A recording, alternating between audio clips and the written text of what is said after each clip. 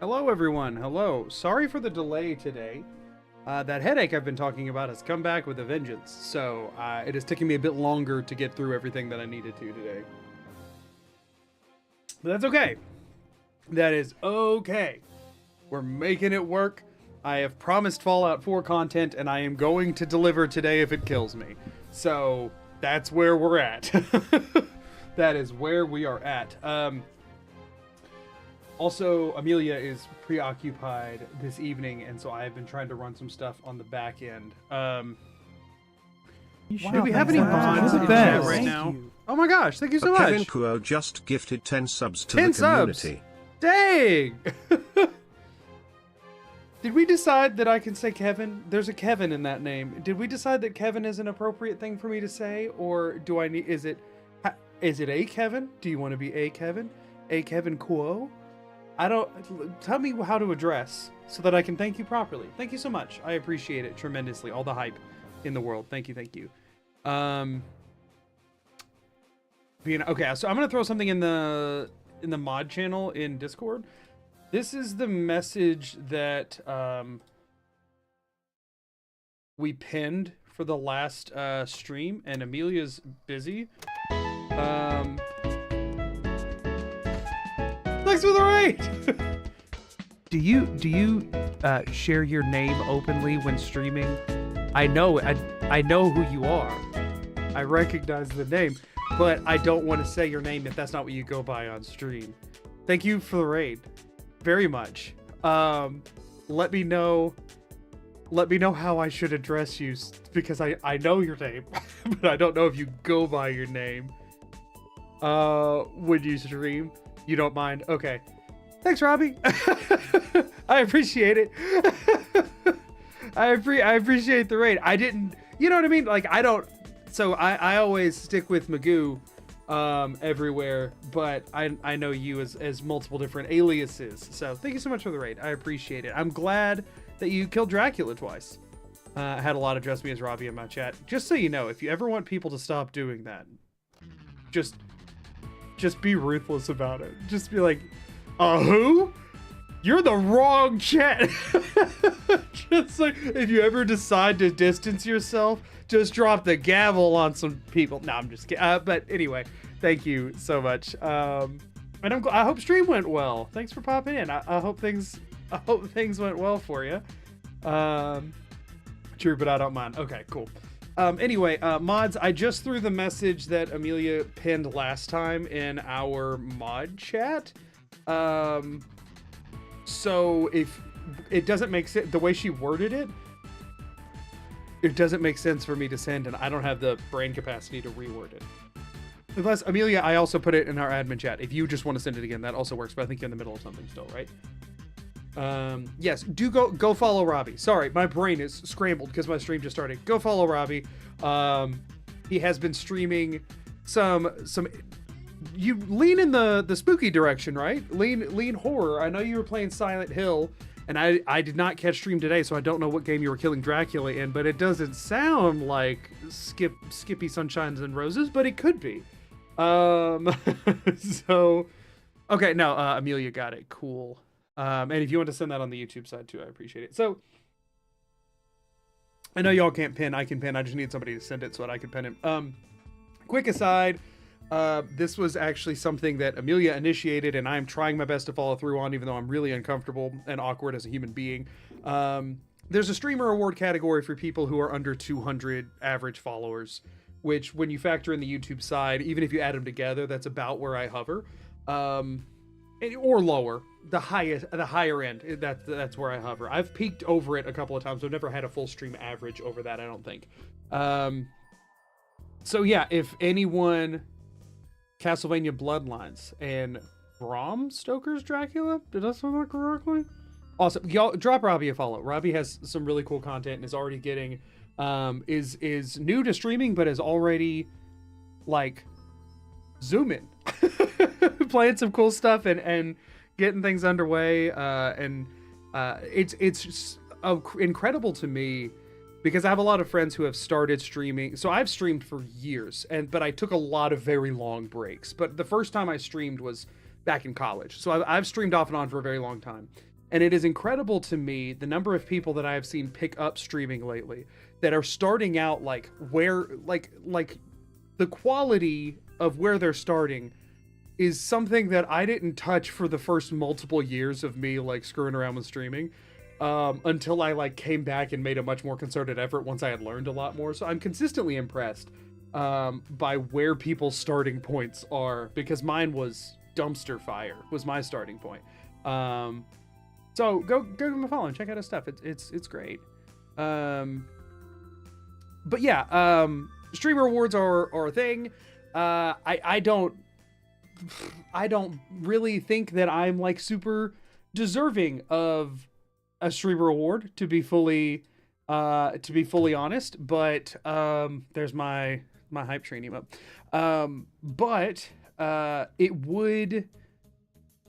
would open a lot of doors for the channel and hopefully expedite a potential full-time content creation timeline, which would be really cool, and I could make a lot more cool stuff. So if you're interested in that at all and wanted to vote for me for that, that would be really, or it's like a nomination. It's not even a voting, like it's to see who gets nominated. So if you're interested, the link is now pinned in both chats, and I appreciate that. Right before that raid, I was trying to thank Kevin, and you said it all works. So Kevin's chill. Cool. I wanted to scroll back up because I missed your answer because raid happened and my brain scrambled.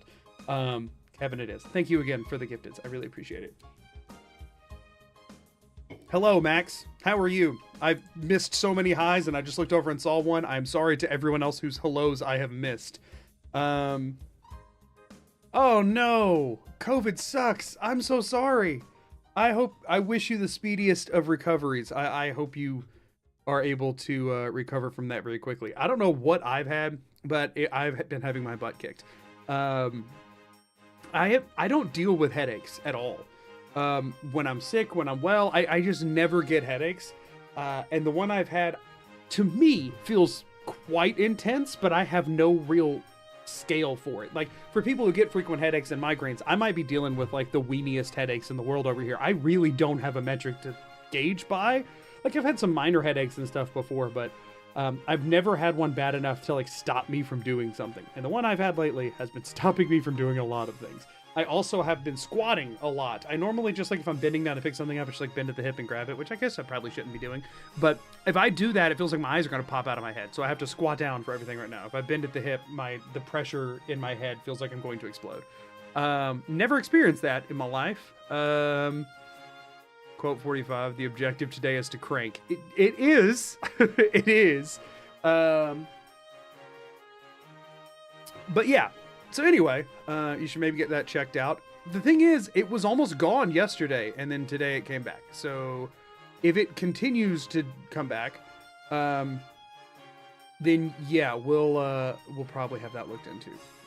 We'll see. We'll see how it pans out. For anybody that is tuning in that has missed the last multiple streams because they... Dad joke Thursday. Hold on, Dad My joke Thursday partner told me I had to stop acting like a flamingo. So I had to put my foot down. Also hope the headache gets better That's quickly. a good one. That's a good one. That very much fits the dad joke formula, but is not just direct like wordplay style pun. And I respect that. I like that a lot. Thank you for the 100 bits, Sherry. Thank you for the dad joke, and thank you for the well wishes. I appreciate it all. So yeah, for anybody that's missed the last few streams, because either you don't care about the Outer Worlds 2, or more likely you don't want spoilers for the Outer Worlds 2, or just because you've been busy or whatever. I am back into the normal swing of things. Normal. I'm not normal, but I'm trying to behave normally. My health is not fully back to normal, but I'm trying. And videos are being edited, sort of, as much as I have time. I've been streaming more this last week to kind of play catch up on some things. I'm very excited for the Outer Worlds 2. I think it has a ton of potential in this space, and I hope that other creators jump on it.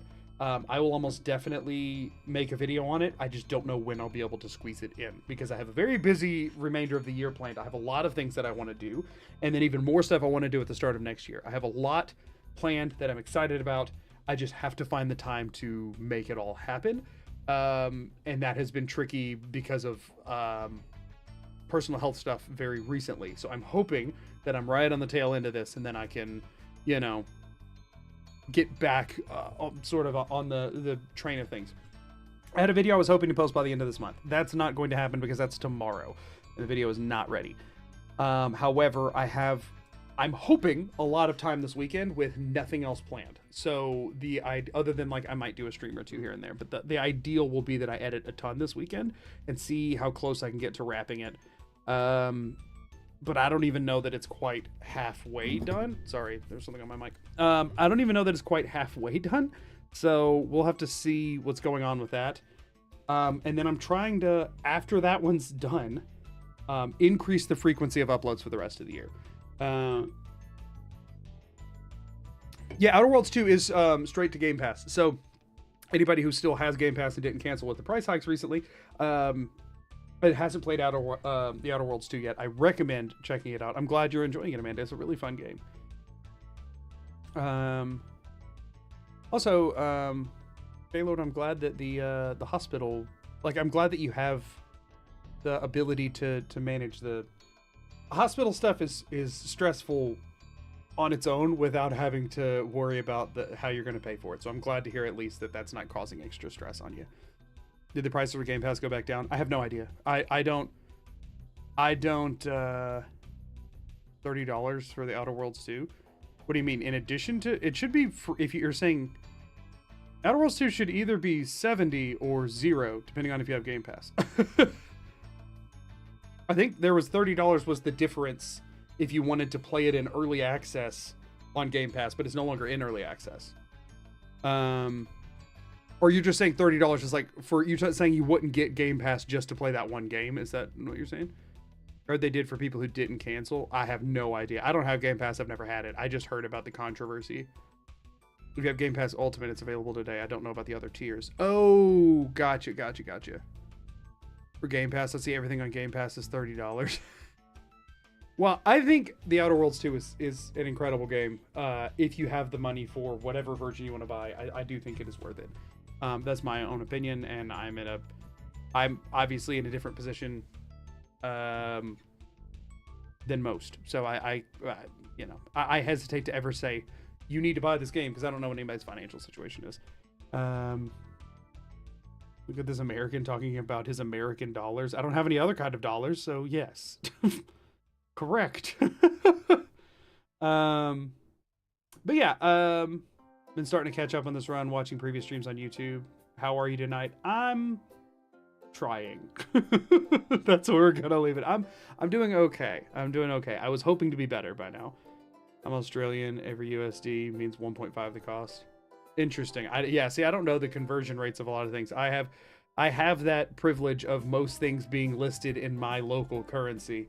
Obviously, localization shows things in people's local currency a lot of times when they pull it up. Like if people are just talking about how much something costs online, more often than not, they're talking about a currency that I'm familiar with, and I'm only familiar with the one.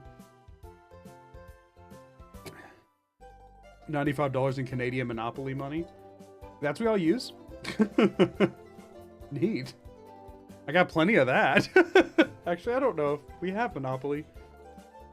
Probably do. I feel like everybody has Monopoly somewhere, right? If you just look around long enough, you'll encounter Monopoly. I feel like that's how that goes. And I don't mean an actual Monopoly, although that's getting more likely to be true as well.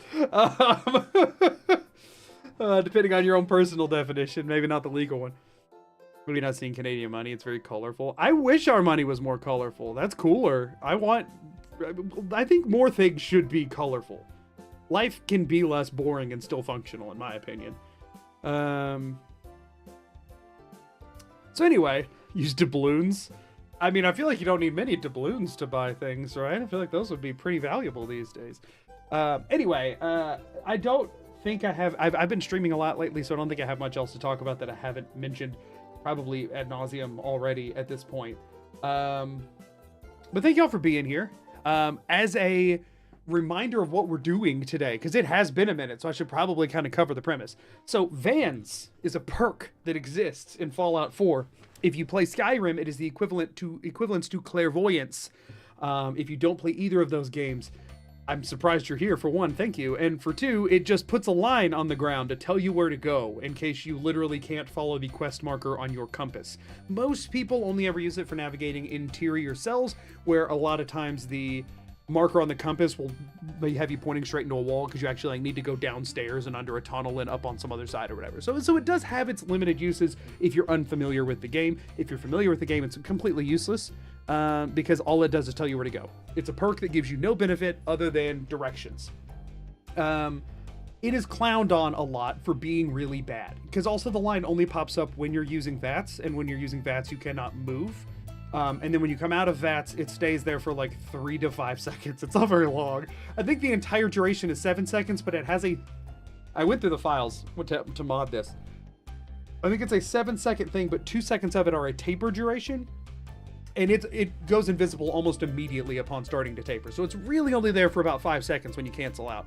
And while you're in VATS and you can look at it without it moving, you can't move. So like that's always bugged me about it a little bit. Like Clairvoyance was a spell. You could cast it while walking forward. VANS is not like that. So in order to make it work for this challenge, I have 2 mods, one of which I got online. It's in the description of the YouTube video. You can also just Google it. It's called VANS goggles that I just found on Nexus. And effectively somebody made an item that when you put it on will make VANS ping like every 10 to 15 seconds or so in the world without you having to use VATS and constantly like interrupt your gameplay. So that was nice. Whenever it generates with that mod though, it does lag every single time, which is quite annoying. But my challenge that I'm doing is I want to not leave the line ever. If at any point my character's entire body is off of the line, I have to reset. I'm not allowed to do that unless I'm on the line and I trigger an animation that plays that takes her off of it, because I can't do anything about that. As long as I can trigger it from the line, that's fine. The line is constantly regenerating because you can't just make it one line stay there forever. So I modded the game to make the line last for, because again, it would only stay up for 5 seconds with the goggles, and then it would be gone for 5 seconds, and then it would pop back up for 5 more seconds with a lag spike. So what I did is I think I extended it to like 10, 15 seconds or so. I made the line no longer taper off and just be more visible by editing the actual asset for the asset file for the line. So normally whenever you do mod stuff, you work in the creation kit, which like is editing the game files in the engine. And you make a file, was it like a BAE file, I think is what it saves as, where it's effectively the same way the game reads the DLC or creations or whatever. You just make your own one of those files. It reads yours and it makes modifications to the game whenever you go load it in. That's how the VANS goggles work, and I did tinker with those a little bit, but the main thing that I did, which is not a mod you can go download, sorry, is I actually went into the like visual asset file for the line that pops up itself and changed how it visually appears. So I went and like edited the actual asset. I think you can still package that into a mod that you like upload. I don't know how to do that. I'm not actually a mod creator. I'm just a very determined challenge runner with really, really dumb ideas. So effectively I increased like the magnitude and duration of the actual asset itself, because no matter what I changed that taper duration to, it still went away at the same time because that's all baked into the actual asset. ESP file. Yeah, no, I think that is yes, I think that is correct. The BAE is the one that they like, that's the game files. ESP I think might be the one that you do. So anyway, I'm monkeying around with all of that. So now effectively there is a permanent line that pops up that will just regenerate and shift its position as needed every like 15 seconds or so, I think. I don't remember the exact timings on it because it's been a minute since I did this. And so I can't leave the line at any point, which also means I'm severely limited on what I can loot and have in my inventory and what I can access. And it also makes combat really difficult because I cannot like strafe and take cover. I just kind of have to stand there and fire. For the record, I'm playing the game in hard. We were going to do survival initially, but I found that it took a very, very long time to try and manipulate the line in a way that I could save the game, period. And I was going to spend the majority of the time playing the game just trying to save it rather than actually playing it. It was really annoying. So yeah, that's kind of where things sit. my intention, as much as possible, is to just select the main quest line and follow the line until I'm done. That has been upended many, many, many times over at this point. So now I'm just at the point that I do that until there's a brick wall. My next point of action is to change to a different quest and try and like bounce back and forth between two quests to get to where I need to go, if necessary. And then when that inevitably doesn't work, I have two other fallbacks, which is local map pings. So the line will actually go to a custom map marker if you place one. That is something that is very much not known by a lot of people, because why the crap would you ever take the VANS perk just for it to give you a line to a point that you put on the map? It's really strange. And that whole system is completely like borked. You can use it, but oh boy, is it bad. However, that's also really bad because anytime you get near the marker, like whenever you get near the objective, the line just goes away, which is very counterintuitive to what I'm trying to do here.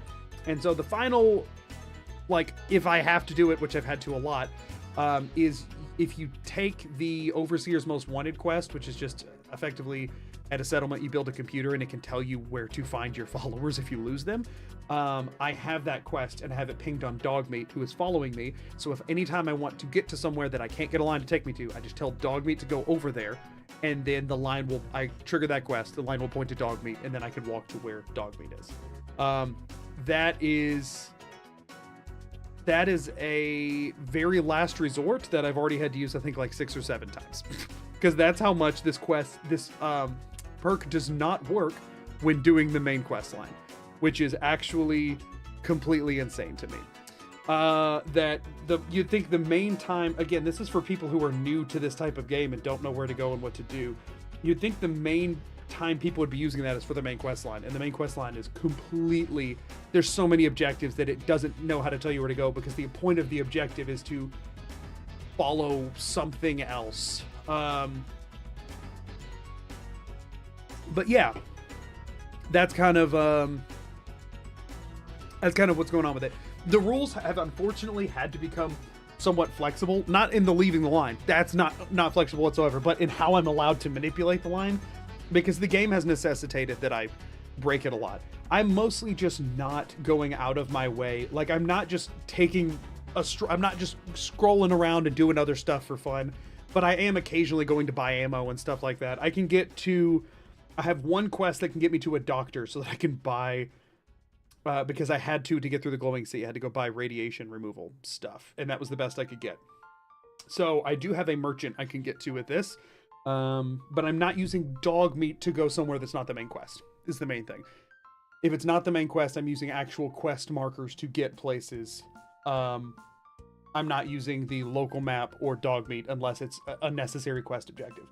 Now, that being the case, once I'm on a quest objective, occasionally I have been using that to reroute if there's stuff like that I needed to loot or whatever, but generally I haven't been doing that a ton either. I've mostly just been getting to what I can get to. So, all of that to say, where we left off last time, I had made it through the glowing sea, I had killed the courser, I'd gotten the courser chip decoded, I joined the I went to join the railroad, and I did tradecraft. And I think we're picking up right after me doing tradecraft, where I'm now allied with the railroad, who I'm trying to finish the game with, because they're my favorite faction. I did no research into which one I thought would be best for the run. I just picked my favorite. And so now I think we're about to turn in tradecraft and start working towards doing the teleporter with the railroad. I think I might have already went through the glowing sea twice. I think I did both glowing seas already. Also, we're playing we're playing as a sort of overbearing parent named Vansessa, who's trying to pick up Sean from his extracurricular activities that he's very, very late getting home from because of the apocalypse.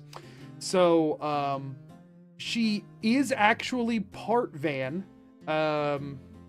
which doesn't hinder her at all, but does lead to some personality quirks. Also, the railroad is very thematic for this run, since I am literally railroaded into doing only what's in front of me. That's the other reason I wanted to pick them, is because I can make jokes about that in a video. So yeah, that's where things all stand. Yeah, I can check. I got the game pulled up. Let's see. Nope, I still have Return to Virgil. I have not done the glowing sea the second time yet. So no, I do still have to do that one more time. I think didn't do that immediately because I ran out of radiation stuff and money and needed to build up my supply again. Because I have 150 caps and 4 rataways. I do have 4 rataways, so I should have enough to make the trek now, but I didn't before. I think I picked up most of those on Tradecraft. So yeah, that's kind of where we're at. But yeah, it's better than placing dog meat where you want and then shooting him to trigger the quest to heal a down companion. That was the backup plan. We did look into that at one point for an objective because I was trying. I didn't want to use the Overseer's Most Wanted. It felt cheap until I realized that it is beyond required. Mostly because of the whole tracking down the courser at Green Tech thing. There's no quest that could get me inside Green Tech. There just isn't. I could get like a stone's throw away. Because another weird thing that we've noticed about VANS is it wants to take roads. Also, KS95995, thank you for the follow on Twitch. I appreciate it. VANS wants to take you on roads. Really weirdly, it wants to use like major roadways.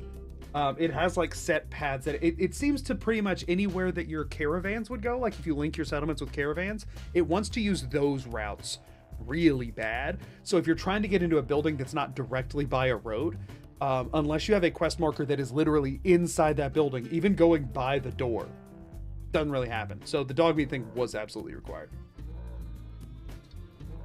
Okay, let's play some video games. See if the game will still pull. Y'all have to tell me if audio still sounds good. I have had to change the volume level of game capture. So y'all will have to tell me if it's decent or not. Oh, there was one thing I forgot to check, and that's if my hard drive has enough space to record this stream. 500 gigs. Okay, that should be enough. That should be 100 max. We're fine. Did I change any recording settings? I did. Oh no. Please hold while I momentarily panic. No.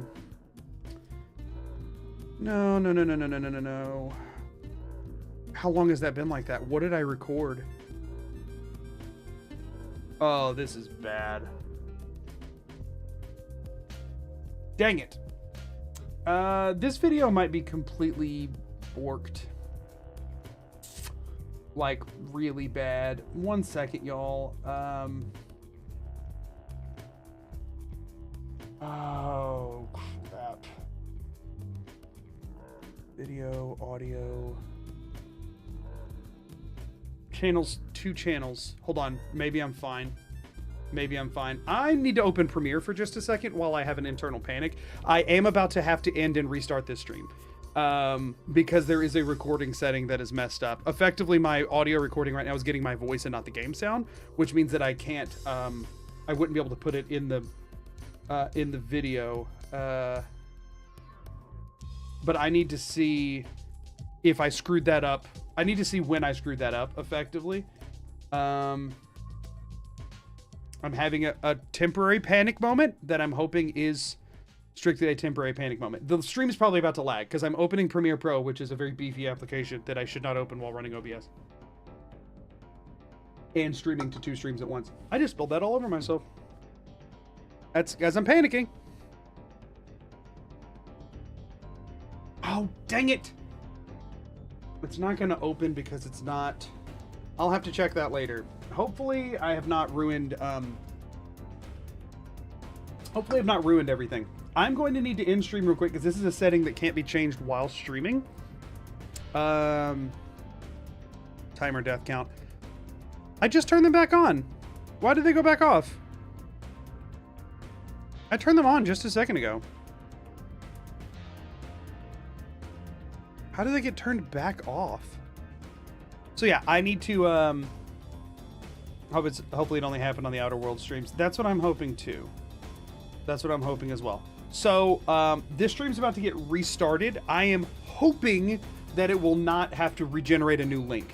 There's a chance on the YouTube side it will go to a new landing page, and if so, there's very little I can do about that.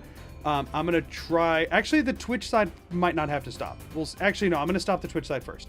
Give me the streams will both be back up in under 5 minutes. If refreshing the page on YouTube does not make the stream pop back up, just click on my channel page, and there will likely be a new one there. It'll be called like day 5-2 or something. 2 seconds. Sorry.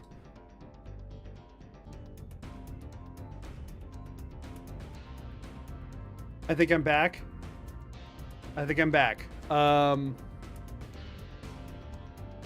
Who can see me right now? Are we good? I did it in time. Let's go. If you do it quick enough, it doesn't end the stream thing, but you have to do it in like 20 seconds. Okay, I am now recording both audio outputs. So let me check one thing here real quick. Videos, OBS captures. The one that I just sent out is 30 minutes long. I'm gonna check it with media info, view, tree, audio. No, that one also says 2 channels. Okay, no, I think the recordings are all butchered. Also, we're gonna get more ads on Twitch. I'm so sorry. I do think I butchered the other recordings, and I have screwed this up so many freaking times. Let's see how many of them are screwed up. Dang it. So I'm guessing this one's gonna say 4 channels. No, this one also says 2 channels. Where's one that I did correctly? Okay, I know that the Oblivion item list ones are fine. Already deleted those. Or wait, no, those should be in my video storage still, right? 1 second, y'all. Show more options. Media info.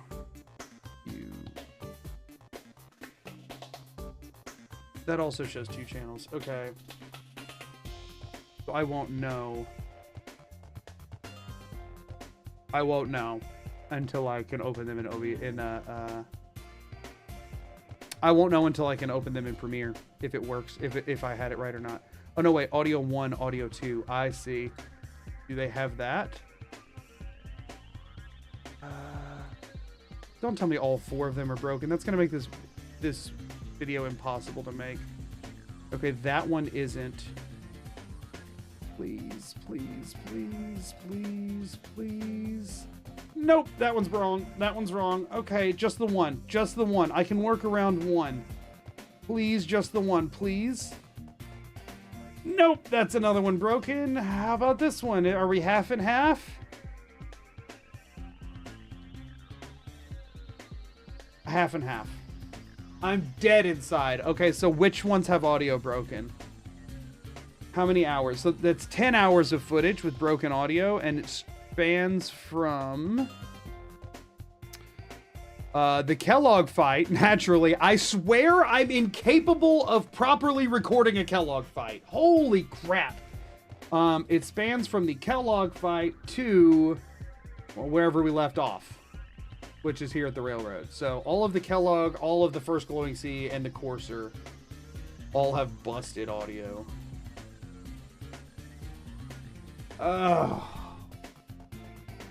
Y'all, that makes that generally every stream that has broken audio on average adds 3 or 4 hours of editing time and ends up worse off afterwards. I thought I was done dealing with that when I had the like auto recording thing. I thought I had it fixed to not do that anymore. I mean, the thing is, I have my audio clear. What I don't have is game sounds, which means I'm gonna have to recreate all the game sounds again. Oh, that's so many hours of work. That freaking sucks. So anytime this happens, and it's happened in a few videos, and most people haven't noticed it, whenever this happens for the videos, any clips that I use in there, I have to go and remake all of the sounds and record them. What I normally do, and edit them in. So that really sucks. So like, for example, that happened in the keyboard run when I was like shooting missiles at the Courser. I also missed Kellogg through Courser in that one. That part of the run is just cursed. And so for the video, I had to go into a say a different save file and just shoot a bunch of missiles over and over while recording the audio, and then try and find ones with the right timings.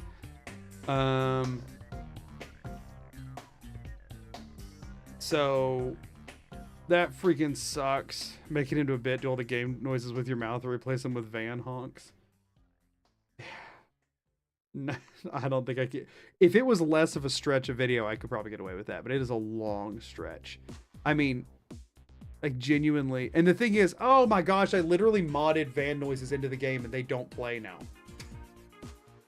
I put all that effort in and they will not be captured on, they're not captured on the thing. That audio channel wasn't captured. So all the effort I put into literally modding sounds into the game doesn't work. Didn't record. For the record, making them all with my mouth would also take hours. Like, I don't even know. At least with the game files, I've pulled raw audio from the game files before and just dropped it in. I'd have to actually literally create it myself. And that was, how many hours? 10 hours? So it's 5 hours and 17 minutes for this one. Please tell me I yapped for a really long time. Okay, I yapped for now 30 minutes. Not even 30 minutes. Doesn't look like break was more than 5 minutes either. So now that's a full 5 hours. And this one, we yapped for exactly 30 minutes. So yeah, no, it's 10 hours. It's 10 hours of footage lost. Like, not lost. Like, I have the video clearly and I have all that, but it's gonna suck. It is gonna suck. Oh, kill me now. And I'm trying to get these videos out faster than normal. I cannot be making mistakes like this.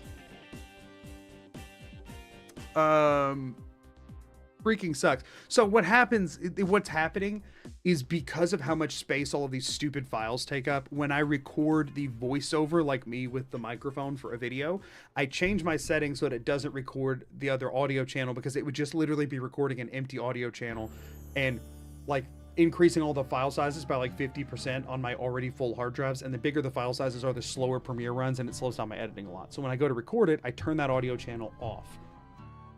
Sometimes when I'm a bit frantic and there's a lot going on in life, like, I don't know, when I was planning on going, I was like prepping for a big trip that I was leaving on literally that weekend, I forget to turn it back on after doing that. And for the 2 streams the week before we left, I forgot to turn it back on. So we have a soundboard too, though. I mean, I can make like 3 different honk noises, but I couldn't. Are you saying, oh, from the streams? No, those aren't captured. I just edit those back in if I put them in the video. So yeah, that all sucks. Twitch people are back from second ad break. Sorry that y'all had to go through another one. It runs that when the stream starts, and that's the only way to turn off pre-rolls. So anyway, personal devastation aside, I'm going to try to still have a fun and enjoyable stream today. But I mean, I'm glad I caught it for today, right? It could have been literally the rest of the challenge. It's also a good thing I wasn't planning on making any videos out of all of the Outer Worlds 2 streams that I've been doing. Sad van noises. Sad van noises indeed, Nate. Thank you for the 200 bits.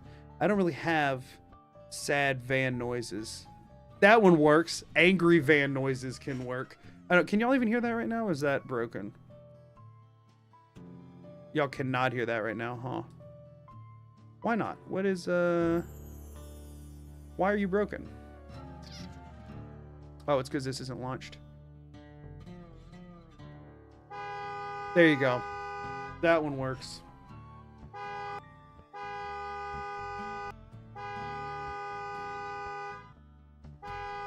Set an alarm every time you record a voiceover. Remind yourself to turn it back on at the end in the future.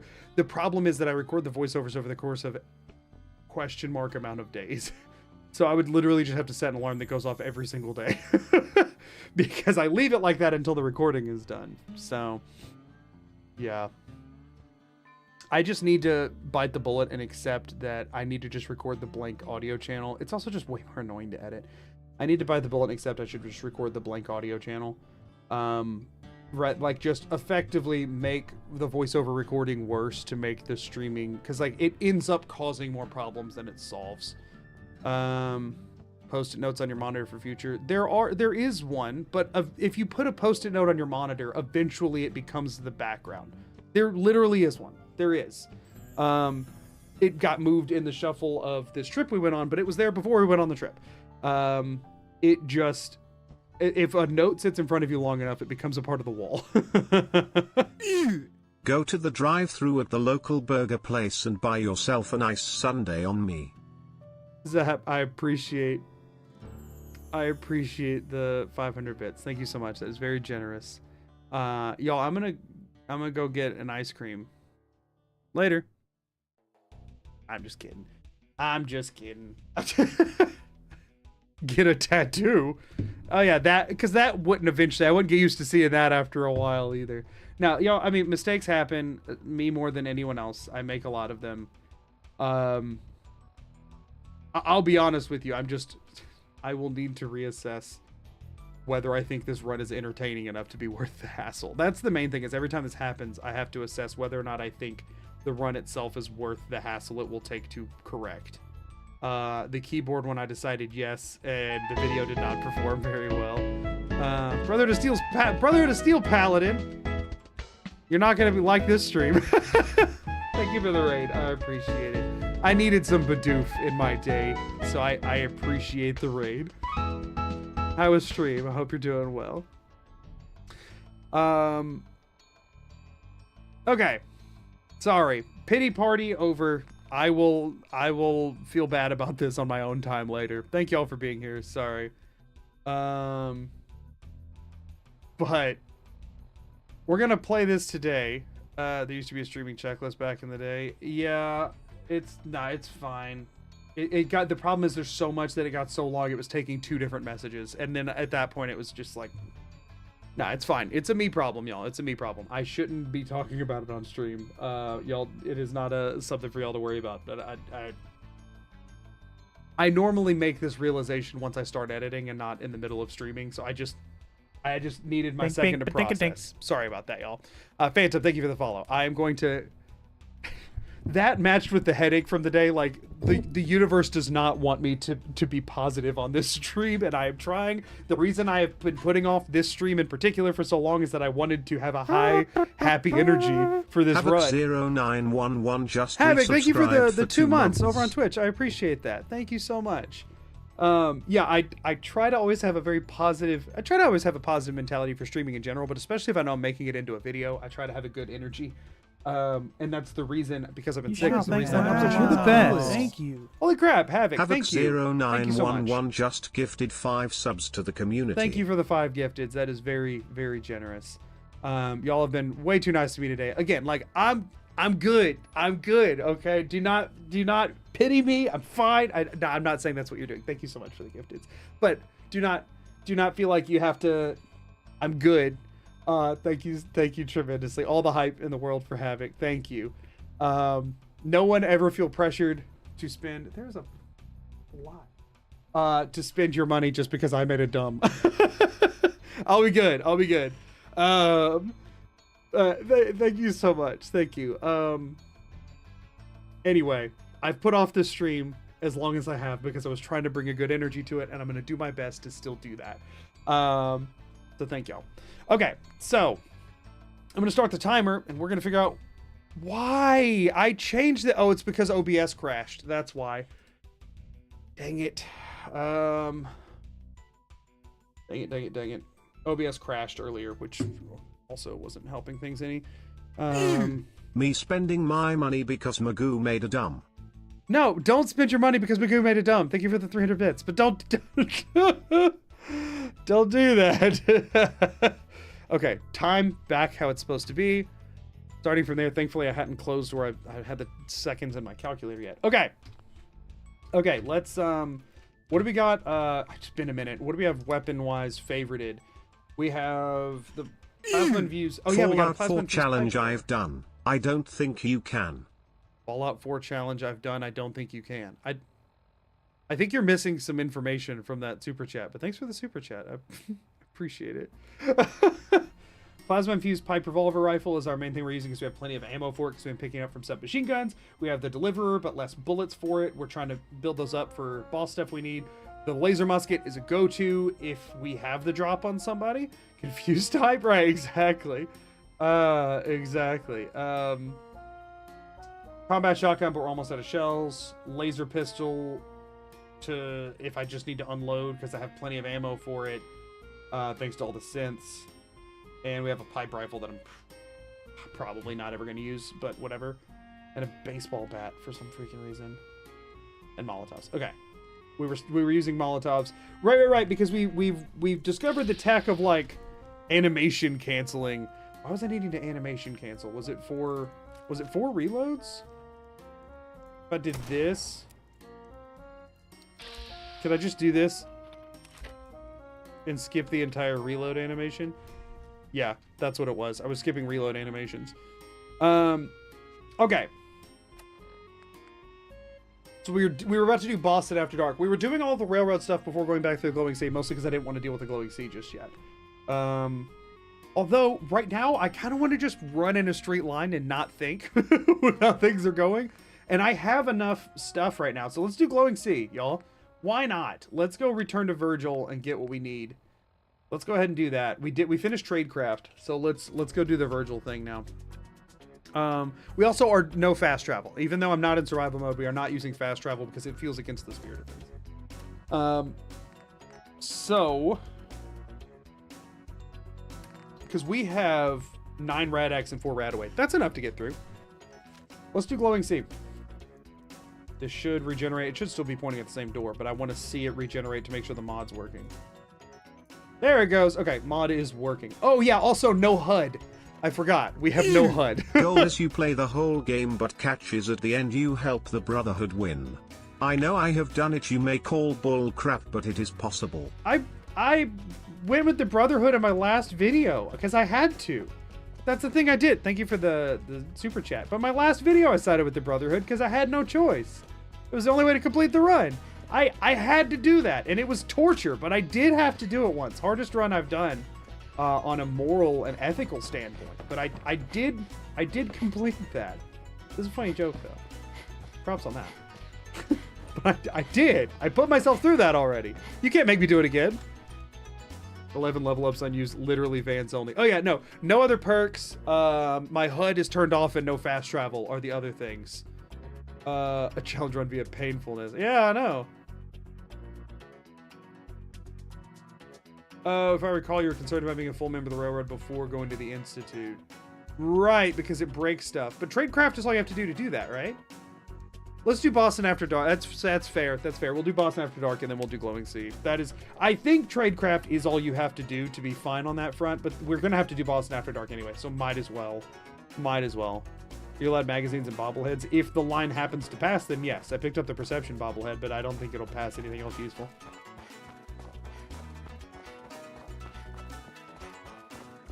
The no HUD, I admittedly completely forgot about. Because it is awful.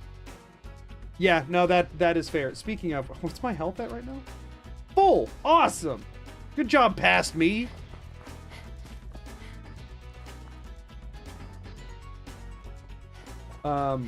Yeah, I think you hit the nail on the head there with that message for why I dislike them. They kill literally anything that is inhuman without asking questions or you know, engaging in morals or ethical decisions whatsoever. Yeah, I'll pass on that. I'll pass on that. Personally. Yeah, I think all other questions can be answered with, if the line provides, I am allowed to receive. The line provided this plasma-infused revolver rifle.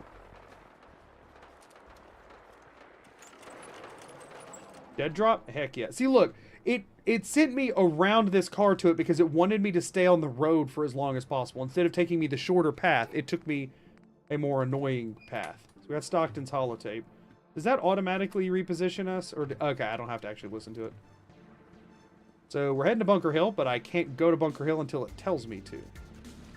There we go. Sometimes I have to stand around and wait for it to move because I didn't want it updating so frequently that it was constantly causing like a lag jitter. You know what I mean? Where'd it go?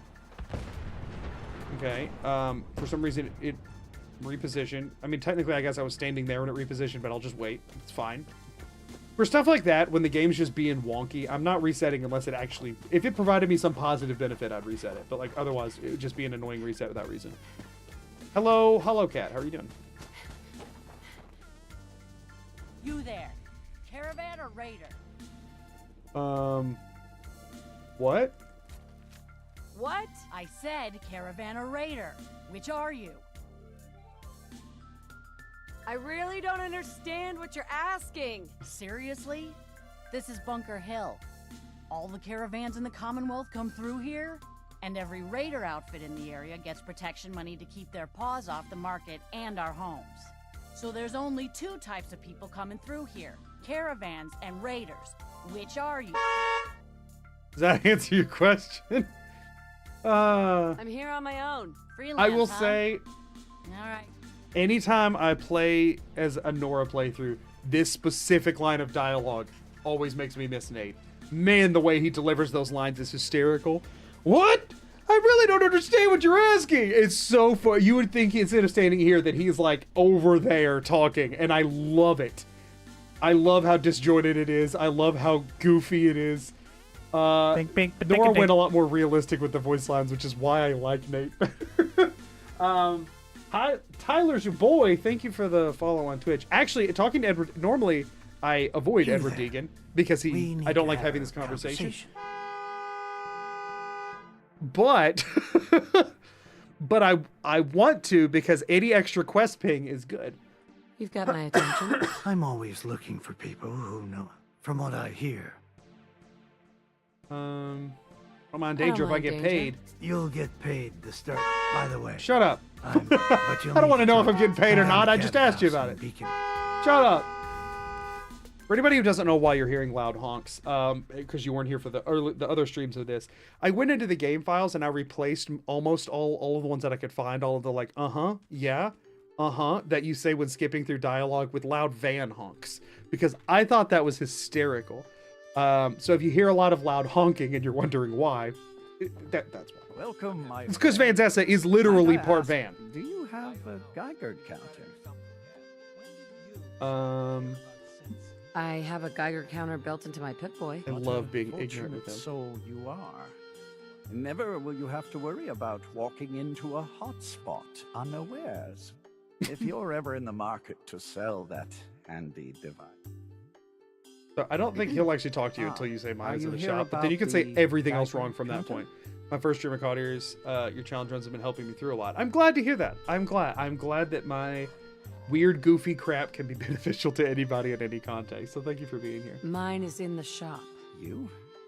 I was expecting someone a bit more armed. I'm holding a Only farm gun. I'm holding a gun. Yeah, I'm with the railroad. Perhaps you should lower your voice and choose your... You've just joined, haven't you? All you need to know is this is the first stop for all. Paranoid So son of a maintaining bitch. proper security here. You're talking about synths, aren't you? You're talking about synths, right? Yes, I'm talking about since. I love how My ticked off he current gets. package has been in my possession for...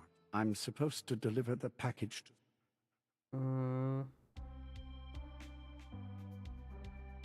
So I just need to wipe out a few raiders? Done. It's scheduled to be a nighttime delivery. So The Fallout with nothing run made me lose it sometimes, and without a mouse run where the raider went boing is so funny. I'm glad you've gotten enjoyment out of them. Okay, so let's go kill some raiders.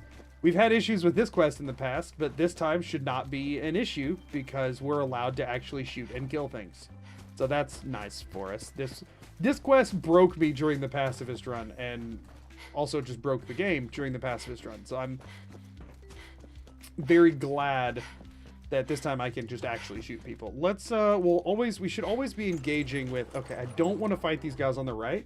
They tend to be decently high level and just burn through a lot of resources for no reason. So we're gonna run past them and hope the dog meat follows us. However, we are playing in not survival, so even if they down him, he'll eventually just turn back up, which is crazy to me. Ow, ow, I'm getting shot. Wonder how much damage that did. I don't know.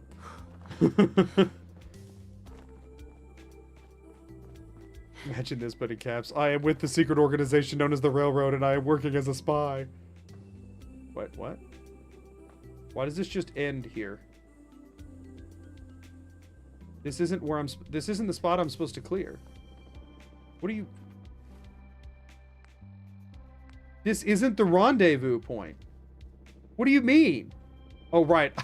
I also disabled I turned off my S key so I can't back up because I kept accidentally walking off the line. Which, by the way, is fully broken now. Let me just, like, inch to the edge of it and see, like, in some... Oh, okay, cool. That must be the edge of a cell. If you hit the edge of a cell, sometimes it just breaks completely. So I love that that's a feature. Usually you can scooch over to the end of it and it works fine. You're mine now, rookie. Hold on. I'm going to stand still and crank this in front of you. If you would let me finish, that would be awesome. Can't see.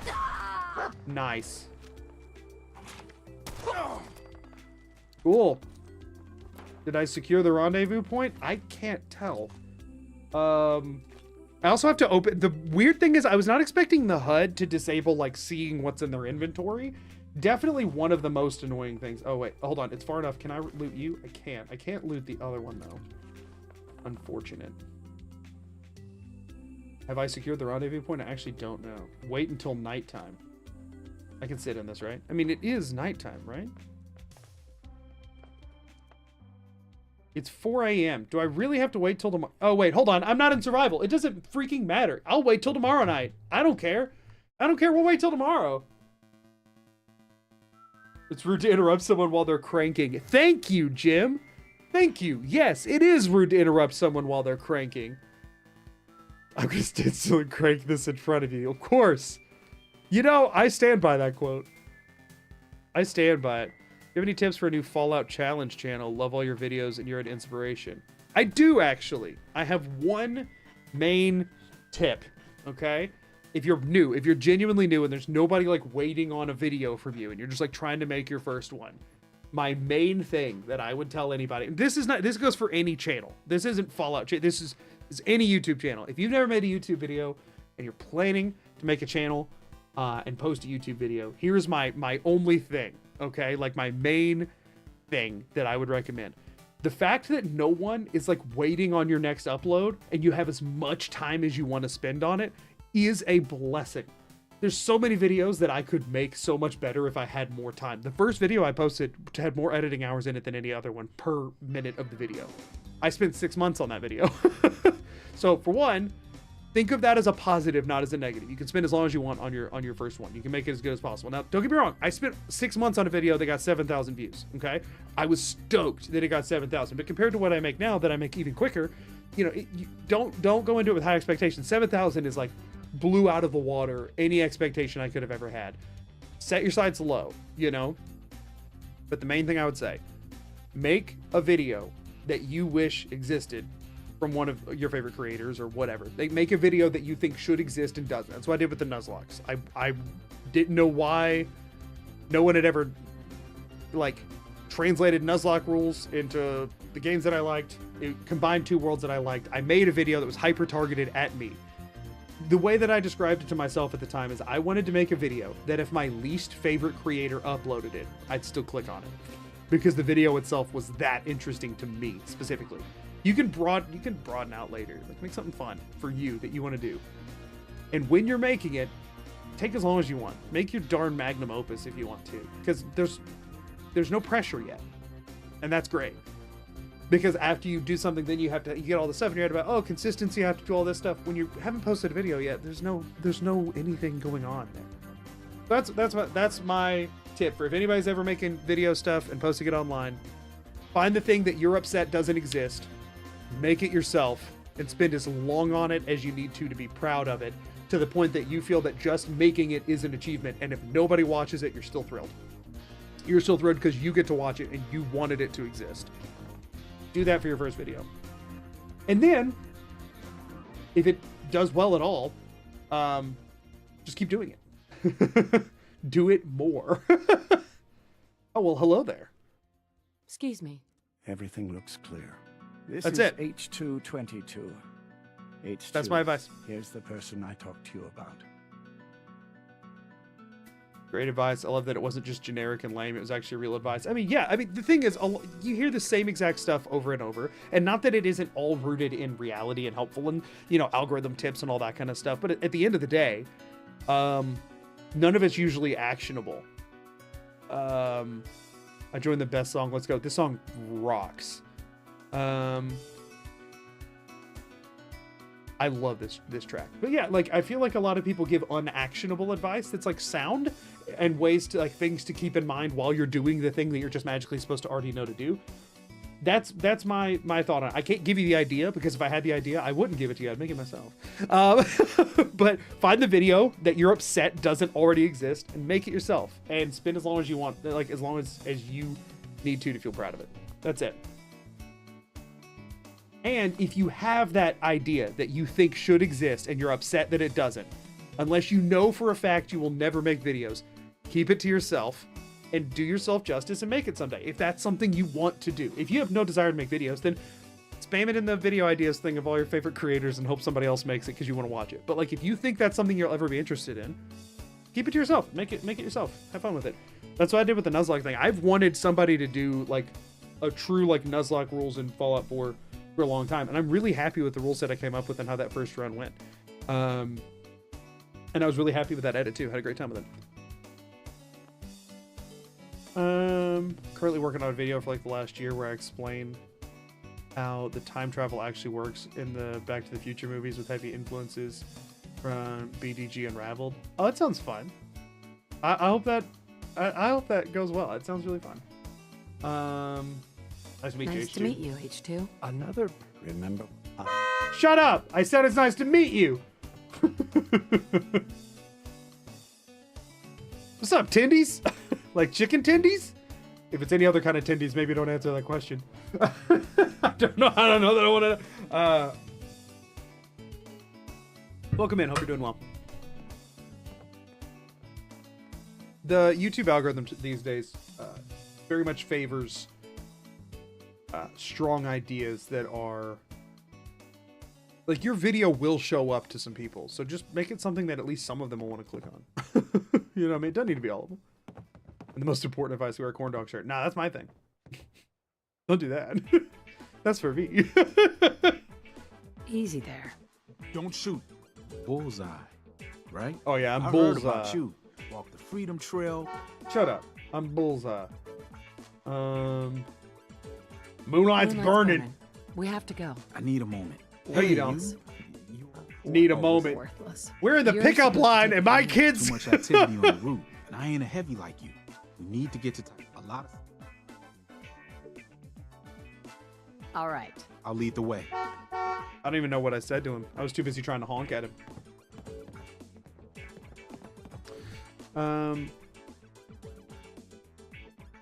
She has discovered your channel the other day, and I love it. Wait, who's she? Did I miss something? Or me do my own challenge runs. Challenge runs are, in my opinion, the best way to get more mileage out of a game you already spent money on. You only really want to know why I play games like this. I mean, there's a number of reasons, because my brain is broken is the main one. But the other big thing of why I play games like this is that I'll find a game that I love. I don't buy new games very often, so I'll find a new game. I'll find a game that I love, and I'll want to play it to death. Right? I'll want to play. This is going to be so slow. I will want to play it forever, but eventually, no matter how much robust a game is and how much you love playing it, you will eventually run out of replayability. But that's when I just started challenge running stuff for fun. I was like, okay, and it doesn't have to be anything crazy hard or whatever. It just has to be something that makes it fun for you to do. You know what I mean? Wow, thanks. That helps a lot. You're the best. Cool. Thank you. I Oh, started awesome. using a random inventory mod and beat the game with whatever the mod That sounds gives really me. fun. Thank you for the $20 super chat, by the way. Thank you so much. That is really nice. And that also sounds really fun. I'm glad you're enjoying that. So thank you so much. And also, yeah, I feel like challenge runs are definitely a way to get a lot more mileage. The way I also look at it is like, I'm getting more out of my own money at that point, right? Like, I already bought the game, but by finding weird ways to run it, I'm able to get the value out of the game over and over and over again. That's bad. I'm definitely about to die. There's a dude. Okay. I'm going to fire in your general direction, sir, because I can't see anything.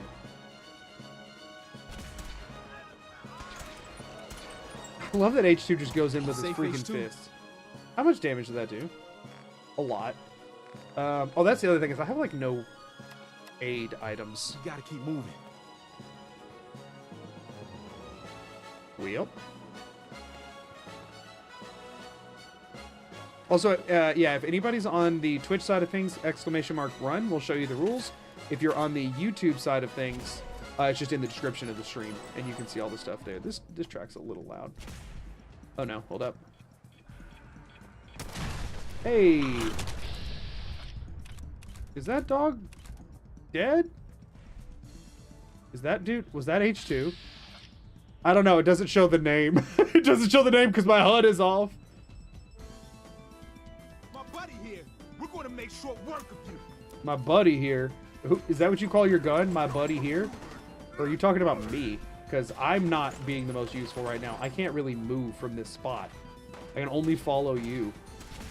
And you're just kind of running around aimlessly. Which, I mean, I guess is better than just standing here, if we're being honest. But, whatever. Oh, he moved. I don't know why I assumed he would stand still and let me do that, but I did assume that.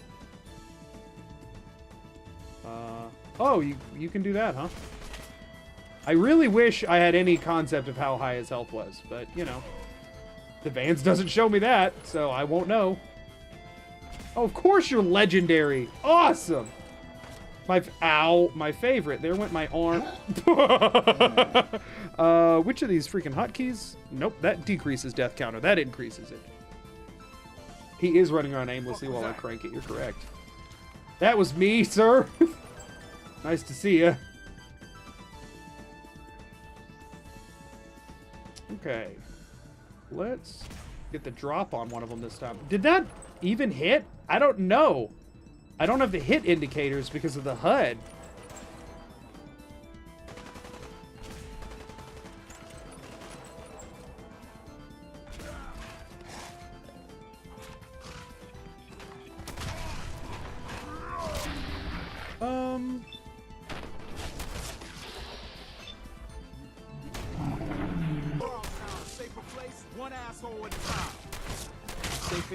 Okay, that just took way too much of my shotgun shells, but I really didn't know how else to approach that one. I'm gonna be real.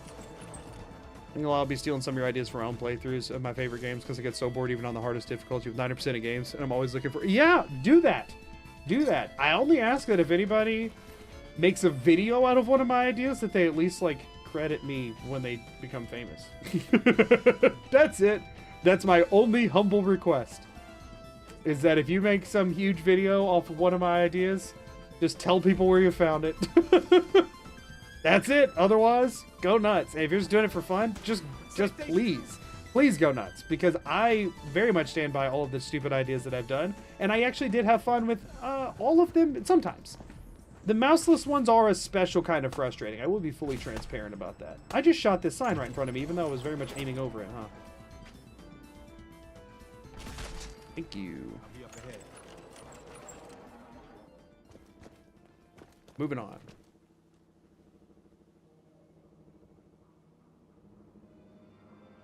All the frustration of trying to get two kids you don't even know to lead you to their daycare. That is such a good way to put what's happening right now. Also, never apologize for long chats. I am like that too, so you don't have to apologize for that in the slightest. Look, Dead Brotherhood. Awesome. As they should be. A plastic knife. Gee, thanks, dude. Nothing helpful.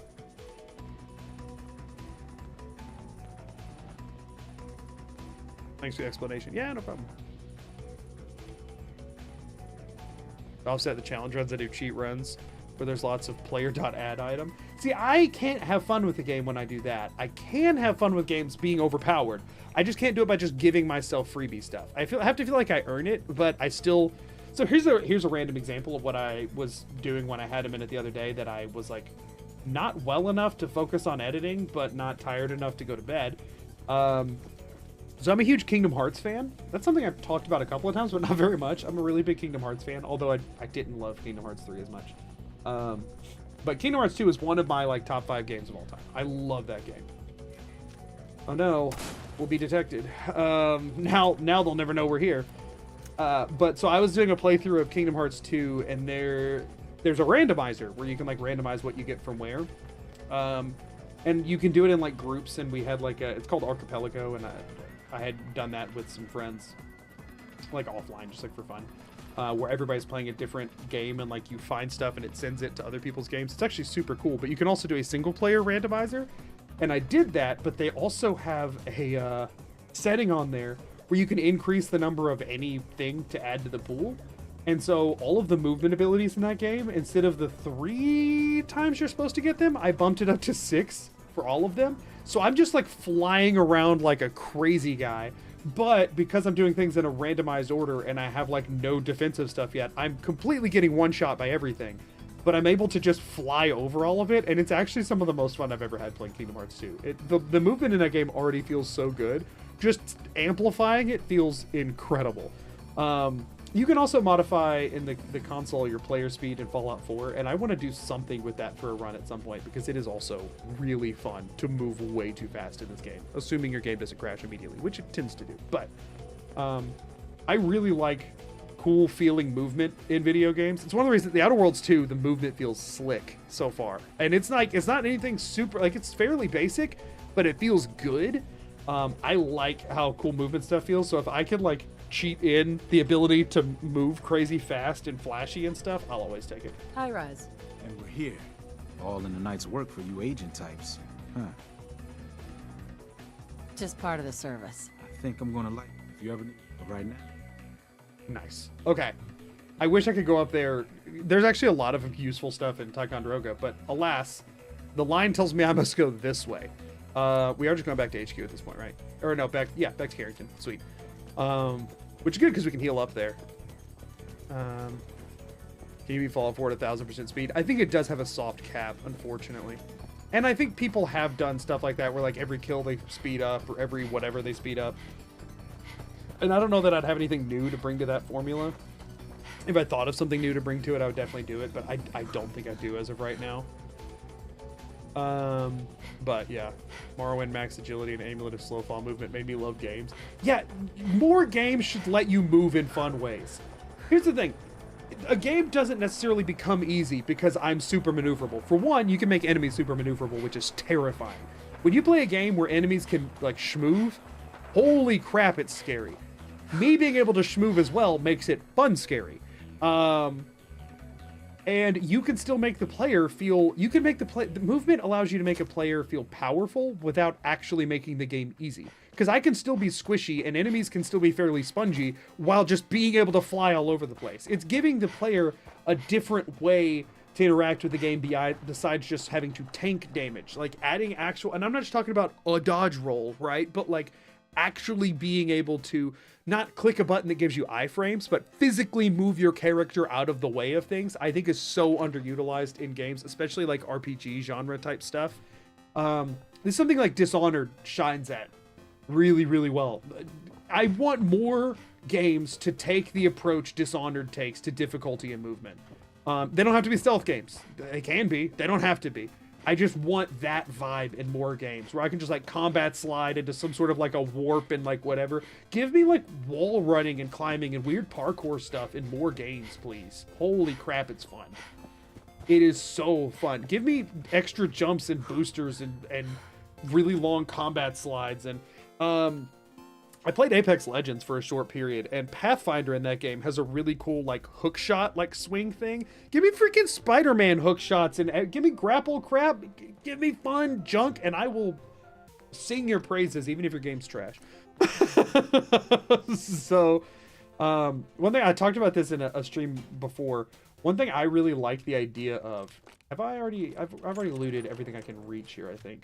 One thing I really like the idea of is a horror game where instead of the scary coming from a really slow, clunky character movement, that they allow you to like really move fast, and the horrors are not like quickly chasing you, but like well positioned so that as you're like running from one thing, you will come up on something else at full speed, so that like you feel like you have your own agency, but you're still getting scared all the time anyway because of really well-positioned enemies that, like, if you find the really good movement paths, you'll just jump straight into something that terrifies you and have to try and navigate around it. I just feel like And the thing is, I know why you don't see as much of it. For one, it's really, really hard to program in comparison, and also is more prone to crashes because you're having to load stuff more quickly, right? Like there's technical problems with doing it. And if you mess it up even slightly, it doesn't feel good. It just feels horrible. See Sonic 06 for reference. You know, fast doesn't equal fun. Fast can equal fun. It has to feel smooth to be fun. And if you have stuff too fast, a lot of times players get overwhelmed. They can't tell what the crap's going on. But like I just feel like movement stuff is generally under innovated. If I had to put my own It goes better than last. stuff on it, I feel like there's plenty of room for innovation in that space. Please let me reach this medical box. Dang it! Sonic 06 is a perfect game. Right. Even just having a move that doesn't feel like you're piloting a brick helps realistic games. Death Stranding feels great to move in even though you're a normal guy. Is that true? I feel like I've heard people say the opposite. Don't mention Sonic 06. Fun fact, everybody. Sonic 06 was the first ever Sonic game I played as a child. I was like, I always hear people talking about Sonic. I want to check out a Sonic game. And the newest one was Sonic 06. And I was like, this one looks fun. And without knowing anything, we bought the game. And I played a lot of it, trying really, really hard to like it. Being in grapple hooks, I was just reminded that Fallout New Vegas has a grapple hook mod. Oh, does it really? I love how much you hype up the Outer Worlds. It actually got me to re-download the first game and give it another shot. Oh, I think they're both so fun.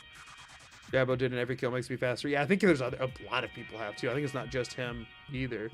Love Cyberpunk because you can double jump and air dashes. I've heard there's a lot of fun movement in Cyberpunk, and I have not been able to get into the game enough to witness it, and I need to make myself.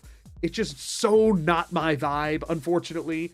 Which is weird, I know, because the Outer Worlds is, but the difference is they're very similar kind of in some ways, but like if you take it and you go far on the goofy side of the spectrum, you get the Outer Worlds, and if you take it a lot more serious and like GTA adjacent almost, not in the gameplay, but in like the atmosphere, you get more of Cyberpunk. And I'm much, if you can't tell as a creator, I'm big on the goofy side of that spectrum. So it is hard for me to get into Cyberpunk. Challenge run origin story. First challenge was enjoy Sonic 06. I mean, it's not as far off as you'd guess. Hey, Doc. You have 300 hours in Dying Light 1 because of movement. Magoofy. Yeah, exactly. I haven't played Dying Light. Heavy's bloody traipsing around at all hours. I take it the H222 situation has been resolved? Of course, but there's yet more to be done. Since the fall of the switchboard, we've ascertained the fate of all but 2 safe houses. I want you to check on Augusta. I know there's goofiness in Cyberpunk, but the overall narrative is not... I don't know, just something about the vibe of it doesn't hit me as well. To be honest with you, I to an extent already feel the same way about New Vegas. And there's a lot of goofiness in New Vegas, but like just something about that, like whatever you want to call it. I don't know. The closest essence similarity that you can find of a crossover between GTA New Vegas and Cyberpunk, whatever that core is, that's just, I guess, just like having more realistic / M-rated things in a game that I just personally derive no pleasure from, like, or interest in. You know what I mean? And like I get why, like it definitely has more of a, like, yeah, that's all whatever. I just don't, I don't know. It doesn't draw me in as much. It tends to push back a little bit. The inherent cynicism in the setting, maybe, but I don't know that that's really it as much. It tries to take itself seriously, but it's so funny. It also kind of got a weird rep off of that because of its launch too. Not slapping you in the face with goofiness the way the Outer Worlds does. Yeah, no, it very much punches you in the face with it. And I love that. I'll get it done. Details await at the deck. We need to heal up while Hey, we're Doc. here and see if we can I'm buy very anything else. busy. Oracle, thank you for the super banana. Unless you need my medical expertise, please bother someone else. Actually, I suppose I could... No one in Cyberpunk would say it's not the best choice, it's Spacer's choice, is how I see the difference. Oh, fair. Yeah, I agree with that. So I picked up some weapons I don't need that I can sell, which is cool. Like a standard 10 mil and a double barrel. Ooh, combat sniper rifle. When did I pick that up and why am I not using it? Damage 41 compared to... Yeah, I need to be using that. Actually has a scope on it. Nice. I didn't even know I picked that up. Are we out of missiles? We're out of missiles. I think I ditched the missile launcher at this point. The thing is, mines are kind of useless to me because I can't, when I drop them, I can't turn around and leave. So I do think I sell the cryo mines I picked up. I don't see a world in which I can use them. Courser uniform is worse than Kellogg's outfit, right? Generally, it has radiation resistance. Never mind, I was gonna wear it when I ran through the glowing sea again, and then I can sell it off afterwards. Oh, we got to figure out how to deal with. Oh no, we have to find a hazmat suit. We have to acquire a hazmat suit because mass fusion, we can't go through there quickly because we have to wait for the line to when we get to the top and grab the like reactor. We're gonna have to wait for the line to regenerate to leave. So I'm gonna have to be able to be in there at the highest radiation point for a while. Like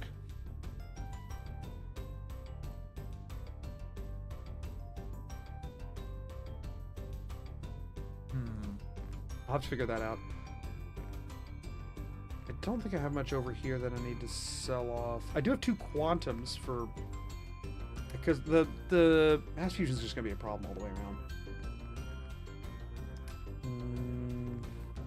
Don't think any of this was stuff that I was going to be selling right now. I think I was trying to hold on to most of it. We're close to building the teleporter, and then I don't have to carry junk anymore, which will be nice. I have a mini nuke in case I ever come across a fat man. I guess I should hold on to that. Okay, I could buy... How am I doing on stim packs? I have 8. Okay. But if we're being honest, purified water and stuff is probably better.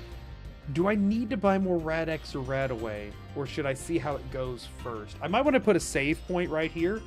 And in case this... Because I'm going to go do the glowing sea now. And I'm just going to take the caps for now. I'm going to put a hard save here. And if this goes poorly, then I'll reload and buy more stuff. I think that's how I do this. Confirm trade. I do want to heal for my cheap. medical services. Let's see what's wrong with you today. Because I can't get to any beds I'm allowed to sleep in here, unfortunately. Patch me up. Tell me your symptoms. I'm healthy. Oh, did I level up? I feel a lot. Glad to hear. Goodbye. No. Honk, honk. Honk, honk. I guess I leveled up, huh? So I'm... What level am I up to now? How long before I can take VANS 2? Level 36. Oh, that's not freaking happening. I didn't realize it. Why is it that high? That's so stupid. It's not even good. I understand why the settings are not for everybody. Jax Yeah. 733 just subscribed. Hey Jax, thank you for the Twitch Prime. I appreciate it. I mean, the thing is, I bought the game. I need to give it another shot at some point. It's just one of those things that in order to give 2077 a good shot, I also have to have the time to do it. It's not overly a game that I want to just like casual stream play. Like, to be honest with you, the only reason I'm really doing that with the Outer Worlds 2 is because it's new and I might challenge run it. Generally, if I'm just experiencing a game, I'll do it offline. But I just have to, at some point, have the time to play around in a new game, which is something I don't often do have the time for. You know what I'm saying? And a lot of times when I do have the time to do something to like, or like I hit a roadblock and just like need a minute to breathe and just like play a game for fun, I want to play something familiar a lot of times in those times because I'm burnout. And so trying to then go seek out a new experience, unfortunately, doesn't help me reset at all. Poor Vans, they really should just make that a default thing you can get without perks. Yeah, I agree. Character creator is really fun, so many options. You stand there for literal hours. Only reason I love Cyberpunk 2077 is after all the patches, it's still low-key broken. That's fair.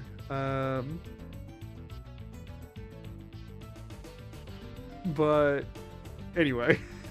Bink, bink, ba dink, a dink. Biggest complaint of Cyberpunk is how it didn't accurately depict the genre and felt like it cosplayed the aesthetic without understanding it properly. I unfortunately can't really weigh in on that at all. Also, have a good night, Amanda. You're probably already gone by now, but thank you for being here.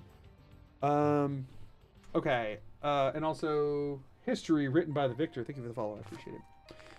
So, we're going to do We're gonna do this, and we're gonna hit glowing sea, y'all. Gosh, I don't know how I'm gonna go about this video. I need to stop thinking about it. Return to Virgil. Here we go. Because Butcher's Bill, you definitely don't. Because Butcher's Bill, you get like 4 of those. Oh, I need to try and get to Tinker Tom. At this point, he should give me a Mila quest, which, if I do the quest, then I could rewrite. Oh, how do I get to Tom though? I need to find somewhere to sit and wait till morning. What time is it? 3:33 a.m.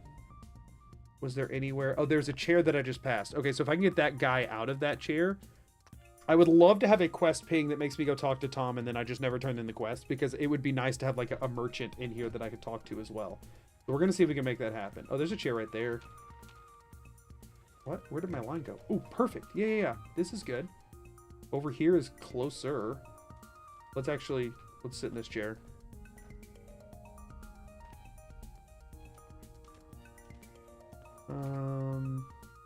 Wait for a couple hours, and we want to see if we can catch Tom moving around.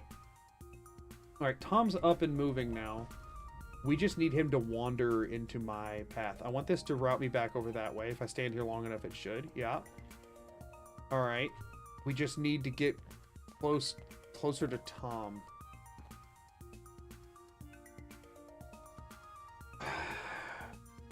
Trying to think of how bad it is to have Dogmeat go talk to him. I like to have Dogmeat go over there. The other option is, like, I think if I wait here long enough, it will eventually happen. It's just a question of, like, if there's any reason to do that. We could also, hold on, let me try something real quick. Let me load the auto save whenever I came down here, before I turned that quest in, which I might have to I might have to redo my inventory stuff. But I wonder if we could wait until Doc Carrington and Tinker Tom interact in some capacity, and then talk to Tom that way. Okay, we can sit in this chair, right? Yeah. So we're gonna sit in this chair until I see the two of them in the same vicinity, I think.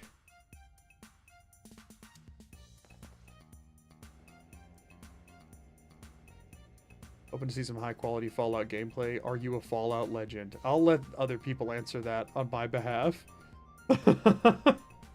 I don't really know that I'm the best equipped to answer that kind of question about me. Also, Twitch ads start... Oh. Well, that's not very helpful, my guy. Twitch ads start in about 5 minutes. Whenever they do, I mean, if I'm monkeying around with this, I'll just keep monkeying around with this, but I generally will take a break from gameplay so y'all don't miss anything important. Tinker Tom Mila quest is radiant, repeatable 10 times. All I need to do is do it once, and then not turn the quest in, because then I'll have a ping to Tom. That's all I'm after. But I couldn't take it before now because I had to do the other, like, prerequisite, like, starting quests.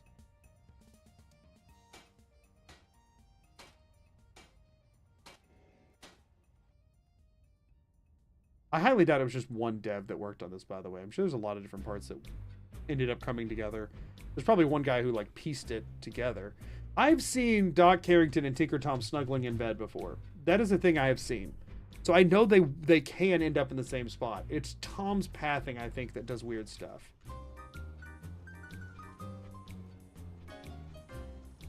I think that might be after you've talked to him for the first time. I think he stays over there until you've talked to him. And I had to talk to him to decode the courser chip, but, like, that was how I got in here initially. I'm trying to think if there's any... Again, I could have Dogmeat run over there. I'm just trying to decide if that's too cheap or not. I've seen that too. Tinker Tom spooning the doctor. Yeah, no, it happens quite a lot, but I don't think it happens until after you talk to him for the first time.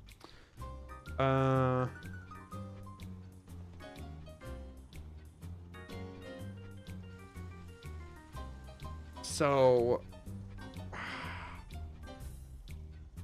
Nah, I think it's fine. I don't think it's against, like, because we're in the railroad. It would eventually happen anyway, I think, so it doesn't really. So let's switch this to, well, hold on. First of all, let's not have to do all the merchant stuff again. So let's reload into here. And then we're just gonna use Dogmeat to get over there. Because I think it's RNG based, and if it could happen in theory, I don't want to just stand here waiting around all day. Trigger Overseer's Most Wanted. Hey. Oh, actually, let's move. Oh, well, line's gone. Gotta stay here. Hey. We want you to go... Go check that out. Check that out, Dogmeat. Go check it out. Head over there. We got a lot of sense in play right now. Wait Makes there. things really dangerous. Nope. Hold position. Stay there. Grab that. You can't reach that. I want you to go talk Go to there. Tom. Go talk to Tinker Tom. Come on.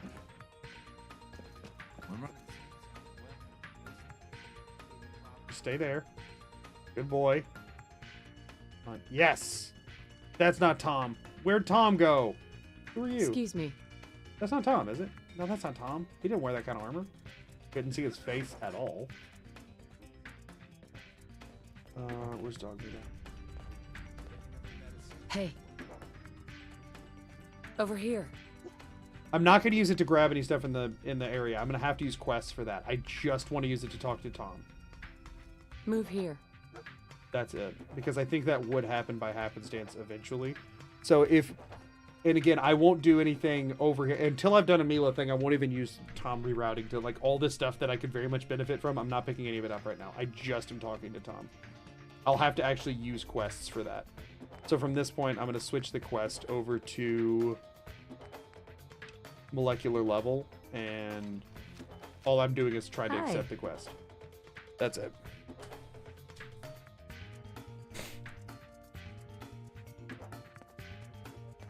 Tinker Tom spooning the doctor is the key to catalyzing battery acid. Exactly. Hooray! We're bug free. Are you vansing to dog meat? Yeah, I'm using the Overseer's Most Wanted quest with the computer terminal that you can build. I went through a sensor sweep? Every test Des will let me run. So the sweep says the institute. Okay, have you? Yeah, I've eaten food. I knew Oh, That's rubbish. whoa! Just don't get it, Karen. We were close on his face there. That's a lot to process. Please. Okay. There's a back. You can't. Oh nuke my it all by gosh. Radiating some air. I don't know. Fine.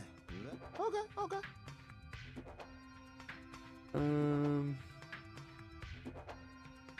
That'll really keep me up at night. It really should, man. Hey, I gotta get back. Oh wait, no, hold on. Give me your quest. You need anything? I don't need anything, Tom. Oh man, Oh, he won't even give me the quest Later, right now. I man. got to come back later and get it. the boys have been working on some new toys. So he won't give me Wanna the take a Mila look? quest right now.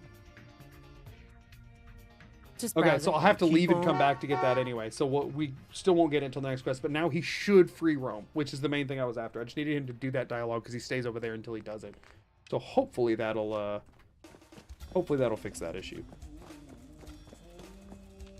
Cool. So I guess I'm not gaining any extra benefit from that right now. I just needed to get him out of that freaking loop.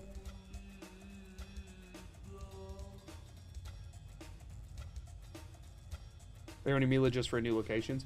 I'm wanting Mila just to be able to talk to Tinker Tom consistently.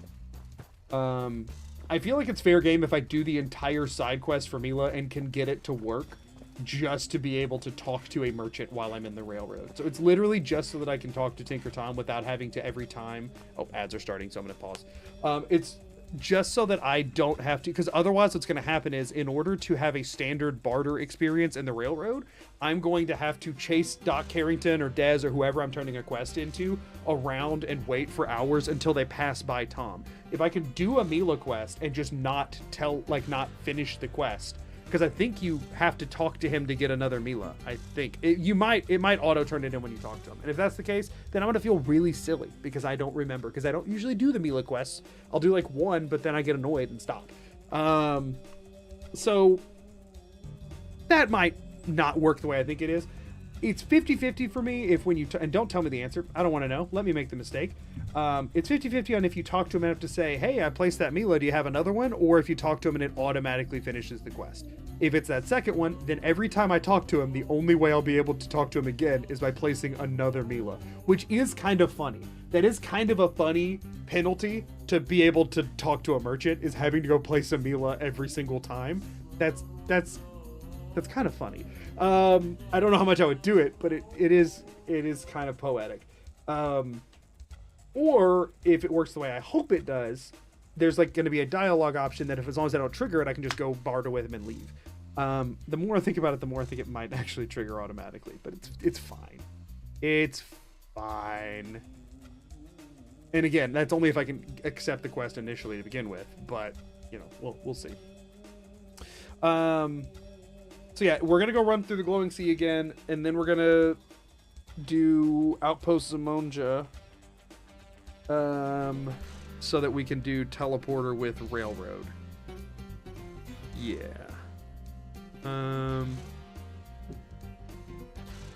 Let's see. Actually, I have 1 minute left on ads. I have to run to the bathroom real quick. I'm gonna see if I can beat the ads. 2 seconds, y'all. Actually, 55.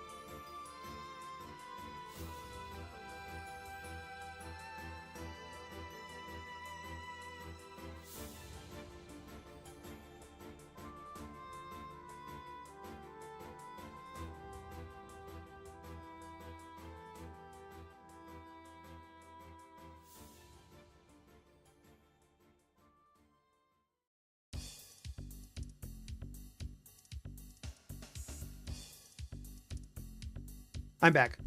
It took a little bit longer because my wife was done with her other preoccupations, and I wanted to say hi.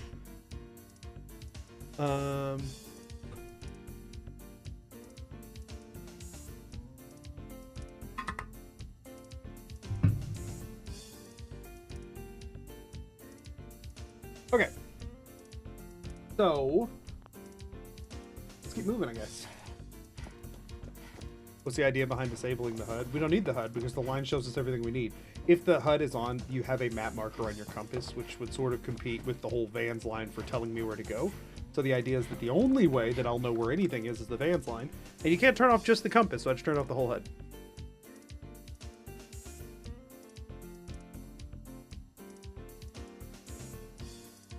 Also, for anybody who's curious, the reason that the command is run instead of rules is if I wanted... So, like, there's rules that pop up when you join chat for the first time, but if I want to make a more extended version of that, I would probably do !! rules for, like, chat rules. And so I just wanted to leave that as an option for the future. Who needs a health bar anyway? Yeah, exactly. Unimportant information. And also, I'm not playing in survival anymore, so, like, it just...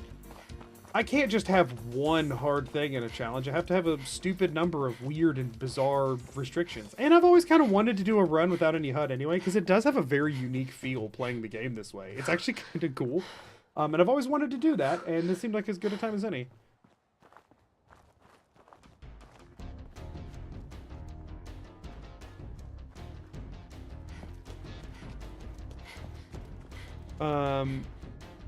It's not just running, it's running while Siri is mapping a path through uncrossable terrain or sending the van in circles. Right. That is pretty much, yes. All that matters is the line. Exactly. We pretty much, I got rid of everything else other than the line, and I'm allowing myself to use items because I've already done the game itemless, and I'm not taking other perks, so I couldn't use any of the VATS stuff that I was using in that anyway, so... That's the thing, is that, like, I've had runs where I did no item stuff, and so now that I'm having, like, fully unrestricted item usage, it feels like I need to have other things removed instead.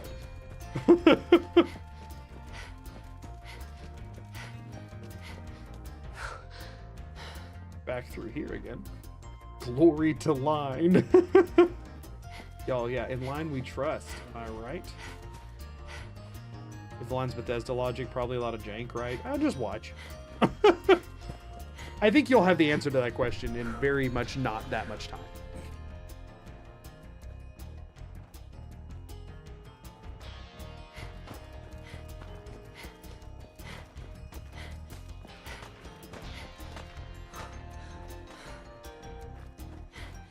Also, I'm just gonna throw out there on the YouTube side of things, the discourse has been generally very, very pleasant, but still, just for sake of precedent, discussions of how different countries and governments chose to handle the pandemic tend to run very hot politically, and we try not to do politic or religion discussion in chat, so maybe redirect convo if you don't mind.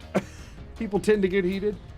And I just try and avoid that because it can rub people the wrong way. Neither of y'all were doing that at all, but just, you know, it can be intimidating for other people to jump into a chat when that kind of thing is you know what I mean? Just casual death claw. Yeah, I'm glad the Brotherhood are fighting him. I took that as an opportunity to move along. Again, y'all weren't doing anything wrong or anything, but I just try and keep things very consistent on the application of the rules.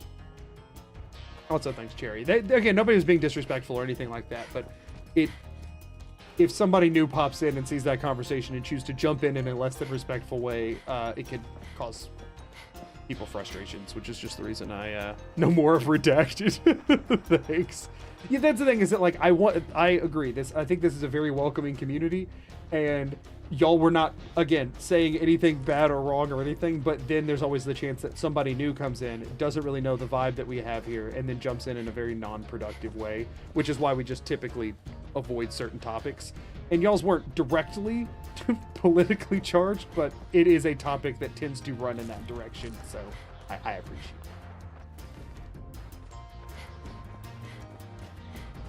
So I can't just start a religion to worship the line. Depression. The conversation was not about the line. Right. We can only talk about one thing here today. What? Yeah, if it says so. Okay, we're going this way instead, I guess. Almost crossed the line, I guess. There you go.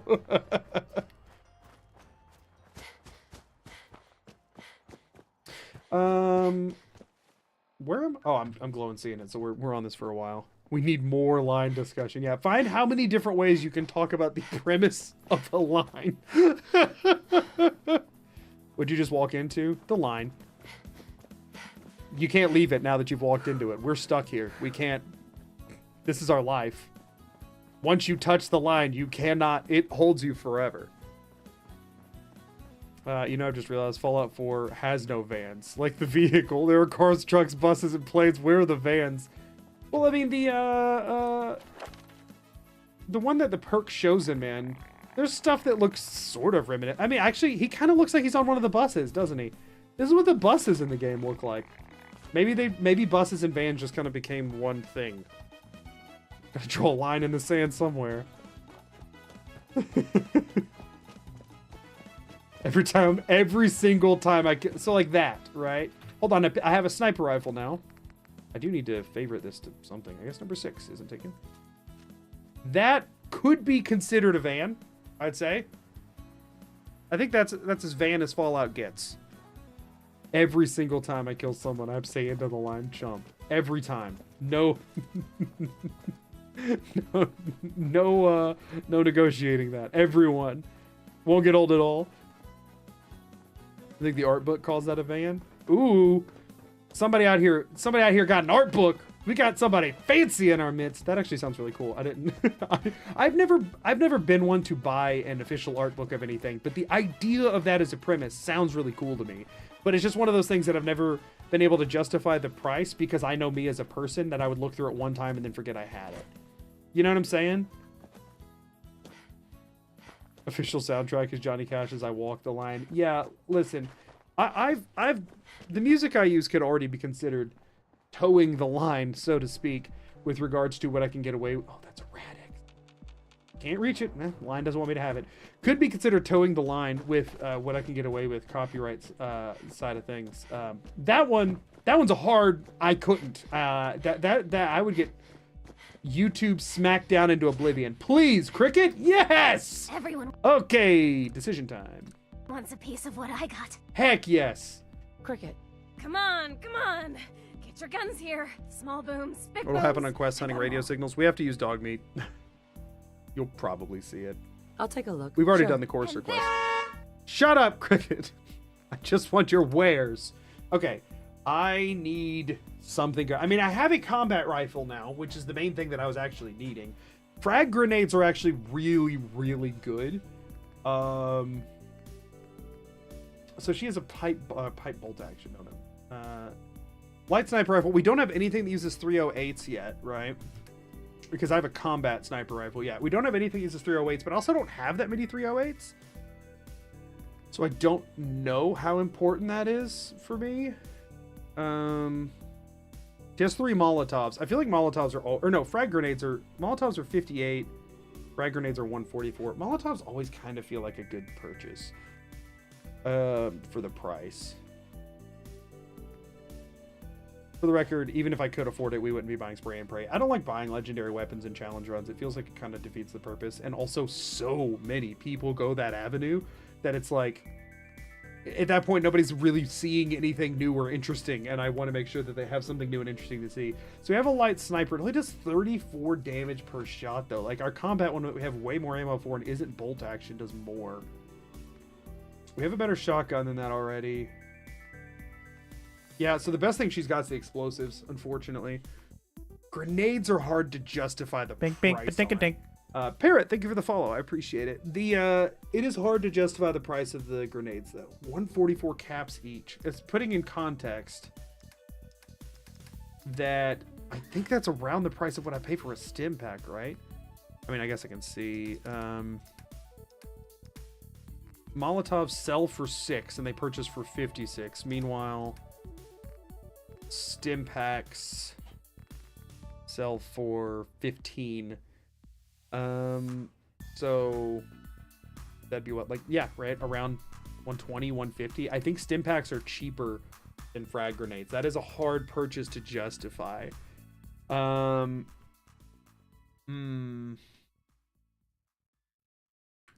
the official art book and it does list that as a van. There you go. There are vans around.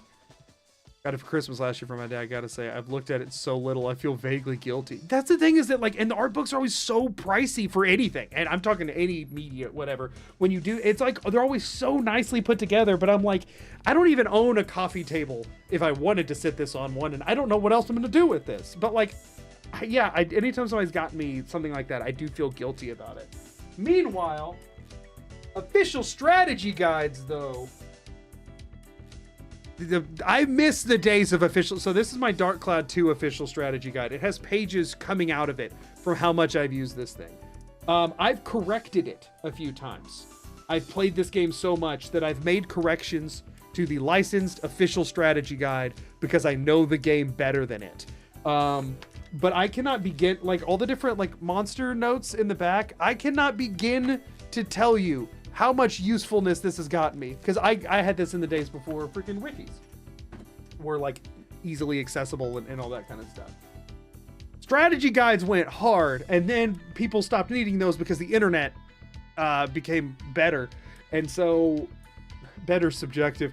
And so then they're like, well, we need to sell some sort of a print something that people will buy, and then I feel like that's when art books became a lot more popular, in my opinion, based on no research whatsoever. That's what I'm saying happened. And now I don't know, like they're very expensive and I just have no, you know. He did get it used though. Oh, that's good. That's definitely a good way to go about it. Dark Cloud 2 is also my favorite. Dark Cloud and 1 and 2 are my 2 favorite games of all time. It's hard for me to rank them against one another. So my Skyrim guide, I've also annotated it, right? Majora's Mask 3DS official remake strategy guide. It's so interesting to me what strategy guides people have. Actually, that's such a good.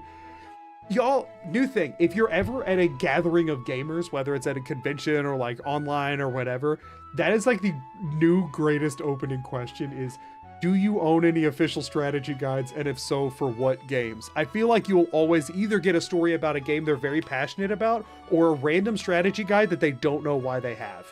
And either way, I feel like you get a good story out of it. That is now my new favorite. I've never considered this before. That is now my new favorite gaming icebreaker. Used to have the Redstone book for Minecraft. Yeah, it totally counts. That totally counts. But just like doing that kind of thing is, I feel like that's such a good opener for, you know, you have an old strategy guide for one of the early Pokemon games. I have the Pokemon Emerald one somewhere. I think it's in there on the bookshelf. I have Dark Cloud 1 and 2, Pokemon Emerald. But those are the only 3 I have. No, I also have Pokemon Heart Gold and Soul Silver. I know I have those 4. I might not have any other ones. There's an official guide to Final Fantasy VIII in my house that's all yellow. I'm pretty sure it's the same age as me, if not older. See, that's interesting stuff. That's interesting stuff. No idea if I have it or where it is, but I know it. I had the one for AC Brotherhood at some point. See, it's such an interesting thing to see. Because the thing is, in some instances, maybe it will show like what your favorite game is, but in a lot of them, I don't feel like that's the question and answers. It's so obscure. Been trying to find the game guide for Fallout 3 for years. Oh, I didn't even think about that. Not sure the internet's better. Just replay Persona and guides on IGN, the wiki, and other sites all have the same mistakes. Almost like they just copy each other. Usually, if you'll find some angry Redditor who has corrected all of it in some thread somewhere at least. Maybe I just buy the 3 Molotovs. And maybe I buy 1 frag grenade. How am I doing on weapons? I mean, I have a lot of ammo. Just having a... Do I fight anyone else who goes invisible? Do I fight anybody else who goes invisible? Because that's the main time that the explosives were useful, is the Courser who was invisible. Do I fight anyone else that does that? I'm sure that in the Institute fight at the end, there's probably some Coursers that'll go invisible, but I'm trying to think of like anybody that's like one significant thing. I mean, the main battle I'm worried about left is mass fusion. Oh, so maybe I shouldn't have sold those landmines. There could be value in landmines there, because I could place them on my way in. They would still just be along the line, but now we know, I mean, that's what kind of where pathing goes as well. She doesn't have a Fat Man, does she? She doesn't have a Fat Man. So, unfortunately, I have a mini nuke, but I can't purchase Fat Man because she doesn't have one.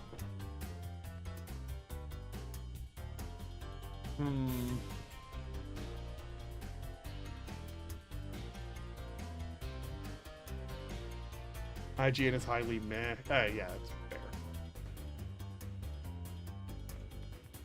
I would always go more fan and forum stuff over IGN personally. I mean, I get it. I'm very pro the concept of journalism. I don't know that places like IGN do it the best way, in my personal opinion. But I also recognize that they have to kind of prioritize quantity and that they're competing against like fan communities as a whole and stuff. So it's a tricky line there. The humor in the IGN guides is awesome. Oh, is it?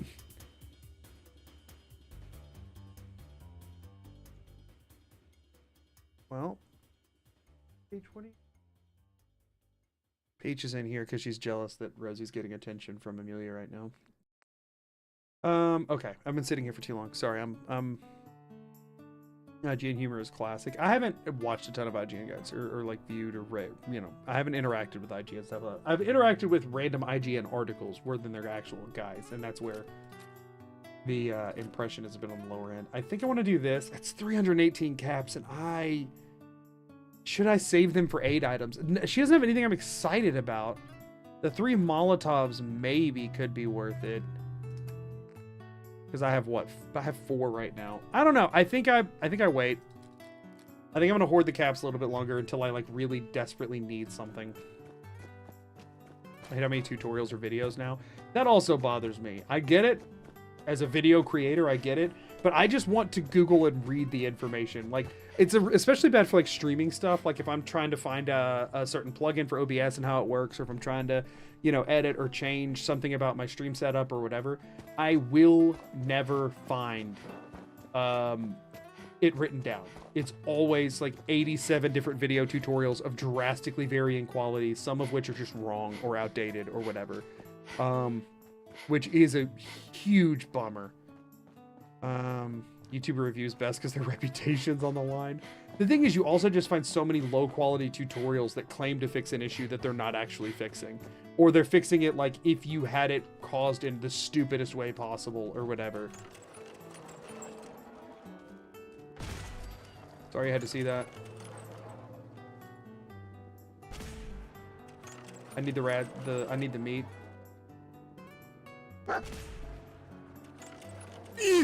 Love your community here. Thank you. Transgender flag emoji. Thank you for the super chat. Is Aaronable? My brain says Aaron Able. Is Aaron Able like as 2 separate words, or are you trying to go for like one word? Aaronable. I don't know. Thank you so much for the super chat. I appreciate it. For sure. You can't really skim a video. Yeah, I always look up stuff like that when I'm in a hurry and needing to fix something. Not time to like, let me unpack the intricacies. Like I'm always trying to find an answer right that second. And a video is not the quickest way to get a fast answer.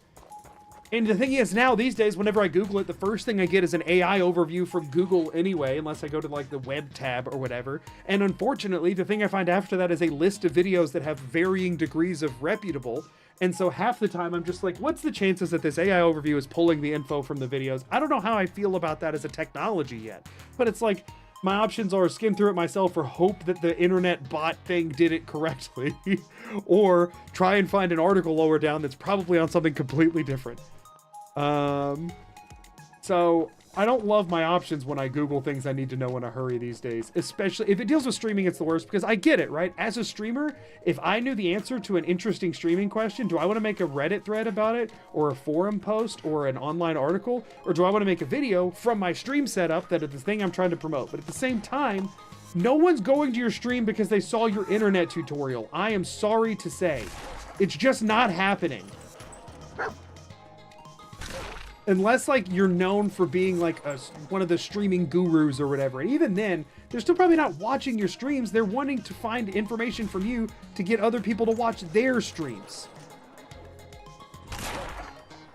Heck yeah. You gotta sometimes let other things come to the line so that you have food to consume. So that's the thing is, like, as somebody who's made a lot of different attempts at YouTube and has some minimal amount of success. I think I'd take a Rad X here, actually. Means I need to book it from this point on. As somebody who's had a minimal amount of success from YouTube creation, one thing I know for sure is that you need to kind of have a through line on your content that keeps people coming back. And one thing that will pretty much never create that is tutorials on random things that they need fixed. Don't get me wrong, I'm glad that they're out there, they're helpful, but it's like they're always trying to like plug a thing, and it's like nobody's here for that reason. And like I mean, you get money from the views of people watching it, and that's great and all. Oh, are you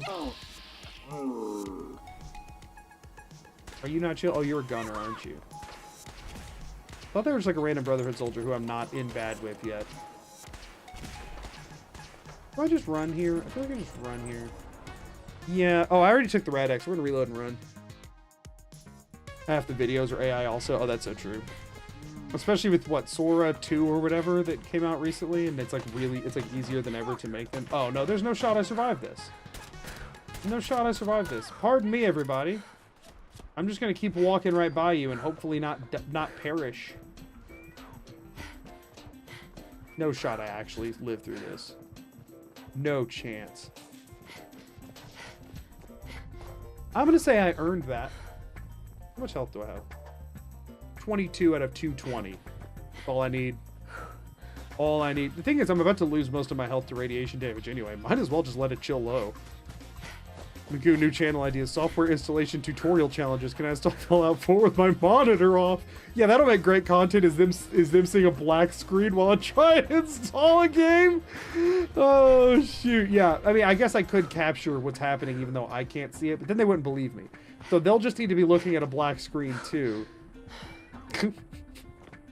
I'll never Google solutions after like 5 hours of just trying crap on my own, so I don't, because I don't want to be told the info I already found out. I just need, yeah, that's the thing. I also try for a long time to fix stuff myself, and then so everything I look through is like, oh, here's somebody suggesting something I tried 2 hours ago. Here's somebody suggesting something I tried 4 hours ago. Here's somebody suggesting something I tried 30 minutes ago. And it's like, that's all great and everything, but none of it is what I need right now, because I already tried all that, because I know enough basic troubleshooting to have done so. You can stack Rad-X, right? I'm gonna pop another. I have no idea how much Rads I'm taking right now, but I'm starting low, so that's good. I like how to basic after a minute of sucking at a game just absolutely destroy the setup. Hear me out, keyboard on head blocks the eyes. Oh, so I need to do my keyboard, my first ever no keyboard run needs to also be my blindfolded run. That couldn't possibly be a terrible combination.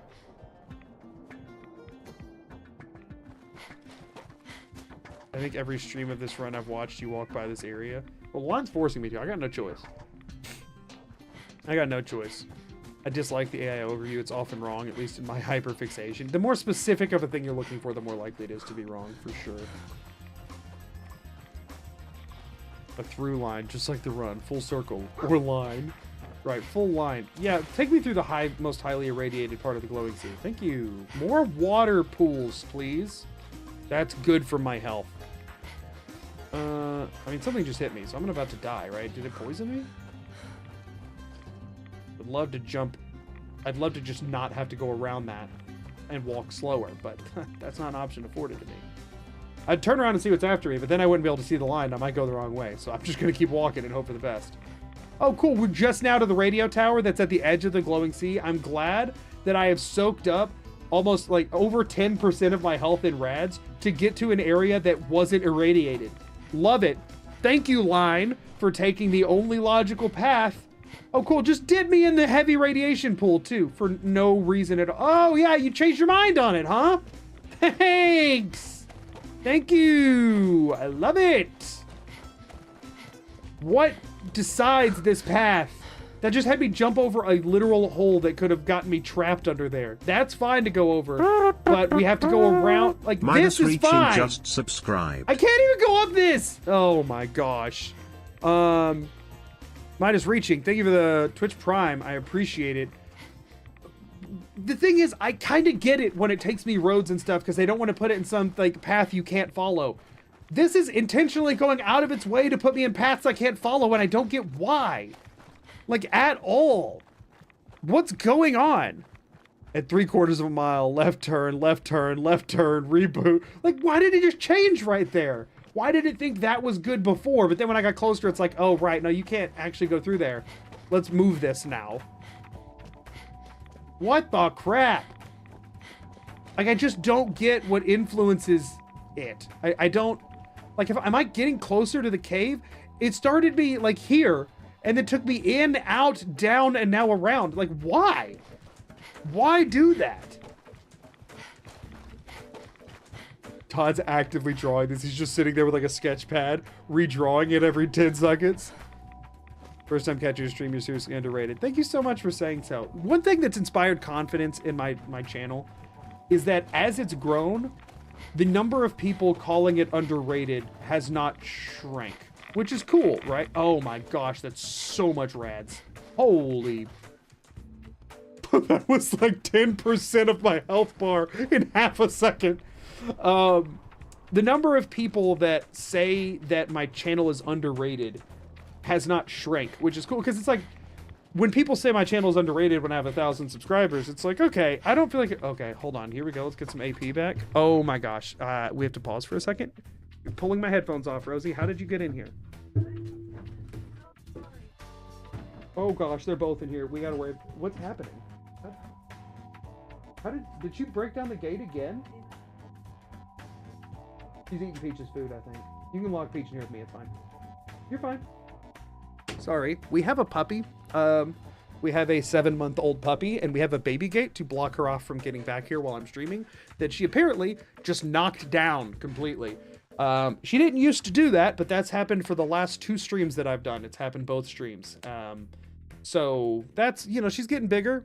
That's concerning. She almost took my headphones off of my head, and she unplugged a few things from my computer as she ran through, but I don't think it was anything important. My hard drive's still plugged in, so that's good, because last time that happened, it corrupted a bunch of data that I was using for videos.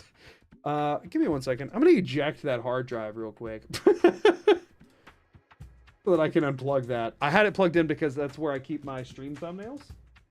But just in the event a dog decides to aggressively run through and hit my external again, I need to remember to always eject that before I start streaming, but sometimes I forget to. Anyway, here we go. This is going to be a lot of rads. I lost all game audio for some reason. Oh, did something get bumped? Where? Game capture.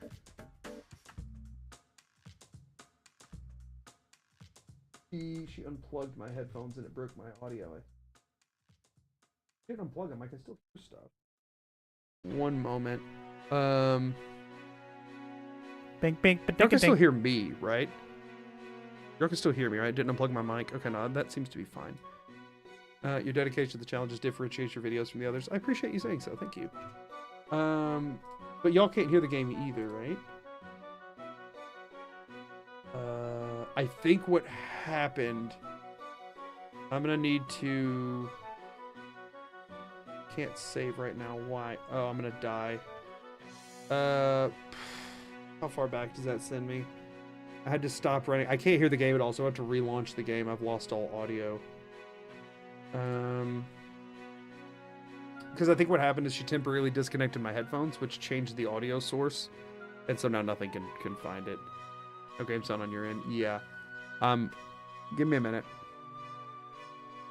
Unfortunately, the dog is not currently in a calm enough state to be on stream, and I am not quite. Oh no, it just crashed. It's crashed everything.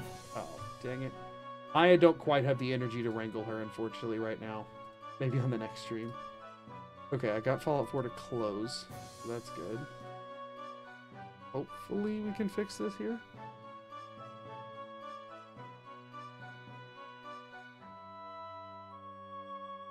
She is a high energy dog, and I'll be honest with y'all, the headache is still strong enough that, like, again, it still hurts to, like, bend down and look down. Trying to wrangle her in that state, probably not a good idea. So I'm sorry for people who are excited for Rosie to be on stream. I personally, for me, I don't know that I can handle it today.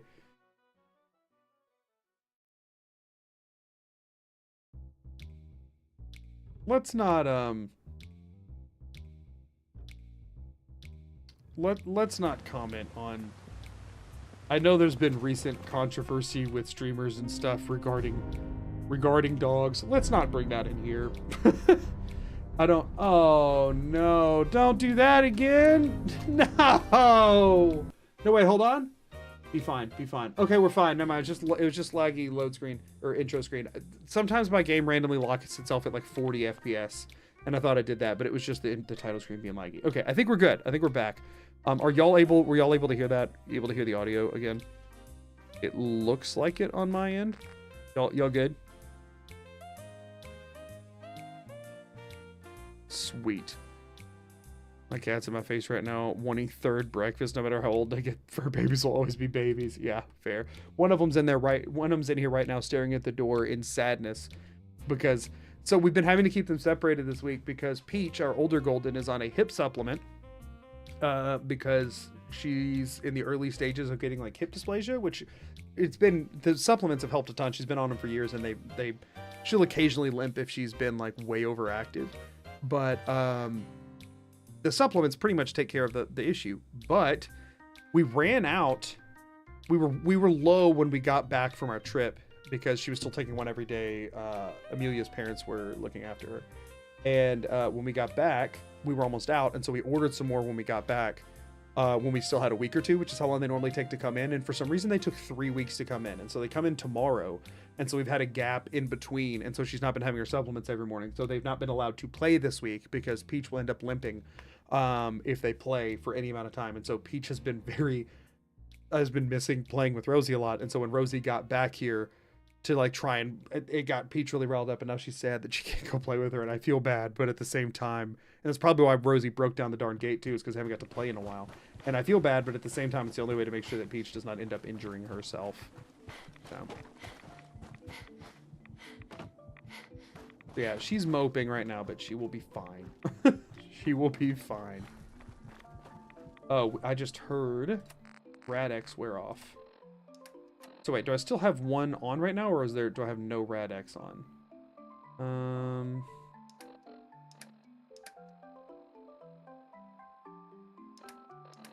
Is it under, is show effects normally here and there aren't any? Hold on.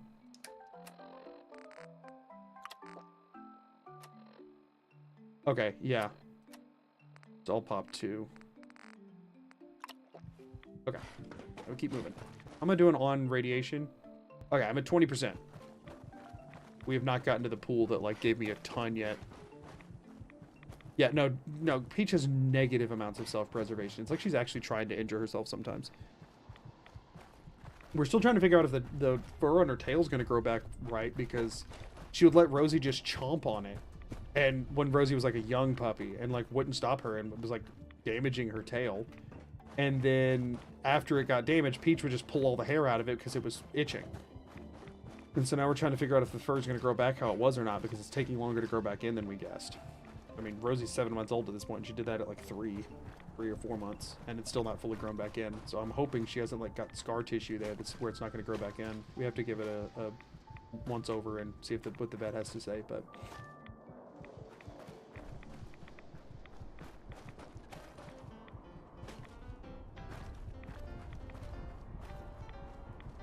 I have a friend who had a dog who kept straining his legs. He kept jumping too high and too often. That's the thing, and also Peach will act like she doesn't have the energy to get up on the couch, but then will like play with Rosie for 4 hours straight, jumping all over the place. It's so selective too, is the thing that drives me nuts. It drives me absolutely bonkers. I must not know what happened. No one informed me. Yeah, no, don't worry about it, Jerry. Oh, right. He's still alive because I didn't kill him the first time. I'm sure it's fine. I don't have any AP left, but I'm sure he'll just let me walk by. I'm getting the sense that he's not going to let me walk by. Also, I did die in there and not increase the death counter, but I also died because like my whole game crashed, so I'm not counting that one. Hope she gets better. Again, she's not like injured or anything. The hip dysplasia is just something that happens with larger breeds as they get older. And as long as she's on supplements and stuff, and there's other things that you can do, it mitigates it to where she's not in any discomfort. So no, she's totally fine. It's just she will strain something if she plays too much. Think of it as if like if your grandpa tried to keep up with his grandkids all the time, like, or a grandpa, I don't know, a grandpa trying to like play soccer with his grandkids all the time. Like, he's gonna pull something eventually. And eventually you're gonna be like, hey, Grandpa, sit down for a little while. Peach isn't that old or anything. The larger breeds are already more prone to that kind of thing. And she's had some issues with it. So it's just like, hey, we have to like force throttle her from straining herself. But she's not like injured or anything. She just will potentially injure herself if we don't stop her from doing so. My body is irrelevant if I catch this frisbee, they'll abandon all things. Yeah, no, dogs are weird like that. They really do not pay attention to their own health at all.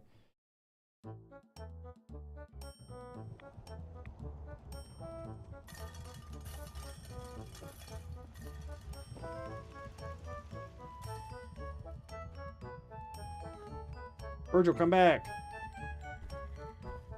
Virgil, come back. Dude, really?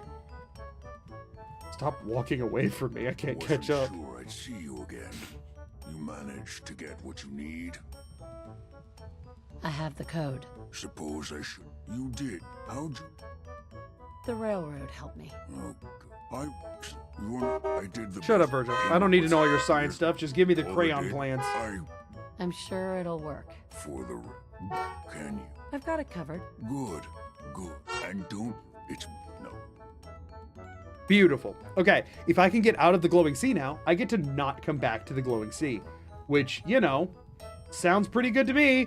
Is my Radex still going? It is. So we need to not waste any time here and scoot on out. Quick save before going out here because we got to run past the Deathclaw.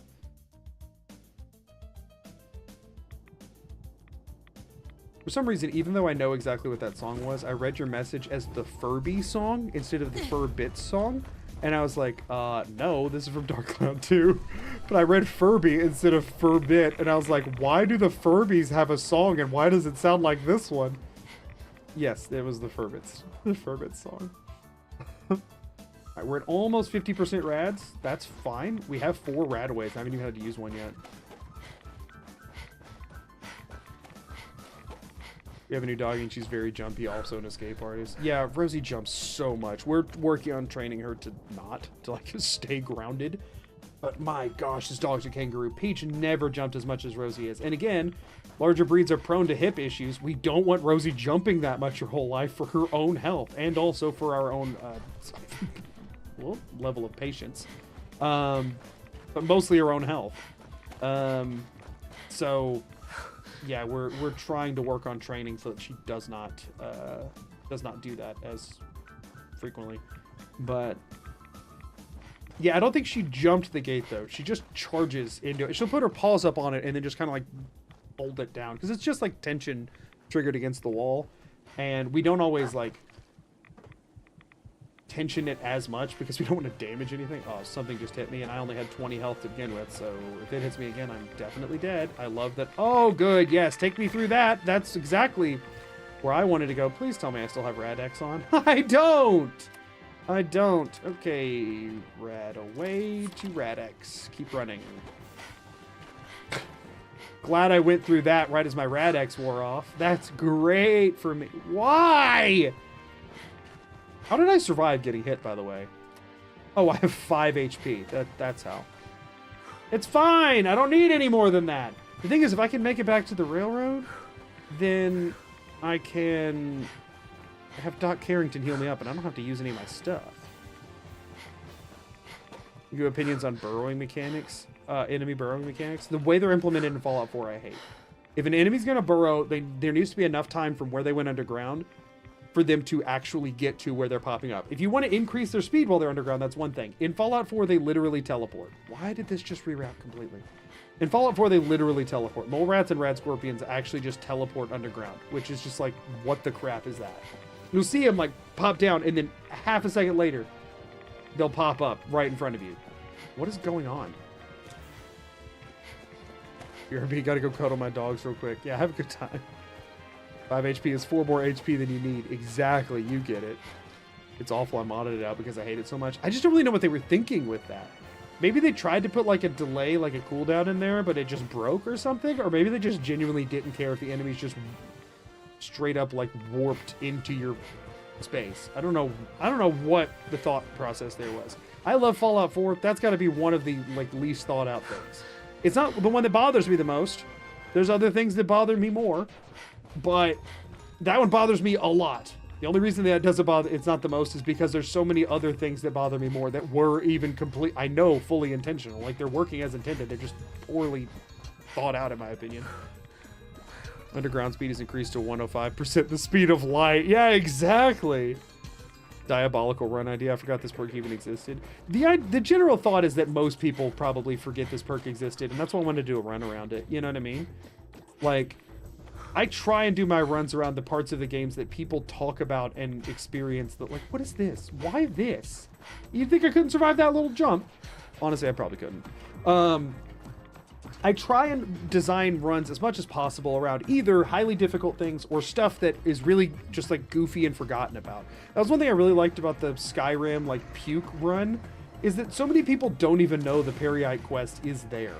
Or just forget about the Afflicted as a whole. And I was like, I try and find the weirdest stuff to kind of bring out interesting points around. Sometimes I just pick a rule set that's so restrictive that I have to learn interesting things that even I wouldn't have thought of. And then sometimes I just focus in on things that are really interesting. Oh, come on. Really interesting that I want to explore. Yeah, this is going to take a bit.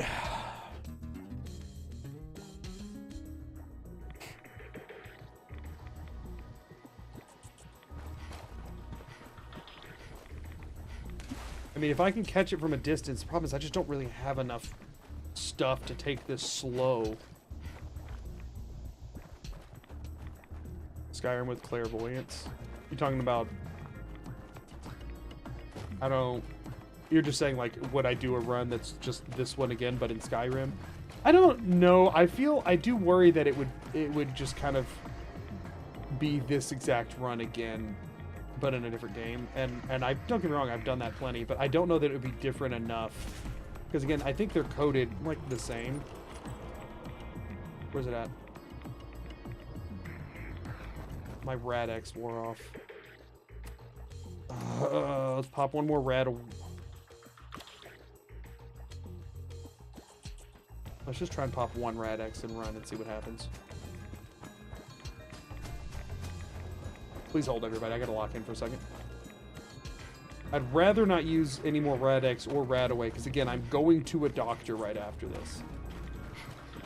So if I limp in the door, it's fine. For, I think, what, like 80 caps or less, I can heal everything, which is less than the cost of one stim pack. So it's way better if I can just make it there alive. I have no idea why that Rad Scorpion is not still on my tail, nor do I care. Is that guy after me? That guy's Brotherhood and after somebody else, I think, maybe? I can't tell.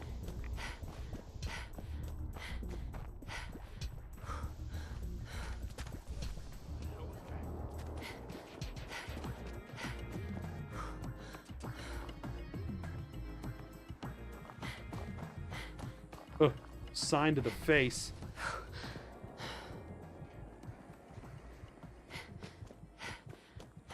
We have 800 hours in Skyrim and never played the main storyline or seen that quest line before. Yeah, there's a lot in there. There's a lot. I like finding the weirder stuff that people might have missed or just never really thought to engage with. That was why I think the pacifism videos it did so well, is that everybody's seen those perks but always been like, why would I do that? And then not.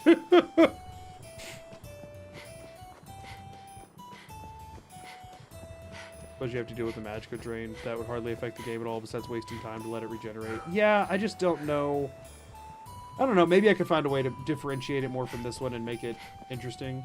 Oh, I dropped those on this line at some point. I'll pick them back up and sell them next time I'm at a merchant. Can't reach the other ones, though. Line slightly off center from where it was before, I guess.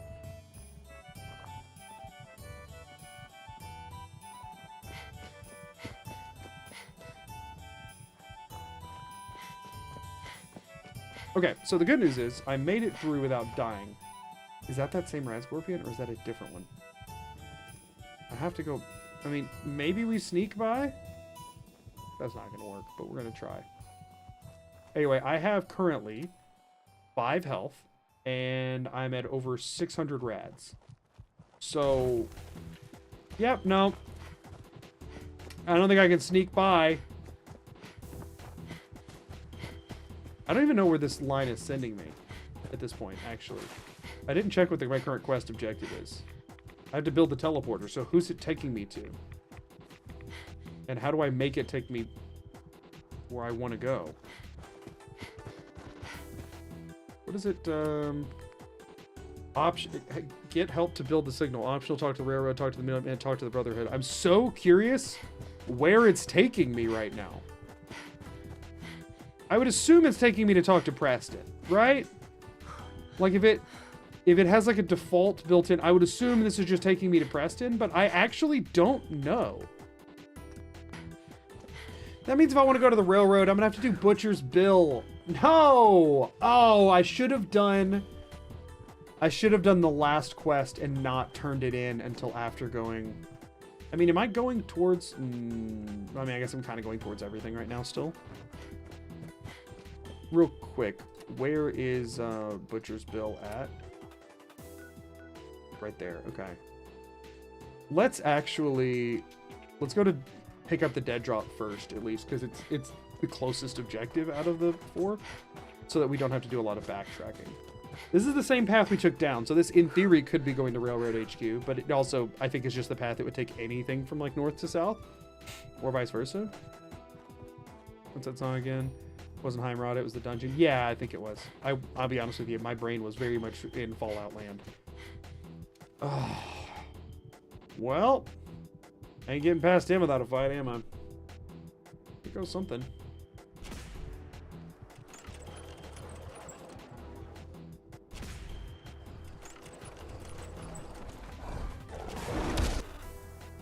Yeah, no, that's just death. It's in the name. Let's try the sniper.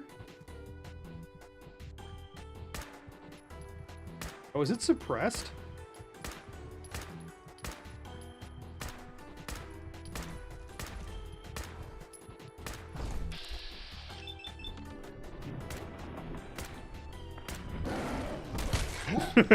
I have no idea if I'm doing any significant damage or not. I could blow up the car, but I think by the time I shot it enough to blow up, he'd move past it. Minutemen are the default faction because they're the ones that you can't really tick off. Like, not as easily.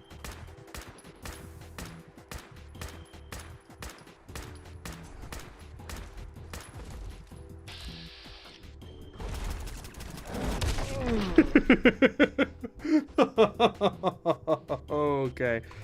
Let's see what happens if I try to run. I mean, I don't think you can outrun a Deathclaw, but maybe if he does his screech when I'm pretty close that I could. No, I'm nowhere near him when he does that. I mean, yeah, I'm dead. He's literally camping the line. What the crap?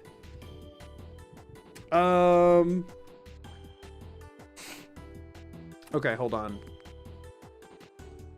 Talk to Jack Cavett, Boston Public Library, Mega Surgery Center. Hold on. Is there anything? University Point, Jamaica Plain. Oh, hold up. Find the treasures of Jamaica Plain. Give me a line that's not that direction. Goodbye, Deathclaw. We're going to Jamaica Plain, apparently. We'll reroute from there. This is what we must do. Oh, good. More radiation, my favorite.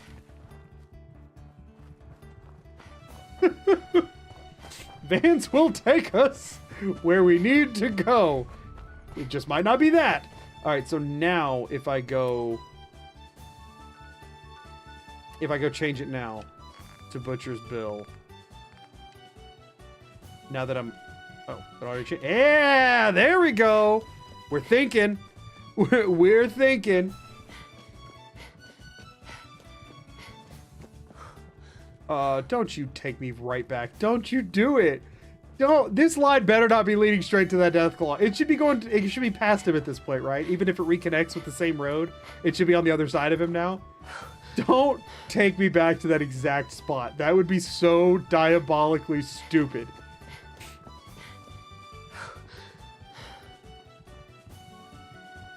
Come on now. I don't know if I said it out loud or not, but ads start in 3 minutes. We'll pause gameplay when ads run so nobody misses anything. We'll just hang out. I swear, don't you do it. No, I'm not. Okay, I'm hitting Boston. It's fine. It's fine. I thought for a second it was going out of its way to put me back on that same path. Aligned agreed, you must fight this one death claw. Thankfully, it doesn't seem to be the case. Some people will probably be upset that that's the avenue I took there, but I don't care. Somewhere Todd with his Etch-a-Sketch smiles evilly. Etch-a-Sketch feels like a really good way to describe the weirdness with this line. Like, they can't just draw it. It has to be a little jank, because they can't draw a straight line. Devs must be so happy somebody's finally using this perk after 10 years. There's been an ongoing debate in both chats about if the devs would be happy or sad to see this run. Because on the one hand, it's showing a part of the game that we'll just call slightly unpolished. And on the other hand, it's showing a part of the game that other people very rarely interact with at all. So it's like, are they happy to see someone interacting with it? Or are they bummed out that it's on full display how jank it is? And the answer is that they're not watching this video, and nor do they care. We've said we can go vertically above the line. I just want to make sure it wasn't going to move there. It's not. It goes through that pile of rubble. That's fine. I'm 99% sure the answer is that, for one, they'll never see this, and for two, if they did, they wouldn't care. There's supposed to be a dead drop, but I'm not quite there yet. We're at the edge of a cell, huh? You want to move? Oh, no, hold on. I'm still in this cell. Please. Hey, there we go. Even if the cell's loaded, sometimes the line just doesn't want to go past it. Team horrified to see their mistakes, but also happy it's being seen so I don't make the same mistakes. It's a complicated team. I think we're all... Okay, so now I'm going to switch back to the other one and see where it's taking us. My guess is it's got to be taking us to Preston. This has got to be taking us to Preston. We can now continue Butcher's Bill if we want, if we need to go to the railroad side of it, but I bet it's taking us to Preston. Whoa, promising.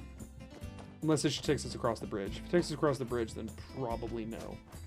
No shot it's taking me to the railroad, right? That's like too good to be true. There's no way they're going to let me get away with this.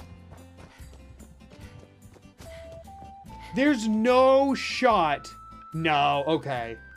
I mean, I don't know. The railroad usually takes me up and over. So we'll make sure. We'll make sure. I want to know who this goes to. It's got to be Preston. If it's anybody other than Preston, I'm baffled. It has to be Preston. Right? There's no world in which this isn't Preston.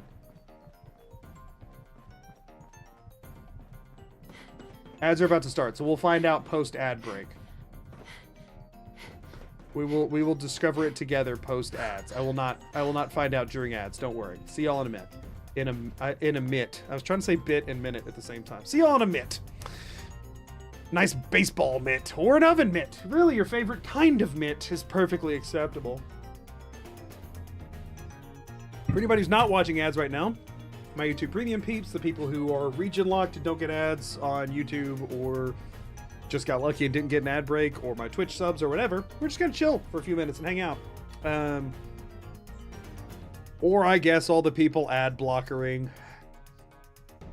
Sad day. Skipped quick. Yeah, that's the other thing is on YouTube you usually get a 5-second skip, so pretty easy. But yeah, so okay, so once I get this to the railroad, the teleporter thing's gonna be a freaking nightmare.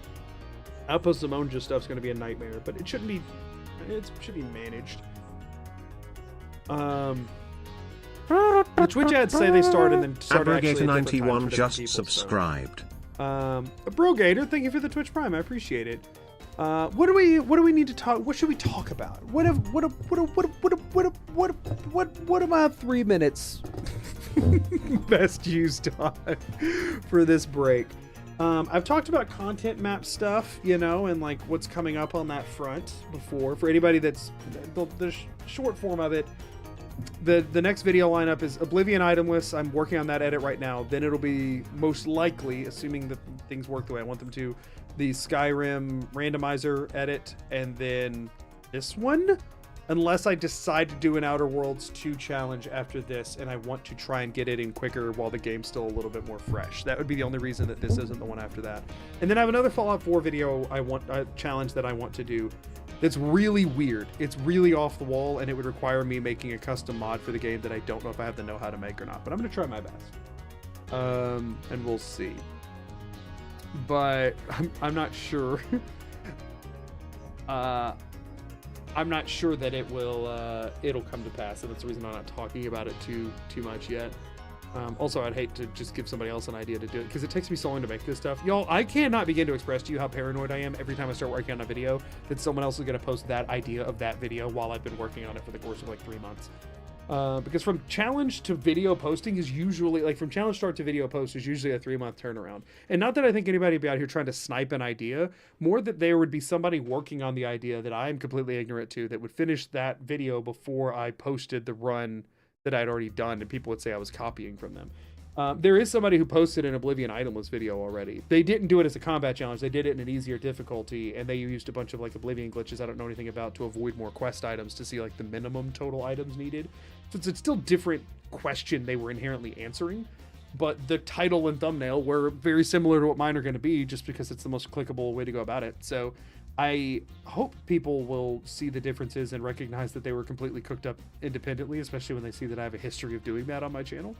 But also, I'm not sure if my Oblivion video will get any views, period, anyway.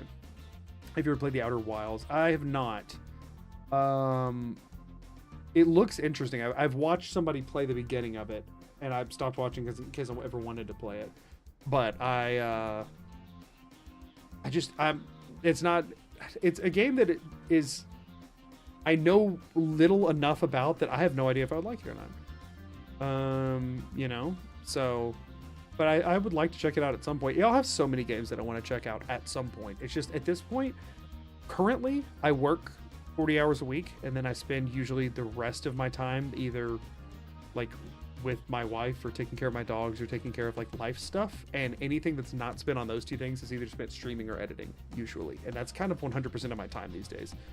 And until I hit a point where I'm not trying to do this full-time and work full-time all at the same time, you know, talking about like number of hours spent per week, I don't have time to like do much at all.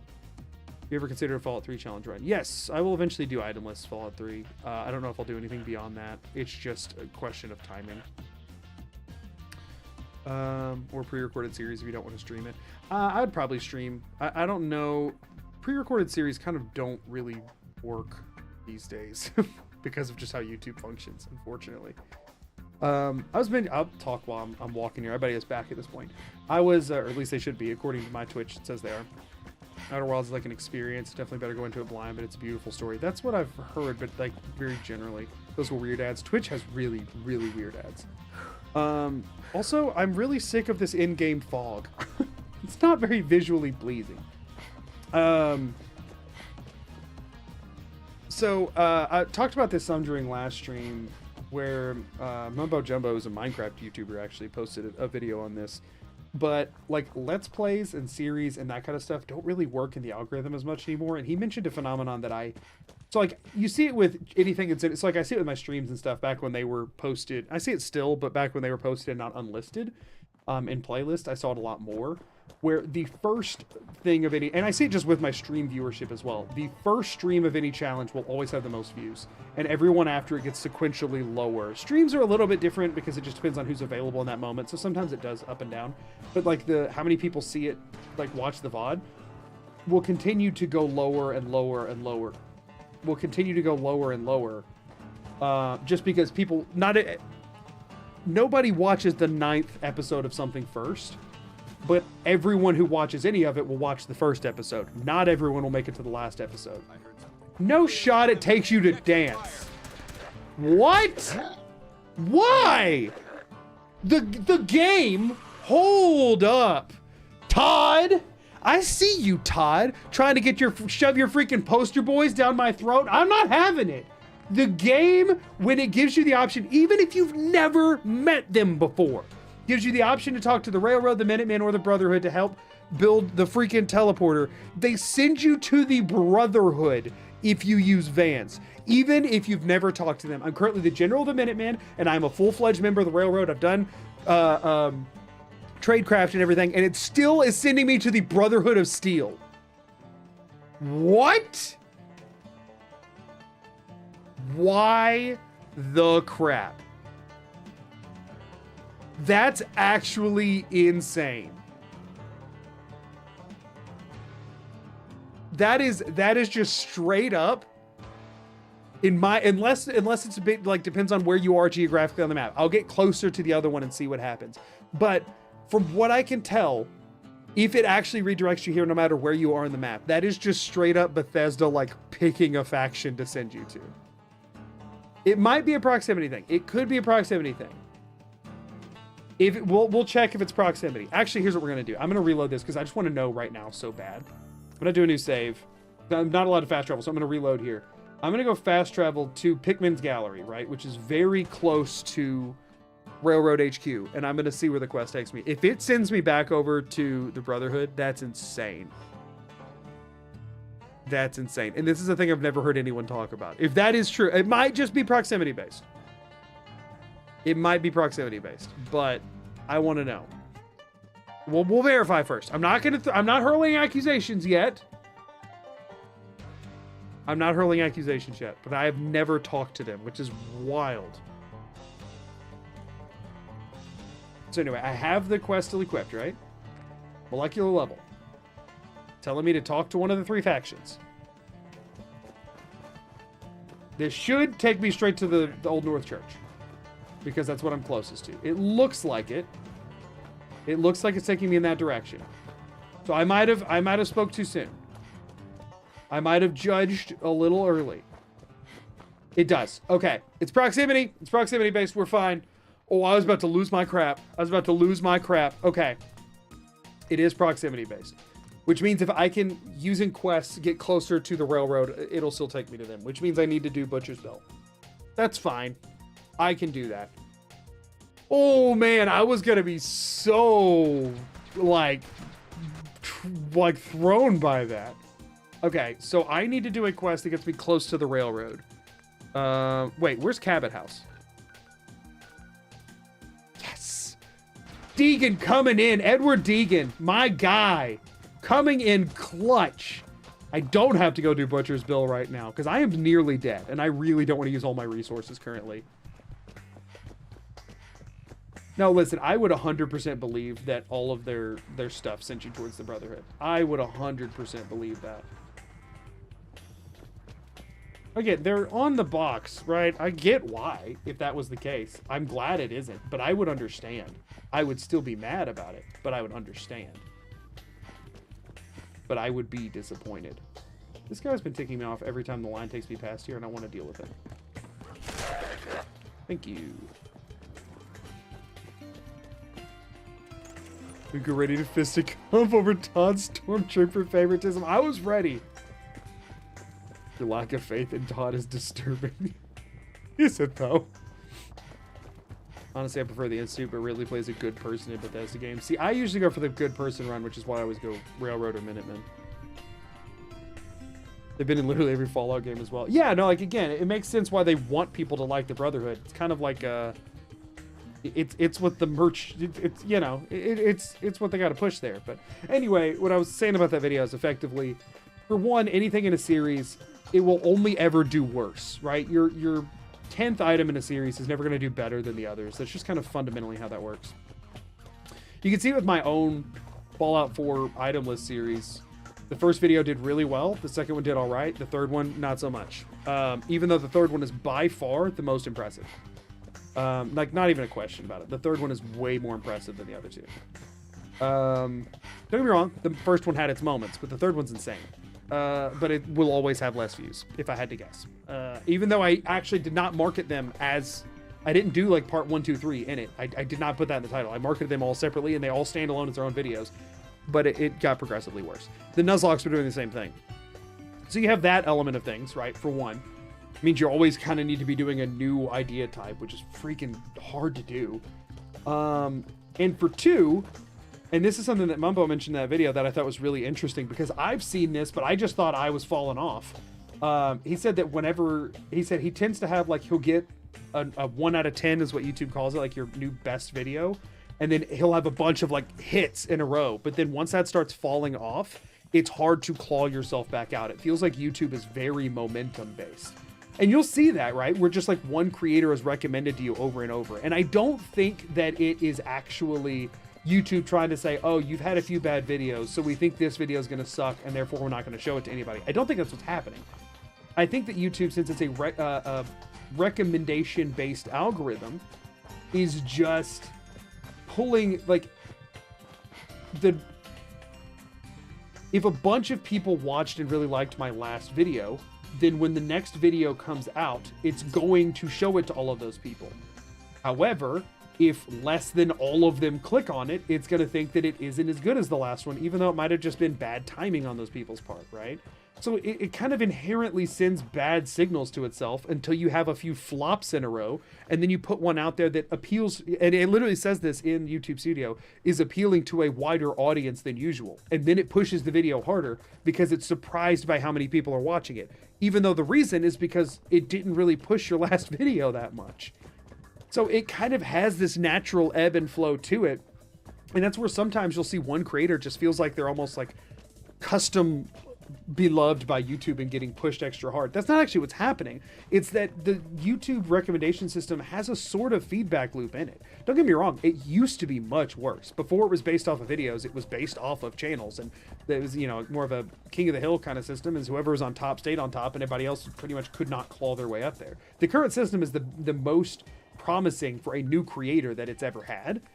All right, let's hold on. Let's see. This now should take me to the railroad.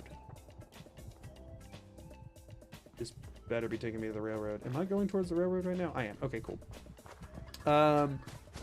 The current system is the nicest to newcomers that YouTube's ever had in an algorithm, but it's still inherently you'll have trends effectively that happen based on how people's watch habits work. You know, because also we have short memories, right? And things come to the forefront and other things fall to the back.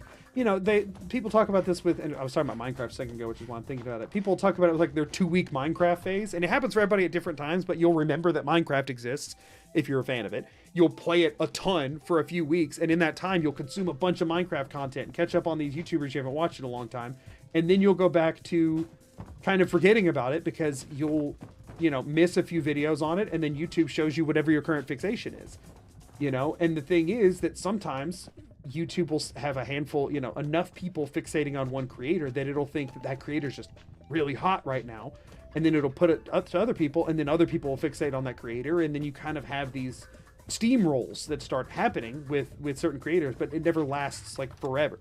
And it's not usually on the creator. Yeah, sometimes they just fall off or whatever. The way you know that a creator is still worth their salt is when they can continue to make that happen over and over, not that they can hold it for forever.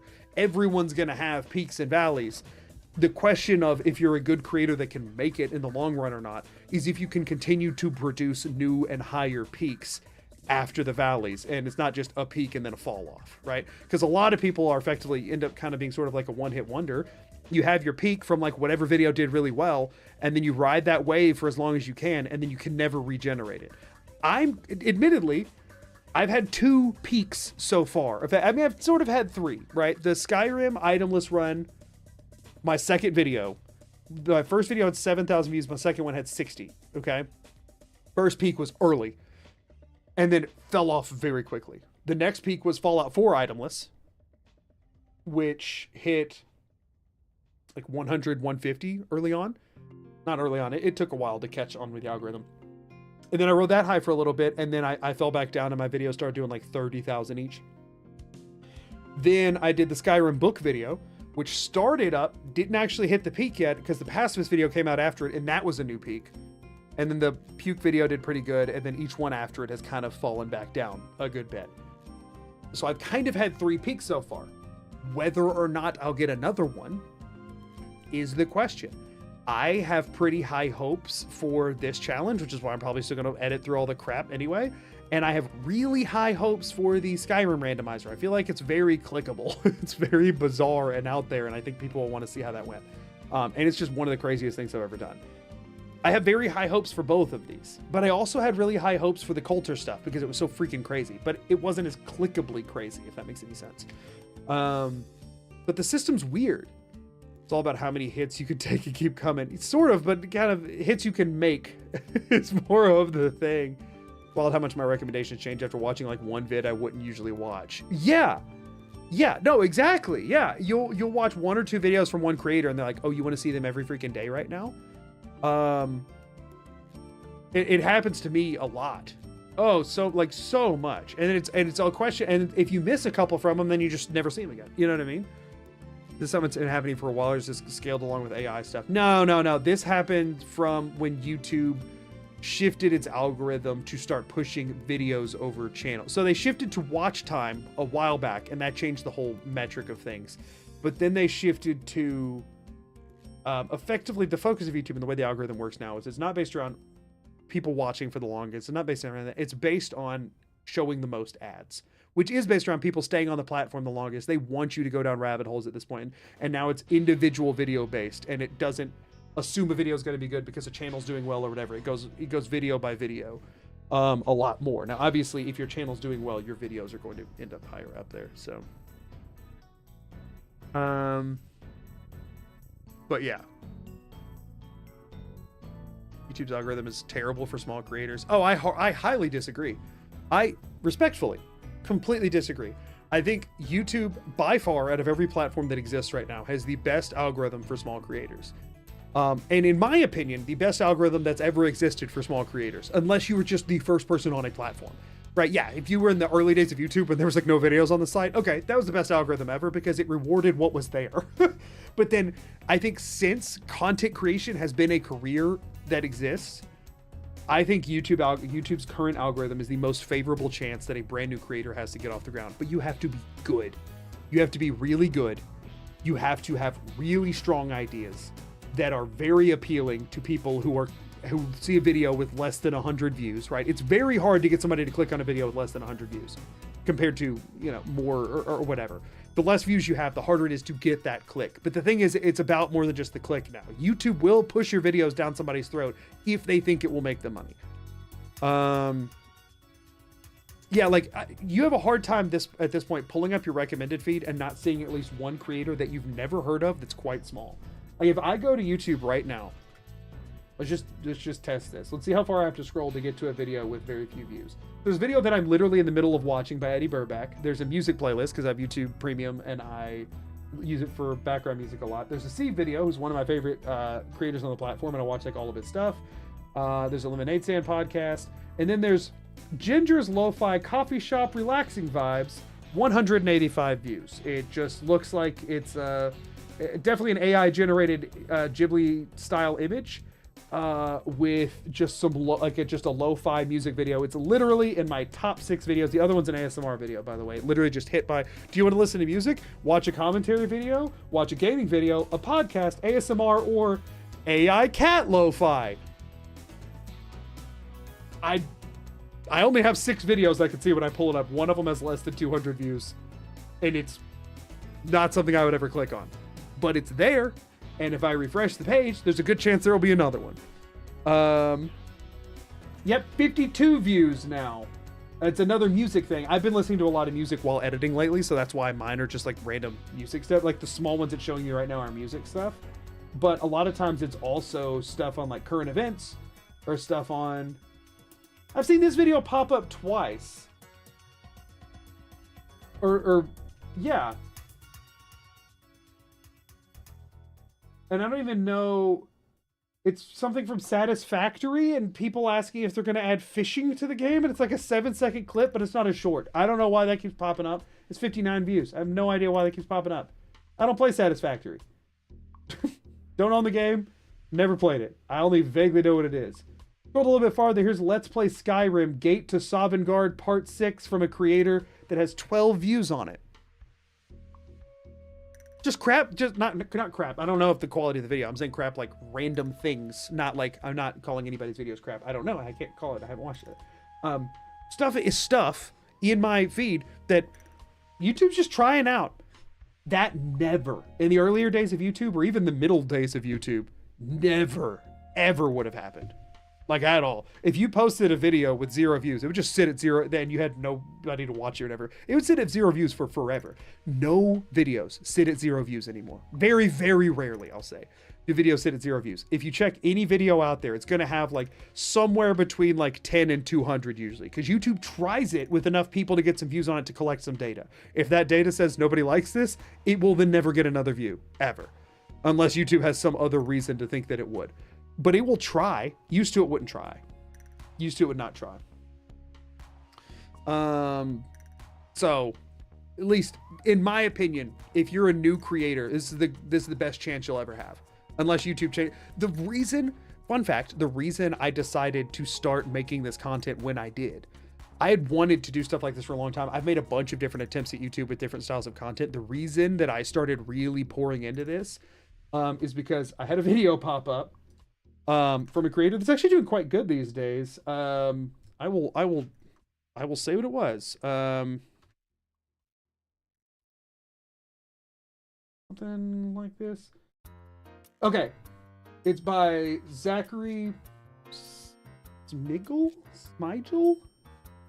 S-M-I-G-E-L. I have no idea how to pronounce that. I probably just butchered that, and that probably sounded bad. Anyway, it just a video titled "I Promise This Video Belongs Here," and the thumbnail is just a black box with white text in it that says "Why YouTube feels different. You're not crazy," with a red circle drawn around it.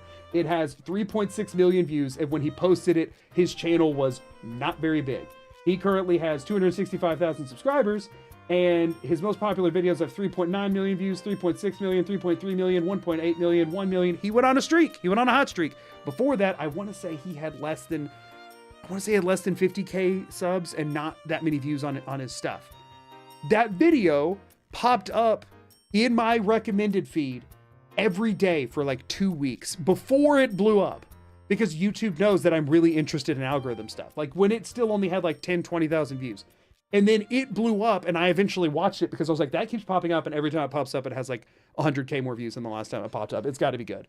And the video is very, very good on how YouTube works now. He's talking about that phenomenon of like, and he took a gamble with that, and it worked, but he's talking about that phenomenon of stuff popping up in your feed that's much smaller that you wouldn't expect to see. And he's saying like, hey, this is supposed to be here. This is something they're doing on purpose. If you haven't watched the video, I highly recommend it. It's 13 minutes long. And it's very, and I watched it and I was like, and I had noticed it too. I was seeing some stuff pop up from small creators with no views at all, or like very few views. And I was like, if I'm ever gonna push for this, YouTube's trying something and I don't know how long they're gonna be trying it for. And they are still doing it, thankfully. But I watched that video for the first time. I wonder if I could pull it up in my watch history and see when I watched it. I started working on my first Nuzlocke video probably within a month of watching that video, because I was like, if there's ever a time to try, it's now. And I'd been trying to do stuff for shorts and TikTok and was not loving the vibe of it. And I was like, if I'm ever going to do a long thing, it seems like it's the time to do it. And I posted the video, got 7,000 views, and I go, hey, I've posted videos on like 7, 8 different channels off and on my entire life, and I've never had one get over a couple hundred views. This one got 7,000 in like 2 weeks. That's a better door. It's a better window of opportunity than I've ever had in my life. I have to just full send this. And I did. It took me 3 months to make the next video after that. And then I started doing my best to do monthly uploads or as close to it as I could manage. And here we are. So yeah, also, if you're wondering what the challenge is, you can check the video description on YouTube, or Twitch. There's a command for it that's in the title, but you're asking on YouTube. So yeah, that is, I think right now, if anybody's, it's the nicest an algorithm's ever going to be to people with no views, in my opinion. Tinker Tom's been looking. Thank goodness he has. I hope he finds me. Where's he at? Tom, I need you to not be where you are. Let me back up a little bit here before that goes away. There's a chair there. I wonder if I could... Do not activate it while crouching. Need to get as close as I can. Aha! I triggered the chair. I did not leave the line. This is the reason I asked about AI. There are a ton of AI slop channels. Don't get many views, but they circulate it a lot. So the reason that's happening is not because YouTube is pushing AI. It's because YouTube tries with every video to see if people will watch it. And there's just a higher volume of AI videos because they're so easy to make. And I personally wonder if YouTube's going to shift away from this algorithmic choice because of AI videos, and people are leaving the platform because they're getting so many AI videos that somebody just clicked a button to churn out in their recommended. I'm worried YouTube's going to change away from this algorithm because of AI videos. Not that they switch to it. I don't think they're switching to it to benefit the AI videos. I think they're more likely to move away from it because AI videos are pushing people away from the platform. That's my hunch of what could happen, and it makes me nervous. So, why can I not wait here? Why can I not wait in this chair? This chair does not allow me to wait for some reason. I'm sure there's a message popping up about why I can... Wait, Tom, come here, a little closer, Tom! I need that Mila quest, I need it. My game just crashed? Oh, no, we're good. I should not have opened my menu while quick saving.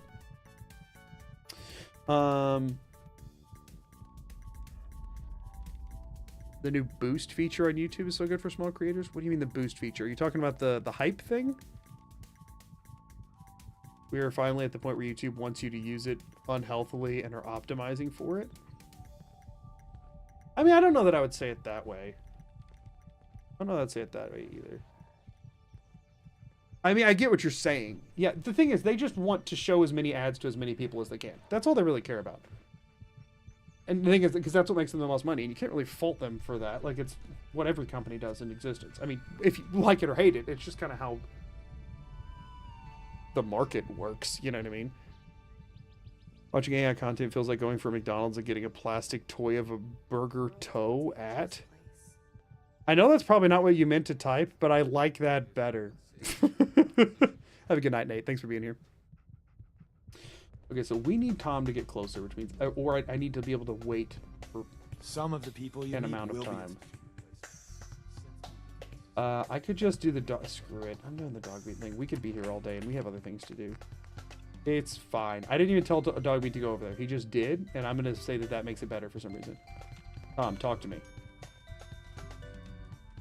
Talk to me, Tom. Tom. Dez has given me clearance to set up my atmosphere. Hey, that's fine. Finally, I can prove that the Institute is terraforming the Commonwealth. Eat that, Carrington. Yeah, that's really great. I told. So my Chuck... I'll take good care of Mila. I still had to, like, use the dog meat thing to get over here, so I'm not going to buy anything from him right now. I will set up a Mila first. But now if I set up a Mila, I should be able to talk to Tom. Is that right? Yeah, Butcher's Bill. Or no, not Butcher's Bill, sorry. Molecular level. Okay. Let's see if we can do this. Desdemona, do you need something? Yes, I do. I need to talk to Carrington, actually. What I need. Never mind. Nothing. Never mind. Glad you're with us. He's all the way over there. No! Des isn't gonna walk over there, is she? Let me sit in this chair and just see if she goes past him at any point. I mean, she never leaves this spot, right? And Carrington doesn't really come over here. Okay, signal interceptor. I have plans here to build a signal We'll just talk to her about it sitting in the chair. Get me into the... So that's what the courser chip was all about. You needed that frequency, I take it. Why? The Institute uses teleportation to Let's get see in what and out. happens from this, because you have to do Outpost Simonja before you can, or not. It's not. It's not always Outpost Simonja. It just usually is. Good agents' lives only to discover not a goddamn thing. And now we have Mercer Safe House? Is that the one it's called? Teleportation that the Institute could build. Yeah. This is our time. Get on with it. No. What? I'm not done talking to you. Desdemona. All along. Oh my gosh. Does this then tell me to talk to... This tells me to talk to Tom. The plans? This is the big one. Not now. No. All right. I'm gonna use you to get at more things that I might need to build said teleport. We're just gonna follow Tom around for a while. I can finally loot this half of the freaking railroad. Love that I did all that crap to try and talk to Tom and it just does anyway. My freaking favorite. We're gonna follow you till the end of time, my guy, and by that I mean just until you walk around the entire base. There we go. 8 missiles. I sold my darn missile launcher. It's okay. We'll find another one, I'm sure. Tinker Tom's cooking up something. I hope Does he take me by anything else useful? I can't sleep in that bed, can I? Ready to hand over the plans? I think that's the main... Oh, no. He goes over there where the noodle cups are, right? He goes over where the noodle cups are. I want those noodle cups. Not now. All right. But Dez wants this done ASAP. If this can get us into the Institute. I need you to go over to the cups, my guy. Take me to the nudes. Short for noodles. Obviously. That doesn't stand for anything else. Didn't think about it before I said it. I need to think before I speak while streaming, but that's so hard to do while streaming. I'm gonna be honest with y'all. Your brain kind of turns off after a while. He sleeps over there. What time of day is it? Hold on. Maybe if I just trigger Butcher's bill. Thank you, Cherry, for not quoting that one. I don't want to have to try and explain that context later.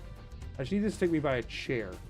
Because then when Tinker Tom goes to sleep, I can go... Oh, it doesn't. I can go, like, hang out. Oh, dude, get up. We're running sense out of the wealth. I need you to stand, my guy. Because I need that chair. We're just going to have to sit here and stare at this guy until he gets up. Maybe if we stand here long enough, he'll feel uncomfortable and leave. Yeah! Awkward for the win! Let's go! New strat just dropped. I still can't wait. Why? I'm not like taking damage or anything. I'm not near an enemy. My perception, I guess, just from radiation poisoning. So it's not. Dang it! It's done a lot of waiting. I waited in one that looked just like that on the other side of the HQ though, and neither of these. It feels unlikely that it's neither of them. Not. Look at Tom. Just see where he goes. He goes to look at him. Dang it. I want the stuff from over there. There's a lot of helpful stuff I could pick up. But the dog meat thing is only for like stuff that's broken or actually like triggering quests. I'm not allowed to use it to like loot. What time of day is it? 8:10 p.m. Okay, he'll go to bed soon. Maybe we just hang out. Maybe we all just chill, y'all. Maybe we just hang out together until he goes to bed. He doesn't stay up that late, right? We've got stuff to be thinking on tomorrow.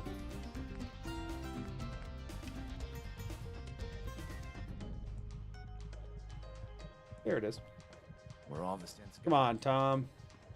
Or sometimes he sleeps over here. Oh, wait, I can sleep in this bed. Let's go. It means I can also wait till nighttime. I didn't think you could sleep in Tom's bed. Heck, yes. I can heal for free there. I mean, I got to heal my radiation. If we can get to Doc Carrington, the goal here. Not now. Not go to bed. now. All right. But don't go to bed right there. No! Go to the other bed, Tom! Don't do it. Don't. Ah, dang it! Whatever. We're not going to loot that stuff. It's fine. Those fancy green glasses on the character come from. They're the VANS goggles, but anything called... I think it's just called goggles in game.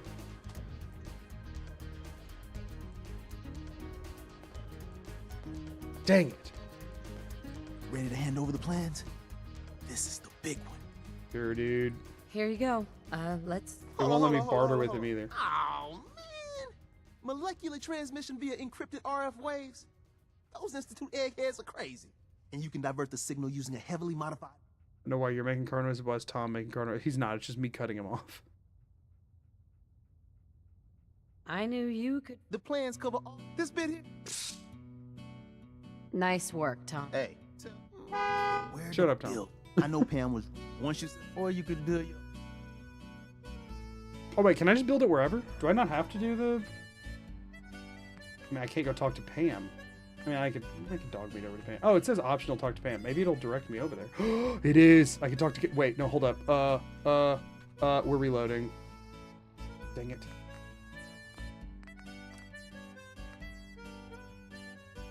Oh, because I just saved in the bed. Okay, thank goodness.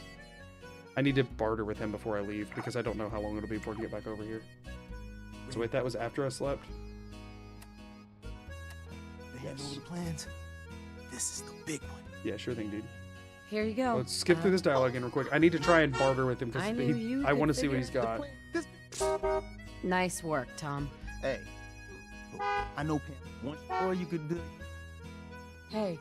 Hey, I got everything. So now I'm allowed to barter with him because the game literally brought me over here. Hopefully I'll take a look. So let's see what we got. Yeah, he's got a lot usually. So I could buy another missile launcher, but it's 904, which I just don't have. So I'm going to wait until I actually find one. Do you have any decent weapons? No, other than the Tinker Tom Special, which I'm not going to buy. And even then, I don't really care. Apparel. Maybe we get like an army helmet for some extra damage resist, but it's funnier to just have a hat. Wrap around goggles. Actually, that's not the one she has. I think she has like the flight goggles or whatever. Doesn't really have much in that way. Why would I buy the signal interceptor plans back? That's so silly. He does have a lot of ammo, which I feel like might be the way to go here. I did pick up those Institute pistols. Let's do that. I mean, it's not much money, but might as well. I don't think I had anything else that I picked up that I can sell. I could sell the Courser uniform at this point. I guess I might as well keep it since it has some radiation resistance and nothing else I have does. Oh, we need to try and use a cooking station while we're here. Yeah, I mean, the main thing would be is if I wanted to grab some frag grenades or Molotovs. But again, I don't think that's the best use of my money right now. He doesn't have any stim packs and stuff, so maybe we just buy stuff from Carrington, honestly. I actually ended up selling my stealth boys. They're not really the most useful since most of the time you get discovered if you run straight into somebody, and that usually happens. So, you know. Sleep disease mechanic, my least favorite part of survival mode in Fallout 4. I had to install a mod that let me save at mattresses without sleeping. You can save at mattresses without sleeping. And the way they implemented them, the herbal preventatives just kind of suck. Oh yeah, no, they're terrible. There's no reason to use those. For the record, you can save it in bed without sleeping in it. I know a lot about the sleeping mechanics from my videos. So if you go to this bed and you pull up this... Hey, wait there. Sorry, I'm gonna quick save. I'm just gonna walk over here. If you pull up this interface, right, and I hit enter to sleep and then immediately hit tab to cancel, I won't actually sleep. So if I just did that, it just saved, and that would have saved in survival as well. I didn't actually sleep because the thing didn't tick down. So you can save in a bed without sleeping in it. You just have to hit enter and cancel like immediately. However, more importantly than that, all of the drawbacks that come with sleeping for an hour don't happen if you sleep for 2 hours. You still get a chance of disease. You do still get a chance of disease. That is the one thing that happens. It does do a disease proc. However, if you... That's my favorite tech you've shown me in this game. I use it so often. I'm glad I was able to help share. Thanks for the 100 bits. It does still do a disease chance. It doesn't increase your chance for disease, but it does give the chance to apply one if your disease stacks are high enough. If you sleep for 2 hours, it still has the same exact disease thing, but it carries no drawbacks and only benefits. If you sleep for 2 hours, it refills you to 8 hours of sleep. Even if you were like 30 minutes away from becoming tired and you only sleep for 2, it'll wake you up as if you just slept for 8 hours. It'll be fully rested. And it actually it gives you an extra hour before becoming hungry or thirsty. Wherever your meters are on hunger and thirst, it extends them by 1 hour if you sleep for 2. And I'm not saying like it takes 2 off, it takes 1 off instead of 2. It takes no time off and extends it by an hour. So even though 2 in-game hours passed, you are now won't get hungry for 3 more hours. So it actually just helped out. It's actually never sleep. The main thing, if you ever play in survival and you sleep for 1 hour to save the game, the system will punish you more than anything else. You either don't sleep at all or you sleep for 2 hours. If you sleep for 1 hour, it punishes you because now you get hungry an hour faster and thirsty an hour faster, and it still rolls the same disease check. So all of that is stuff that I figured out during the culture thing. It's all in my PowerPoint presentations from that video. I think it is. I think all the sleep stuff's in there. Yeah, that's the long and short of it. Okay. I'm not going to buy anything from him for right now, I guess, because anything I buy, I'm probably going to buy from Carrington, who's Things over here. are quiet for now. Thank you, Glory. Oh, can Peach be let out? She's been real sad. He's been sad. Has Rosie been out this whole time? Oh. Yeah, Peach has been real antsy. No, you're fine. I'll be in there in just a minute, okay? Love you too. So Carrington's over there, but we know he does the rounds here. So if I just stand here, he should walk by eventually. I really like how survival is implemented in Fallout 4. One of my favorite parts about it is that it does the save restrictions. The hardcore mode in Fallout New Vegas feels kind of pointless to me in comparison. I like that Fallout's sort of design, like Fallout 4 is designed around having restricted saves. It makes the game feel a lot. It makes me play it in a geographic-centric way instead of just following whatever my quest marker is. I like the lack of fast travel, and I like the, you know, requirement to sleep for healing, or to save, but I like it because the game actually had that in mind when it was making it. It doesn't really work in Skyrim, and it wouldn't work if you like modded it into New Vegas or whatever, because the game wasn't designed with that in mind. You can tell Fallout actively was. They messed up some spots, in my opinion. I think there should be a bed in Virgil's cave, for example. But generally speaking, it does feel like it was very intentionally designed. I need some supplies. Oh no, actually I don't need that. I need him to get rid of my radiation. Carrington. I'm very busy. Unless... You cannot enjoy an RPG with a restrictive save system. I get it if you have a lot of crashes. I've got my game into a stable enough state that there aren't really any. Yeah. Go over your so I very rarely lose progress that's not my fault.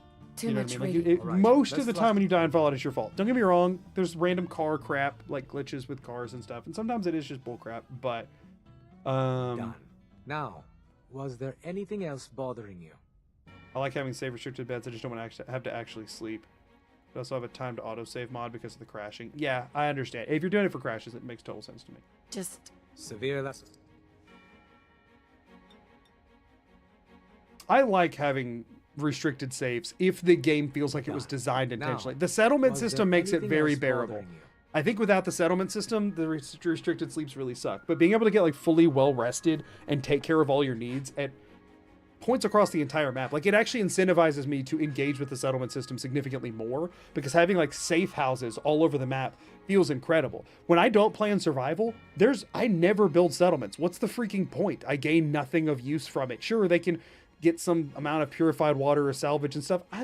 None of that really helps that much, because none of it's really that necessary. Any stuff that I need, I just grab myself and build it the one settlement that I have anything going on at, and it's just to have enough people there, you know, to have it functional. But I will just fast travel to that one and use it for everything.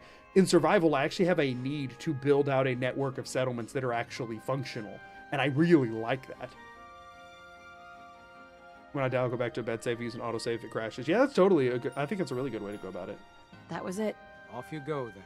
Yeah, Skyrim survival sucks because of the cold mechanic being, in my opinion, poorly implemented. Unless you need... Because, again, it's something that I think would be a cool idea, except that, again, the game wasn't really built around it. So it feels okay once you have clear skies, because you just get to ignore most of the cold issues, because every time there's a blizzard, you just turn it off. But until you have the clear skies shot, it feels freaking terrible. Do I want to grab... Oh, he has 3 purified waters. That's always worth the money. Because they heal me as much as a stim pack does, since I can't take any perks that boost those.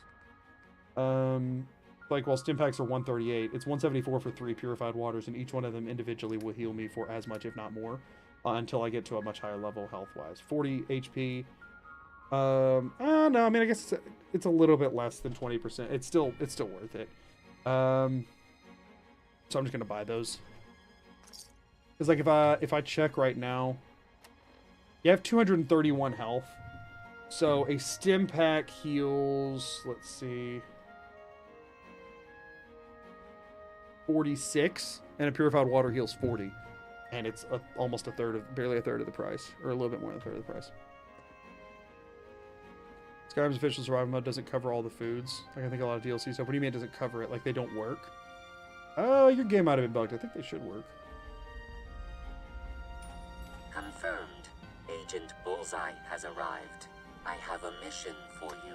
Without increasing At least if you sleep in the glowing efficiency sea, you of might sick grow a traffic third eye to flow, keep watch for you. The thing is, there's odds no of radiation in the entire cave. So, like, you know, if there was, I'd get it. increase daily. To switch to PC with unofficial patch. Restricted saves are a good feature to have back. When you crash on PS5, need to have save mod. Yeah. If you're playing on a console, I get why you'd never want to play Fallout 4 Survival. It's just not stable enough. I get to set up a new base? That's cool. Agents passive. Shut up, Pam. Okay, so that should have given me build the reflector platform. So I wonder if that's oh, it gave me Starlight. Heck yes! I hate Simoncha, and I always get Simoncha, but that's because I normally already have Starlight. But this time I don't, because I've not been doing anything. Let's go!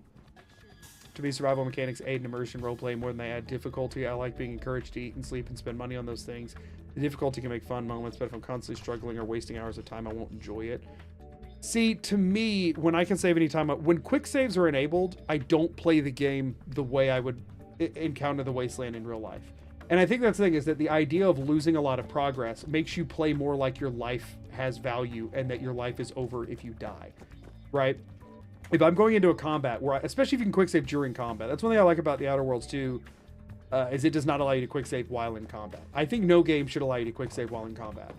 Don't get me wrong, it aids in challenge run stuff, because when you can quick save in combat, you can, in theory, do literally anything that is not time sensitive, because you can just reload until you get a hit off without getting hit and then save and then do it again. And even if you're getting one hit at a time per save, you could, in theory, do literally everything. So like that to me makes survival feel completely revolutionary compared to the normal gameplay, is because, I mean, I don't know if you've noticed, but I hit the quick save button like every 30 seconds just instinctively. It's just, I don't like losing progress. It feels bad to lose progress, but when I know I'm going to lose progress if I play recklessly, then I just don't play recklessly. Like I have to change how I approach the game, and I have to play it as if my life has some sort of intrinsic value. When normally I do what I'm doing right now, which is run full speed into stuff like a freaking idiot.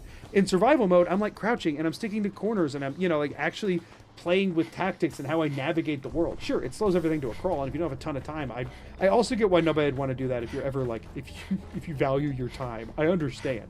But I like making it feel like, oh, there's a actual penalty for dying.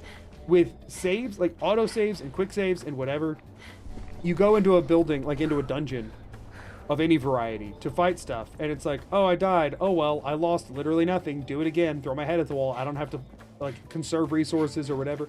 I also am really bad about trying to play things perfectly. So like, oh, I shot 50 bullets here, but I only actually hit him with 30.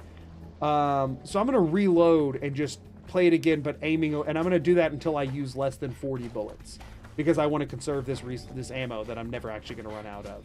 And that kind of ruins enjoyment for me on games, but it's also like hardwired into my brain. And that's what I've not been doing on this playthrough, is like, if I get through a fight by using half of my resources, I'm not allowing myself to like reset it. Like I normally would, like intrinsically. What? I just killed you. What the crap? Did he not die? Like, if I win this fight, even though I could do it better, I'm not going to reload it. If I were playing single player by myself, I would reload it, just to not use those shotgun shells and not take this damage. Because I am a hoarder in games. I am really glad I got this gun. This gun is really good for what I'm doing here. I forgot to cook stuff. Oh, man, come back. I was having fun. Oh, shoot. You said you just freaking jump off? Oh, he's legendary, so he just knows he's got that kind of HP, huh? I'm gonna stay right at the edge of this. I'm going to do this whole thing to try and get what that gun is and make sure that wasn't... I want to see what the dude's legendary is. Legendary stuff is cool.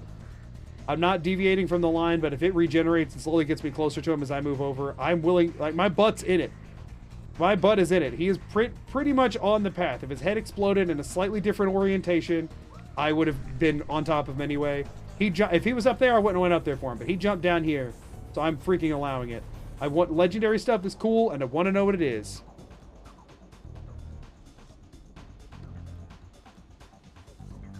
Is that Carla? Cunning Raider left arm. Aren't we glad I found that? It has a value of 30. Listen, I knew it was probably garbage, but I wanted to know. Hey, Carla. Need to pick something up? Yes, please. It's pretty long from here. Sure. Let's take a look. You break it, you buy it. I don't know what KCD is, and people keep talking about it, but I don't know what that is.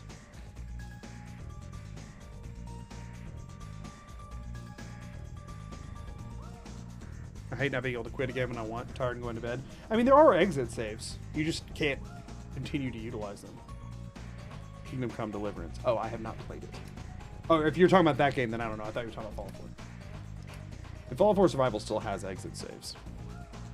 Y'all were talking about Kingdom Come. Oh, okay. I got you. Yeah, no, that is stupid. Hey, 3 more purified waters. Heck yes. But yeah, I like what it does. Did she have any jet? Really use a jet. I like what Fallout 4 Survival does to my playstyle.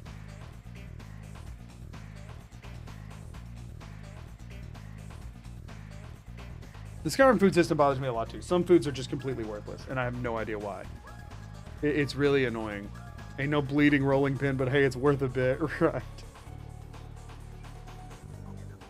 Bethesda exit saves scare me. Yeah, again, if it all works the way it's supposed to work, I think the system is well designed. But I get anyone's desire to not have to trust it. That makes sense to me.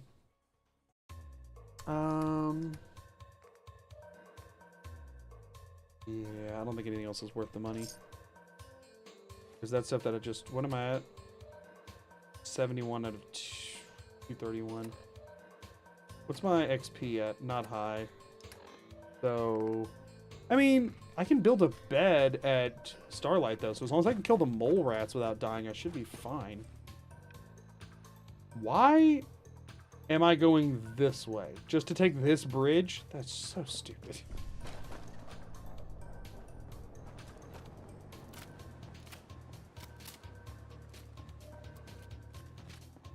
None of my guns are reloaded. Not having the HUD, I don't realize that I need to reload everything.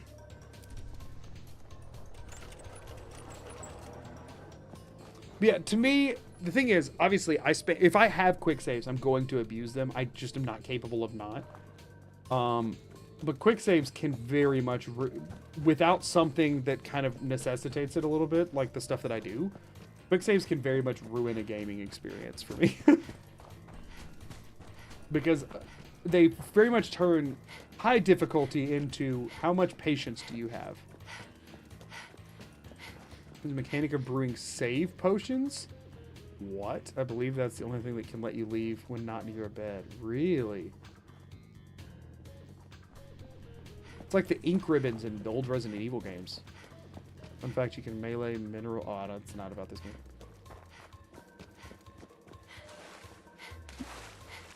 I do find it interesting how games used to restrict saving so much more than these days, like older games. Like it's one thing that's weird though is that Dark Cloud, as long as you weren't in a dungeon, you could always just save it. Dark Cloud 2, you had to go to a specific save point. I found really interesting that they like kind of made it more restrictive on a sequel. Not usually the way they go with it. The impulse of attacking disease makes a quick save function needed in Skyrim. Here's the thing, even if you just had to open your menu to save, it would change things for me a lot. And I'm not necessarily opposed to I can get why quick saves exist. I do think the ability to use them in combat and dialogue, freaking bonkers. Most RPGs I've played let you save anytime.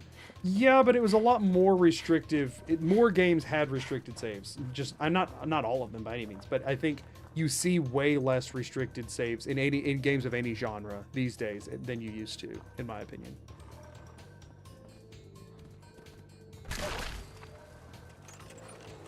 Unless it's for like a specific game mode difficulty kind of stuff. A lot of I find it pretty rare to see games these days, again, barring some exceptions, that aren't designed around just being able to kind of generally save mostly whenever. I think that, or like having an auto save feature in particular, which again I get because crashes are way more common these days than they, not necessarily more common, but like people are expecting crashes more, so I get why everybody wants everything to auto save. Like, don't get me wrong, I do too. But, and don't get me wrong, I know there's also like Soulsborne games and stuff like that that have like built-in restricted saves for difficulty's sake and that kind of stuff. But a lot of games I feel like just had restrictive saves just because, not based around a difficulties thing. in older games, not all. There's exceptions to everything I'm saying, but I feel like the trend moved to games that save a lot more frequently without you having to click any buttons over time. Platformers and action games with specific checkpoints. True. But the thing is, I do feel like platformers and action games have more aggressive auto-saving now than they used to. Again, as a generalization, I thought at least. I think we sneak as far as we can and then run. The existence of that suicider very much makes that a Sir, could you please move?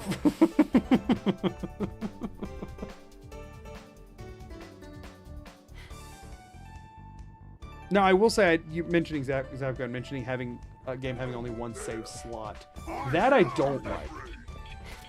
Even if you have restricted saves, unless it is like Fallout 4 Survival, where they don't want you, you know, whatever. I get it if it's for a hard difficulty thing, but if the game as a whole, I don't like when it continually makes me save over my own thing, because then it increases the chances that you just have a bad save that screws you over in like weird ways or whatever, even if it is somewhat restricted or whatever. I do think giving a backup is important, and I don't love, that's something that really bothers me about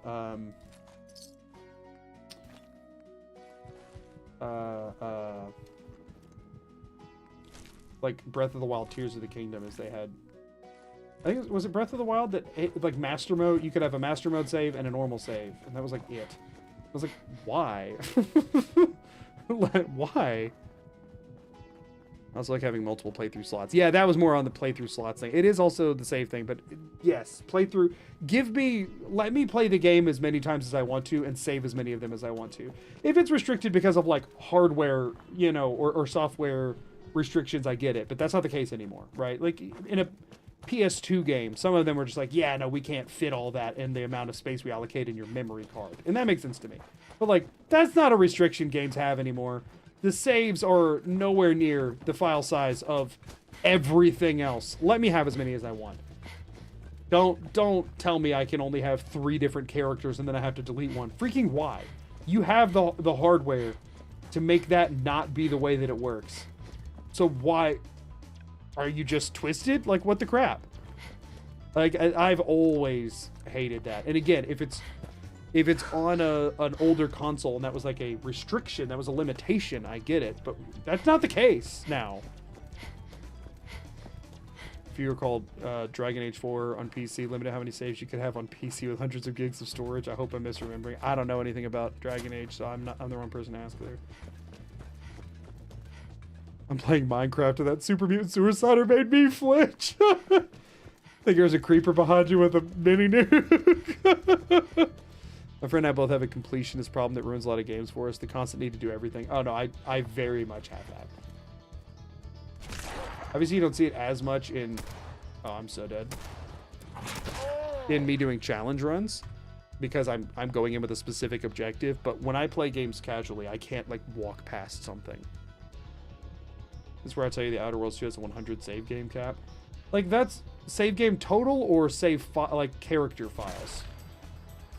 Depending on what your answer is, depends on if I'm at. I think 100 is a reasonable cap. That's fine. Ads are running, by the way, so I'm gonna stay paused here. But or is it just like total saves? What happens when you hit the cap? Does it auto overwrite the oldest or what? Is that including like auto saves, or is it talking about your manual saves?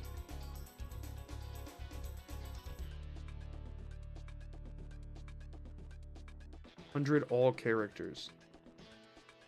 Why? No, that ticks me off. Why?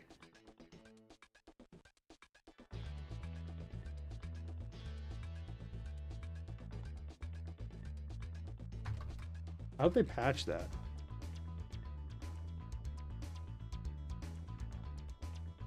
Manual saves and no idea. I just plan on offloading them to a separate save folder. Yeah, it's things you can just move them.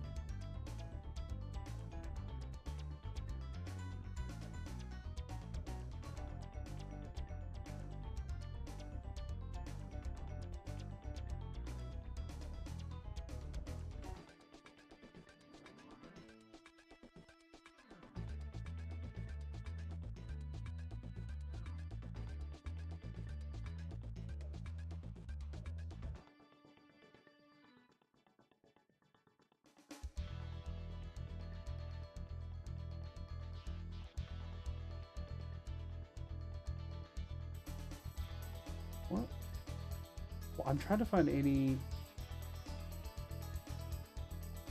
reason some games get...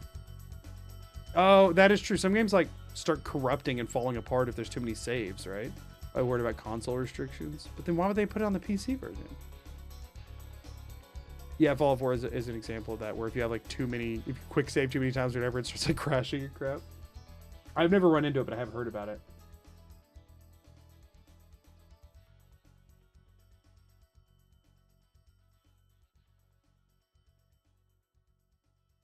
Let's see.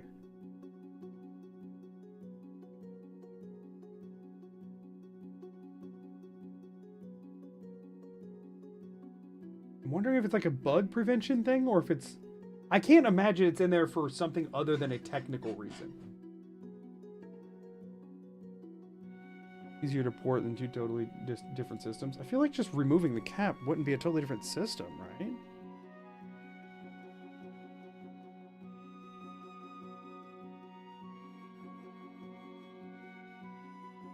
See a world in which you restrict save files to prevent people accidentally accumulating a large file size in save files. I mean, yeah, but that's kind of their problem, right? Like, or at least you could make that like a toggleable thing, I feel like. I don't know. I'm wondering if it's a... Because again, I have heard of a lot of games that bug out the more save files you have. But usually that's from overwriting the same file over and over, which this would be causing more of. I don't know. That's so strange. You'd think they would have like a reason listed for that. When people uninstall games, people tend to uninstall the bigger games. It's a weak argument. Yeah. I feel like saves don't take up that much space. I've deleted games a ton, but I always keep the saves. They don't take up that much room. Like, it'd be different if saves were like huge file sizes, but typically they're the smallest thing you have. One of the smallest parts of running a game. I don't know. I'd be curious to hear if there's, if and when there's an official response, like what the rationale is. I'm not irrational. If there's like a reason for it, then there's a reason for it. You know what I mean? But I'm curious to know if there is one, and if so, what it is.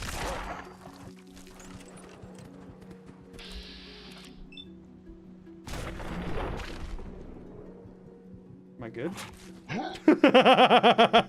What timing? Am I good? Dead. Let's just use this instead.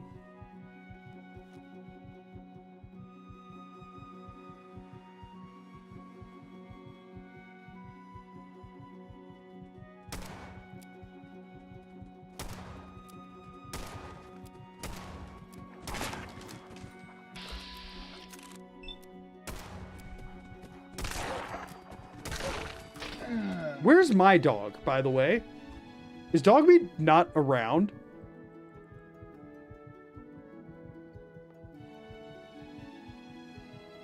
I'm hoping that's not going to come back to bite me. Let me try this.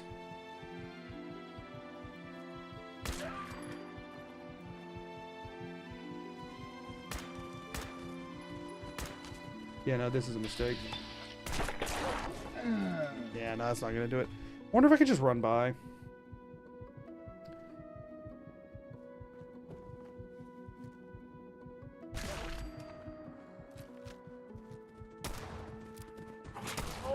The fact that this can't one-shot them is actually kind of crazy.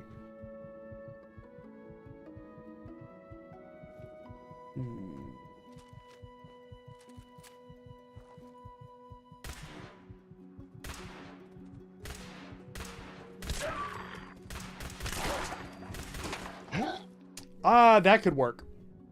That could work.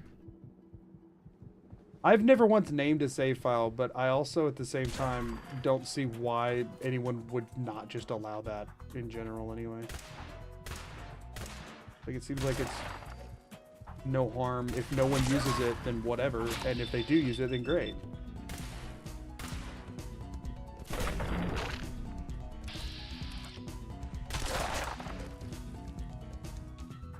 I think I did it. Awesome. Okay. I've got enough guns now that I do feel like I have an answer to most problems. It's not always the best answer, but I feel like I have an answer to most problems. How are they the ones shooting you? That is what it felt like.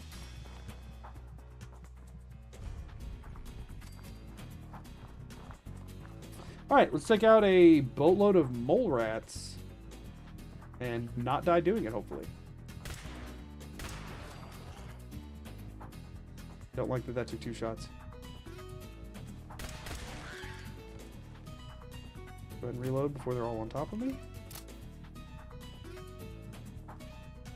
Like, I can quick save after doing that.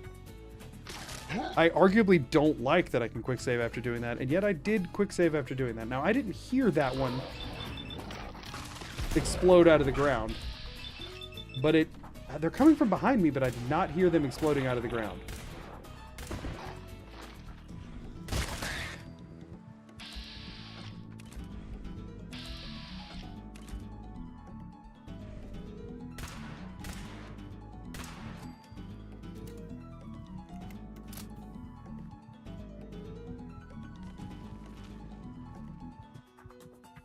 Gonna pop out.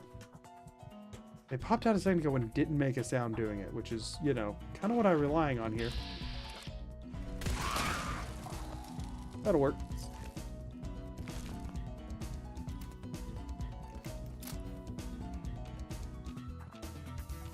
that it? Am I good? I feel like there are normally more of them. No? Maybe we're fine. I'm allowed to pick this lock, which is nice. Yes. So the VANS trail disappears behind you, right? So you can't backtrack at all. If it's still there, I'm allowed to follow it. But once it's gone, yeah. Yeah, once it's gone, it's gone.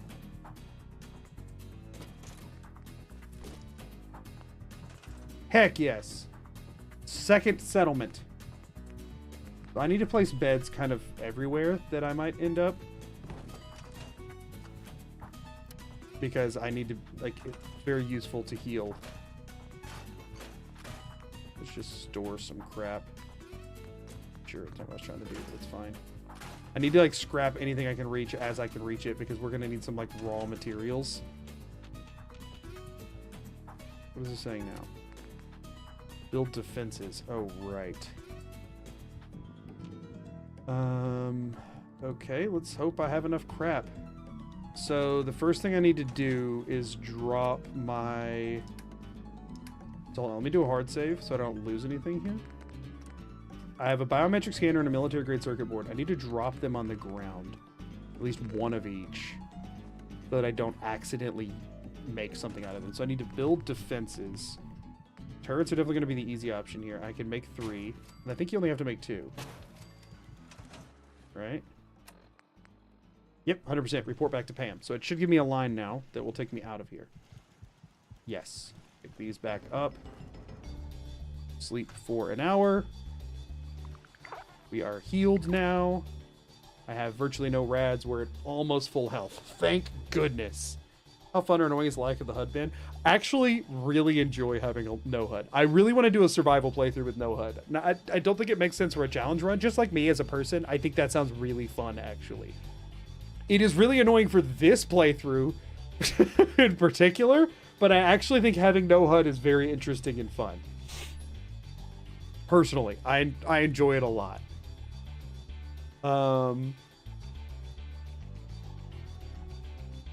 You said usually for cloud storage limits on the save thing. Oh, that's interesting. But, like, what if you're not using that? Other reasons, like, you don't have to make it dynamic UI, and some game engines get finicky if there's too many. I'm so curious what the rationale is. No HUD or menus. I think there's too many things that you would have to do that you wouldn't be able to. Okay, so we've got this place set up now. But...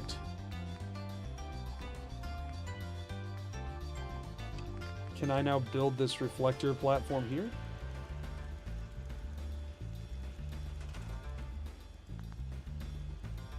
Can I just go ahead and jump to that? It needs 3 circuitry, so I need to once again ditch this stuff from my inventory. Biometric scanner, military grade circuit board. I need to make sure that it doesn't scrap those instead of something else.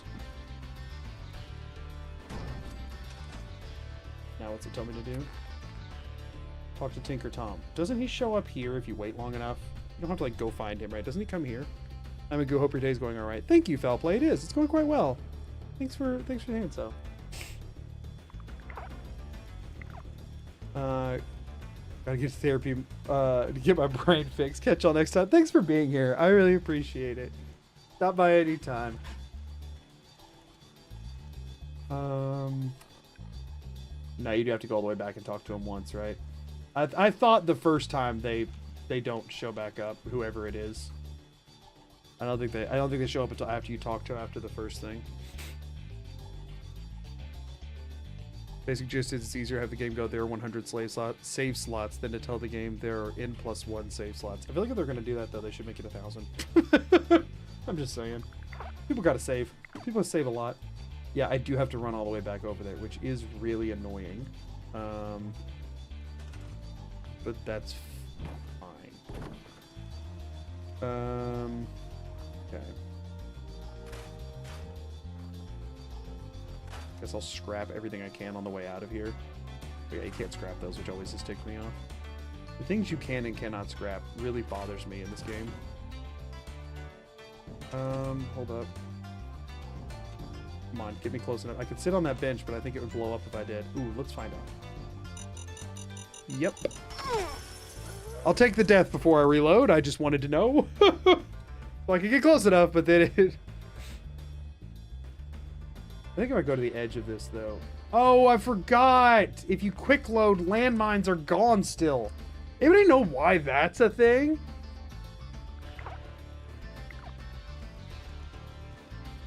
It's always bugged me. That one unscrappable picket fence in Sanctuary, I know exactly the one you're talking about. It makes me so mad. It makes me so mad. Like, why? How? Who? Who's responsible for this atrocity? Let's never sit on that stool again. But since no, even the hard reloading, it's not there. That sucks. I wanted that bottle cap mine. I forgot that that's a thing that happens. I don't know why that happens, but it bothers me. Make it worse, it can't be console disabled. Oh, can it not? I've never actually tried. I just get annoyed and stop looking at it because it makes me mad. That's dumb. Why the crap? You have to quit reload. So annoying. Yeah, I'm not gonna bother doing that. I made my mistake. I'll live with it. That didn't just light up, did it? Did something over here light up to scrap? Wouldn't be that. That doesn't make any sense. Where's dog meat?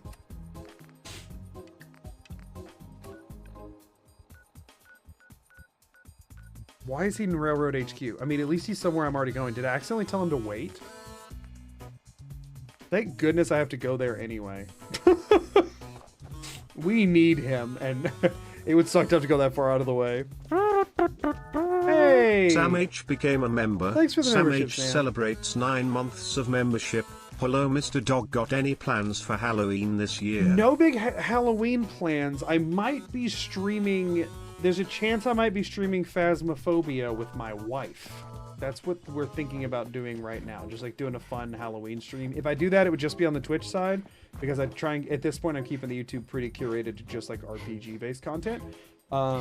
So, if anybody's interested in watching me and my wife play some spooky stuff, and maybe a friend or two, I don't know. I don't know what's going to happen with it yet. We're still trying to figure it out. But if anybody's interested, keep an eye on my Twitch tomorrow. Oh, I guess there were still more of them, huh? Do I just keep running? I feel like I just keep running.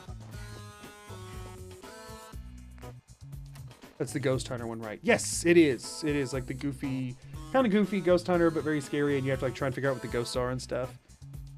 That's the plan. We're gonna be at home. We're probably gonna be streaming. Okay, that didn't do that much damage. That's fine. According to random on the internet, the bottle cap mine might be upstairs because that's what happened to them. I've seen it actually over by the workbench before. Something happened and it got like launched or something over there. And then I just, like, it was literally just sitting by the workbench and I accidentally stepped on it and died. It was in survival too. I was so ticked. Technically best to exit the game entirely before loading saves and say a heavily modded Skyrim to keep saves from bugging out. Yeah, all of the saves in all of the games feel like they're kind of borked. You have a vault suit for Halloween. I don't. I've considered getting like a cheap like knockoff vault suit that's effectively like a pajama onesie before. Covenant would actually be very helpful to get into, but whatever. But here's the thing. I've been sort of holding off on most clothing purchases for the time being, and I'm not trying to dive into this subject too much because people tend to have toxic views of this subject, but I'm just going to leave it at this, that I am a person who has experienced very, very high levels of weight fluctuation throughout life due to my own... I tend to, depending on how many like pressures I have on me, I stress eat really bad. I have a really high food drive, and I have just like a lot of mental roadblocks. Oh no! I normally, is this the bridge that blows up? It is, isn't it? Normally I just kind of walk on the side of it or swim around. So anyway, I just say all that because I typically try not to buy fun, cool things like that unless I'm at a size that I'm more comfortable with. How I look, I guess. Because I hate when I get something that I'm really excited to wear, and then I look at myself in it and it cringes me out. So I tend to wait until I feel good about myself before making purchases like that. I could see myself getting a vault suit and having fun with that, but it would be at a slightly different stage in life, if that makes any sense. Anyway, not trying to start that topic because it tends to... I admittedly am oversensitive about it. It's fully self-admitted, but also people have very toxic mindsets about it. So I'm not trying to open that can of worms. But yeah. So yeah, that's something that I think would be fun to purchase and own at some point, but not currently. Corn dog costume for Halloween. It's always hot dog costumes. I don't know if I've ever seen a corn dog costume. But I don't have any sort of a costume for Halloween, so even if I do stream tomorrow, I won't be like in a costume because I literally just don't own one and it's tomorrow. No, my bad. No, you're fine. You're fine. That wasn't, you are, no, you're cool. It's not like, I say oversensitive. The way some people talk about it makes me angry, is what I mostly mean. And I don't want to come off as an angry person. But, yeah, I've had a lot of different, like, battles with weight and health. And I tend to not it tends to pretty dramatically affect my mental state. Still on the line, right? Yeah, I'm good. So I try not to talk about it too much on stream. But yeah. Anyway, because also anytime you mention health stuff, everybody is really bad about unsolicited advice. Like, just like, if I so much as mention that I'm like working on trying to improve my health, or not exactly happy with the state of my health, or whatever, all of a sudden I will get an outpouring of advice I did not ask for. And it's from people who mean well, but it comes off as I'm making assumptions about what your health and lifestyle are like without knowing anything about how you live at all right now, and I'm telling you what you need to do instead. It's just like, comes off as very like talking down to, even when people don't mean it that way, which is why I don't usually try and run that. That's why I usually try and steer away, and I usually have the mods like supervising me to make me steer away. Things that work for me might not work for others, but the things that work for me might not work for others, which is why I never give health advice. I think that's a good general philosophy to have, unless you're like a nutritionist, or you know, like, unless that is your career is based in that and you're well studied on it and that kind of stuff. And still, I feel like in that instance, it's best to only give advice to people who you know their situation. Don't get me wrong, there's general advice like drink more water is never really going to be a negative thing to tell people, but at the same time, that person might be drinking plenty of water already, and that might be terrible advice for them that they've heard 100 times. It's just making them mad at that point. So like, not knowing somebody else's situation, I feel like, just in life as a whole, this is even outside of health stuff, I feel like it's financial, whatever, I feel like unsolicited advice is always just kind of a bad idea. You know what I'm saying? The streamer's not your Tamagotchi. It's such a good way. People tend to get a bit overbearing with health stuff. A bit is an understatement, but yes, very much so. The streamer is not your Tamagotchi is a great... Is that a you quote, or did you pull that from somebody? Who said that? That's wonderful. I love that. That actually does remind me to drink water. The thing is, and if somebody's asking for like, hey, helpful reminder, like if I have a hydrate redeem that is not on right now because I have my water that I'm drinking frequently and don't really need that. But sometimes I will have it on or all that, whatever. And it's like, again, all of its all of it context matters with everything. Generally, I think it's if somebody's asking for something, awesome. If they're not, maybe don't. Heard that from a VTuber? That's awesome. Do you remember which? Hey there. Hey, you. Randolph's safe house has been MIA since Switchboard, but now we got one of their dead drops. Got bitten by a caterpillar yesterday. Caterpillars can bite? Check it out. I have too much to figure out to give advice at the moment. I'm in Australia and it's the 31st, jump scared by Halloween itself. Oh yeah, it's Halloween for me in a little bit over an hour. I'll probably still be streaming. We can happy Halloween it. Vividly VV. I do not know who that is. I'll pull a tab up. Why not?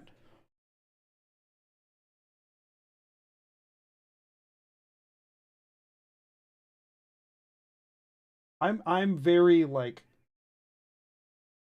very casual, like a very casual VTuber appreciator, in the sense of like I know of a few, and anytime I see clips from VTubers, I tend to watch them because I think they're cool, but I'm not like in the fandom. I don't quite have the time to commit, honestly. I hope this means Randolph is safe after I'm still all. wearing the wrong armor. Once you take...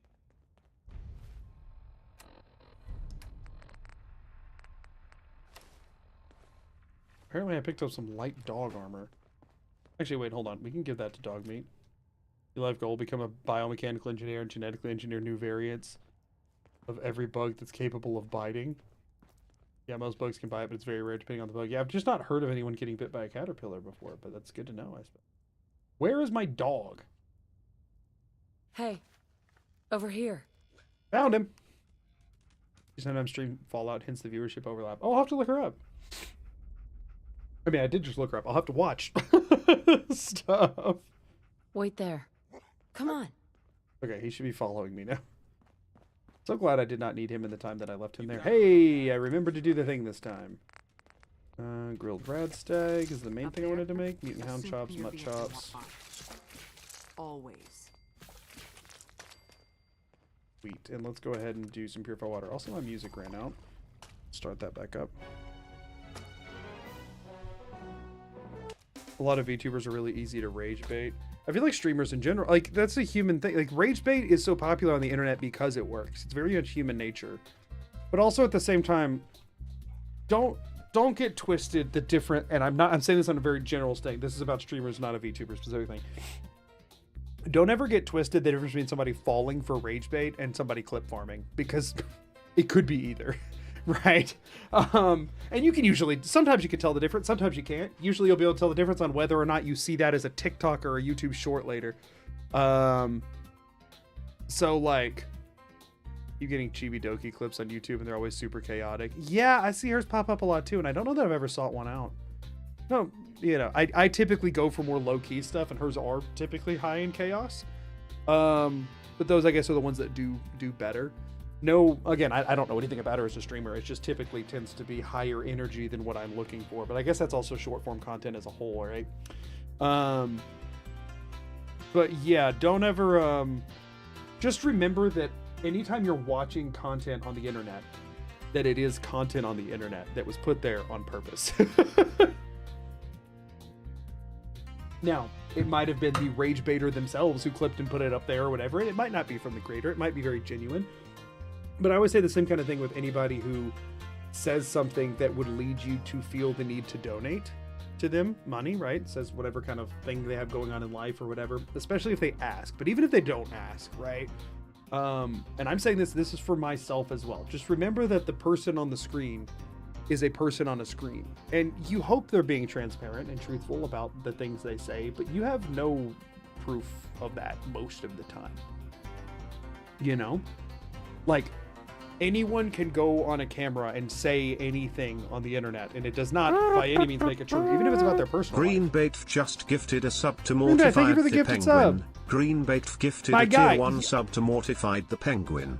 They have given 26 gift subs in the channel. You can't come and immediately gift me a sub. Like, I cannot catch up to your sub count. I went and subbed to you yesterday, and you've already gifted one back. Don't feel the need, man. I appreciate it tremendously. If Green Bay doesn't know, Green Bay, I've mentioned this a few times. Green Bay is my best friend. We were roommates in college, and he was my best man. But, dude, you can keep your money. I appreciate the generosity, and I love you tremendously. But do not feel the need to spend money on me. Been lurking for forever. I appreciate you being here, man. I like any VTubers that are at least 30 in age. And that's, again, you think they're 30 in age. I doubt everything on the internet. I just do. Again, that doesn't mean that I don't engage with it and enjoy it. And I'm not saying don't support your favorite creators and all that kind of stuff. I'm just always saying prioritize, put yourself first, because you never know if anybody's telling you the truth about anything. So, like, give when you have the means to give, but don't ever feel pressured to by some internet person that you don't, like, know. You know what I'm saying? A lot of people are quickly to frenzy spend money on each other. Is always a treat to see. Well, Green Bay's just an awesome dude all around. He's incredible. He was streaming Skate the other day, so if you're interested in Skate, or if you're interested in NBA 2K, I have no idea what's going on with that. He plays that a lot too, and a lot of other cool games. If you just like cool streams, go follow my guy. Somebody, is there any mods in chat right now that can shout out shout out for Green Bay? I can do it if not, but I'll keep playing if somebody's there that can. If so, do it in there so it drops his link. If not, I will in just a second. What's in the cache? I could go for Ballistic Weave if we needed it. Nice. That sounds pretty Thank you, high Amelia. tech. Correct. My wife's here. The cash Skate the video belongs game. to the Yes, defendant. Skate the video You only game. have to secure the Entertainers by nature of the job are incentivized to be likable and entertaining. Ooh, I think there's a fatal flaw in that message, and to not show anything unpopular in the end, you're only going to see a small part of who they are. These days, I would argue against that. So I would say entertainers are incentivized to be entertaining to a consistent audience. It does not necessarily mean likable. You can be entertaining to just the worst people and make a living on it. There are some people that like to watch someone being mean to the people they don't like, and they don't care if that person's nice or likable at all, right? Or just being mean to people in general. Some people just like watching someone else be a turd, right? So I would say that the incentivization is for entertain. That's why rage baiting is a thing right now, because it gets engagement. The internet does not care if the engagement is positive. It just cares that it exists. YouTube does not care if the ad they're showing you is before a video that you're about to love or a video you're about to hate. They care that you're watching the video and therefore the ad. So now individual sponsors and brands will definitely prefer somebody that's likable, because then they're more likely to convince somebody to buy their product. But the general like ads that run still make money even if people are hate watching. So like, you know, don't forget that. Hoping to branch out to chill streams. That's what I was getting the vibe of, and I'm excited about that, because admittedly, I don't know how to engage with 2K content, but I can engage with you as a person. So yeah, if you're interested in just watching an all-around great guy do some streams, go give Green Bay a follow. He's great. Sometimes I wish I had no moral compass so I could scam people out of their money. Seems like such an easy gig. There's a lot of really easy ways to make money that are very, if you're willing to be quite dubious. And I think about that a lot. And it goes beyond, used to it was always just, I would walk into a store, any like physical retail space, and all I could think about is how easy it would be to rob, right? I'm sure everybody does that at least sometime, where they like walk in and they're like, I could steal that, I could steal that, I could take that out of the package and take it, nobody'd ever know, right? Like that's really easy to do. But now it goes beyond that to thinking about how easy it would be to manipulate money out of people in a digital space. Genuinely feels like it would be so easy. I don't think I'm low enough on health to pay caps to do it. I have no desire to do so, because I am of the delusion that I can make an honest living on the internet without having to manipulate or otherwise dubiously influence people. But I am also of the mind that I think I would be quite good at it were I to try to. There's a side of me that I don't show on this channel much, and that's that I'm usually pretty good at lying my way out of something. I don't do it often. But Tick-tock. I'm usually good at lying and BSing people, and I like the fact that that's not something that's the reason. Another reason I stream all of my challenges. Y'all have no idea how easily I can fake challenges in a very believable way. Editing is like one of the only skills that I actually have that's relevant here, and that's the easiest way to fake stuff. But I stream everything, so you know I can't do that. But spinning a narrative is not hard, especially if you're remotely like familiar with editing practices. Easy. I did it. The platform's constructed. And I see a really good clip and go, I might like this streamer, and then they turn out to be terrible. Oh yeah, for sure. The science of this monstrosity is wow. So comedian was joking about how crazy it is that bike locks and traffic cones can just be purchased by anyone. Team visits with double doors, bike lock deployed. You're closed now. And we'll knock down the gates. Oh shoot! Set up cones in traffic and watch helpless humans drive in circles according to your whims. I mean, yeah. The number of things that function just because people choose not to wreck them is honestly shocking in today's world. Thanks, Tom. I'll find Cough, him. crypto cough. Oh yeah, rug pulls and stuff make it way too easy for bad people to make money these days, and I hate that. Go to place, find worst neighborhood, film yourself saying how rough it is here in country and it's falling apart, and post and farm attention online. Yeah, a ton of people do that. Very easy to lie to people because they always assume you're a good, honest person when they first meet you. It's not even that. I think just generally people take things at face value unintentionally. I mean, what is it that is always being said? It's like it's a lot easier to to fool someone than it is to convince them that they've been fooled. People will you'll hear information when your guard's down. You'll believe it. And then later on, when you see evidence that it isn't true, it feels like you're an idiot if you acknowledge that it isn't true. So you'll continue to believe the thing that you only believed to begin with because you weren't thinking you were in a situation where someone was trying to manipulate you. When you're laying in bed, scrolling on your phone, barely conscious to the world, you're not thinking about the idea that somebody on it could be trying to manipulate you. You're just brainlessly, and mindlessly scrolling. And that's where it gets really bad because you'll see something, it will enter your subconscious, right? And you'll not necessarily even believe it. It's just information that's there. But then later something to the contrary will pop up and you'll be like, well, I heard this other thing. And at that point, it now feels like you're an idiot if the thing that you've subconsciously just had in the back of your mind is wrong. Even if you never actively chose to believe it, it's just sitting there. But since it's information you have that now has evidence to disprove it, you feel like an idiot. Even though you never made a choice to be like, I believe in this stance. It's just a thing you heard on the internet. But something about the way our brains are just kind of fundamentally, I guess, individual, almost pridefully wired. It's like, oh, I couldn't have had bad knowledge floating around in there. This new knowledge must be really wrong. One of the places I see it the worst is with, and this is another reason I don't like talking about it much, is with health and fitness stuff online. The number of, you find any advice on health or fitness stuff, you can find the opposite advice. And somebody firmly believing both sides of it, multiple people, maybe not firmly believing, but firmly claiming to believe both opposite sides of literally everything. Everything. Down to literally anything you can consume is both great and awful for you. Anything you can physically do is both great and awful for you. It does not matter what the thing is. There is somebody telling you the opposite. And I'm not naming any names here. I'm not talking about anything because it's literally all of it. I don't believe I can acknowledge when I've integrated a falsehood, but I know I'm human and need to be wary of it. Yeah, it's you have to very consciously think about that, and most people don't. So props to you if you are. Ad Noctum, thank you for the raid. Trick or treat, Ad Noctum raid. Thank you all so much for being here. Welcome in. How was stream? Are we doing spookies? Are we spooking?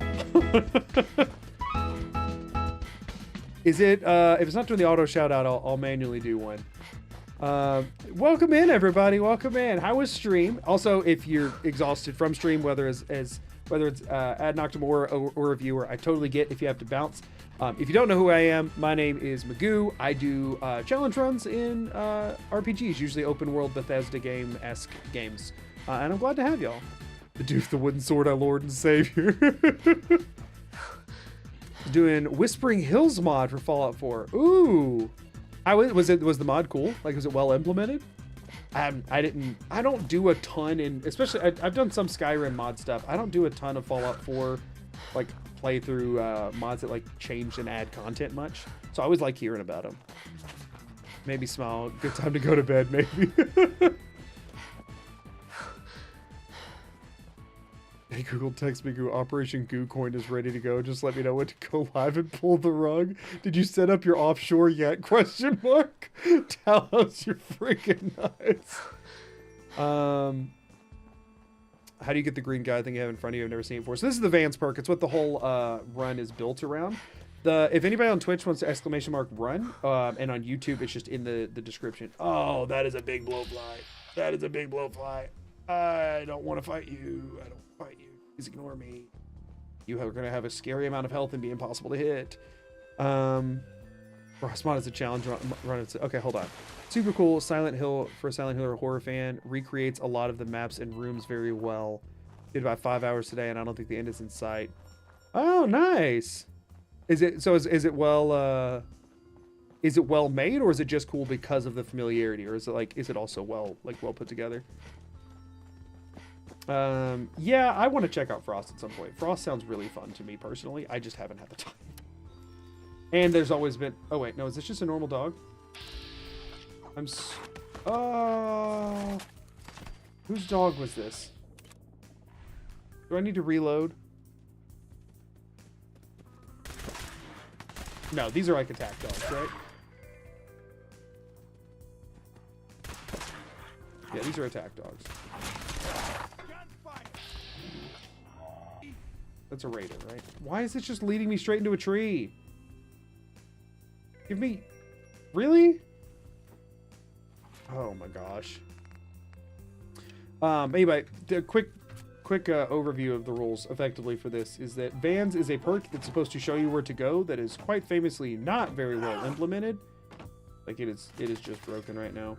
And I have modded it to stay on the screen at all times instead of only triggering in VATS like it normally does. And the whole challenge run is that I gotta reload, is that I cannot leave the line. Braun sounds like fun, he said. Have you seen my channel? I can't imagine you're here if you haven't. Yeah, listen, here's the thing. I have had fun on every challenge run I've done so far. As far as mods, it's pretty good. A couple rough edges with voice acting, sound mixing, etc. But I'm genuinely enjoying it. Hey, I always appreciate when somebody puts in the effort to do voice acting stuff for it, even if it is amateur. You know what I mean? Like, it's a mod. Like, that takes a lot of extra effort beyond just... Because I could just do it silent. And sometimes maybe people prefer that. You have reached your destination, right? Oh, now it's on. I'm trying to... Don't reroute. Don't reroute to the tree. Go, go, go.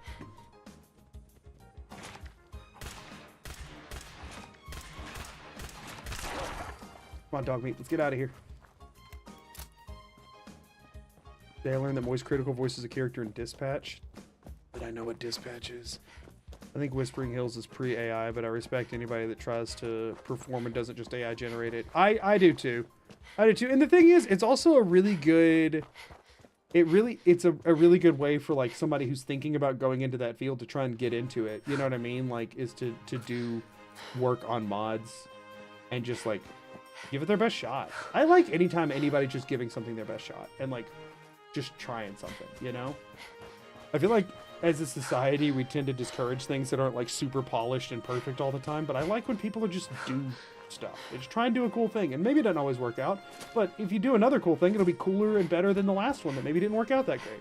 And that's how we get really awesome creatives in the world. And I think we need to do a better job of encouraging the ones that aren't great, so eventually they make something that is, even if it isn't great. And if it is great, then obviously encourage it even more. Maybe not even more, just as much, we'll say. Video game about superheroes. Huh. Reloading because the line guided you to a tree for character development is behavior. The thing is, the other option was stand there and die, which was about to happen and was going to send me right back to where I just was. Like, we were in the same situation either way. Literally been on a rant lately about how our algorithms show us so much polished and edited stuff that it can make learning to be decent at things feel discouraging. Oh yeah, for sure. I just stood still long enough to get absolutely blasted by these guys. What? It stopped here. It stopped here. It stopped here. Why are we doing this again? Oh, I had to turn my gun on. Sorry. Vans is struggling. No, I mean, I get that. And that's from somebody who, to be honest with you, the only reason well, not the only reason. I think one of the main reasons I've been as successful as I am is because people are pleasantly surprised with the amount of polish my videos have. But the thing is, I made a lot of crap videos on different channels before I started this one. So, like, just need any perk that's going to lead me, or any quest that's going to lead me anywhere. Is this just a broken area? Do I have to, like, okay, I need something that goes the way that I'm facing. Museum of Witchcraft, sure. Give me something that takes me over there, game, please. Reset, reset, reset. There it goes. And I'm dead. Cool. Glad I figured that out just in time. The research on your culture video was insane. I mean, it took 100 hours for a reason, but I'm glad people appreciated it. It got way less attention than most of my other stuff for whatever reason. Okay, so we're trying to go over here. Do I have anything that takes me to Preston? Pretty sure. Oh, I have Sanctuary. We'll do Sanctuary. We'll have it take us a little bit different direction. Got some new black socks, and they're kind of comfy. I'm glad to hear it. Yeah, no, it can be daunting to get into stuff now because people are expecting everything. Because the thing is, the barrier for entry's gotten a lot lower, so it's a lot. You don't have to be as skilled to make something really polished these days. However, it is still very difficult to make something that is very polished and still has a unique flair and personality and style. And people only figure that sort of a thing out with time, right? Like, my editing style is cobbled together from years of working on different projects. It came together with a lot of time. And it can be discouraging to try and put that amount of time in when people are, like, slamming you if you know, do anything slightly less than perfect, you know? Dang it. The original Ad Nocta Media was a video essay channel, and I totally get that. Stuff that I thought was immaculately researched and presented would go nowhere. Stuff that I felt cobbled together would go viral. Yeah, people don't care about what's the most accurate and interesting. They care about what's the most sensational. You know what I mean? No, it's not what they care about, but that's what they click on and watch subconsciously. You know what I mean? Got a new video game hate: limited vendor cash in an item in a game mode which is not time sensitive. For example, Fallout 4 Merchant should have unlimited caps unless you're in survival mode, because limited money just means I have to waste time waiting. That's totally fair. I also love how you hate the Brotherhood of Steel and love Railroad, because that's literally how I feel. And I feel like weirdly a lot of creators tend towards the Brotherhood. I don't really know why. I'm gonna just try running again. Plus, if you make something now and it's worse than what AI can do, it's kind of disheartening. The thing is, worse than AI can do, I think, is super subjective. If you make something now and it is lower production value does not equal worse. And that's the thing, is that people have equated the two, right? You can make AI generated videos. You can even take footage and have an AI edit it, and people will say, oh, well, unless you can edit better than that, you should have an AI edit the thing. But then it's like, there's no personality in that. It's just whatever the AI made. You know what I mean? And so, like, that is another element. I get emails all the time from people wanting me to use their AI video editing solutions. They're like, oh, you're a creator, you should be having an AI edit all your videos for you. And I'm like, that would make very quickly kill my channel completely. You disappear. No fair. Well, goodbye, world.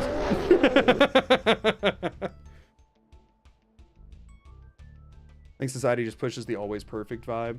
Yeah, but I think also... Time to die. I don't know. so here's, I'll give an example. So I think my stuff is pretty high production quality, right? I had one video I posted. It was right after I got this microphone. And the audio, because this microphone rendered a bit different than the one that I was using before, the audio on my first video using it had a... Give me 1 second. Let me try and blast past this real quick. Or negativity bias. I mean, yeah, there's always some of that. I feel like that just kind of tends to be how the internet goes too.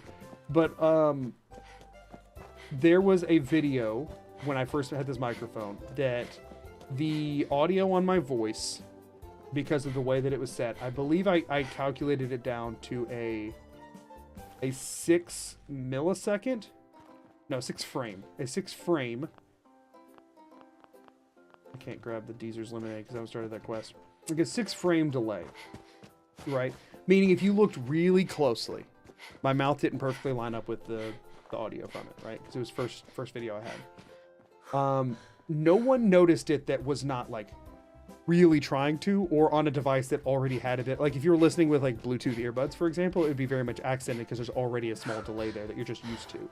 But when the delay extends by a little bit, you notice it a lot more, right? But it was only in some shots, and you could only really tell when I was like pretty full screen. If I was smaller on it, you really couldn't tell at all. And I didn't notice it until, like, I mean, I edited the whole thing for like 100 hours worth of editing on this video, and I didn't notice it. Now, to be fair, when I edit all my stuff. I have to use proxy files, so I edit at 1/4 of the quality. When I edit it, it looks like trash. It all is fuzzy and awful because my computer can't run the edits otherwise. Like these projects are huge. And I don't like breaking into multiple projects because I like being able to see it all in context.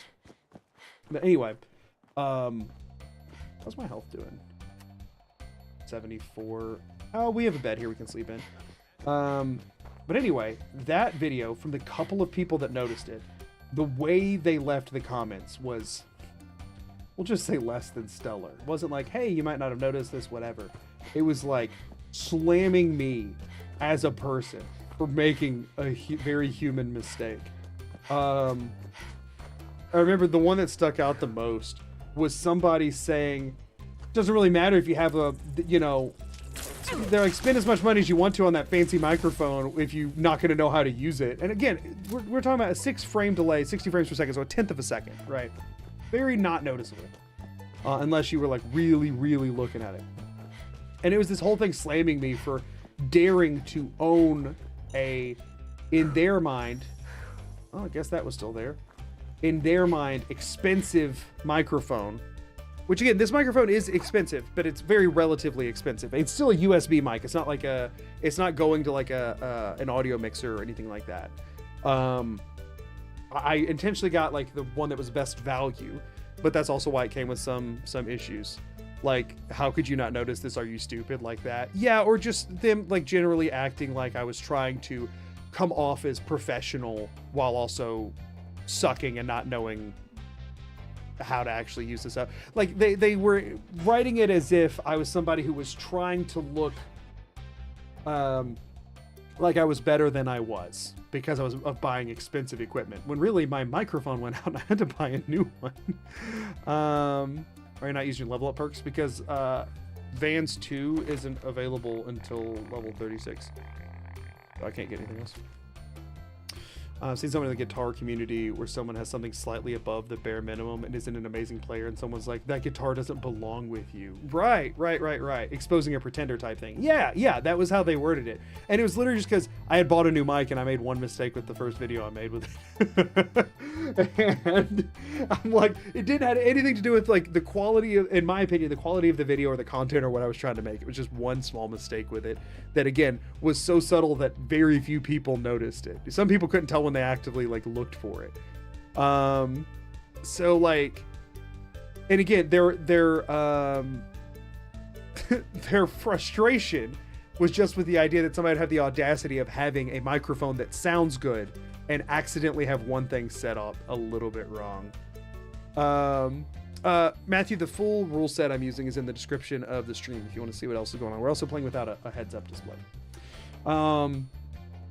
But yeah, people online can be very intimidating because just by nature of your videos not being on par with somebody who does this for a living and has revenue coming in that can purchase better stuff and hire editors who do this professionally and stuff, just by nature of you not being able to match that level of quality on day one, there are going to be people that act like you do not deserve to exist on the internet or post stuff.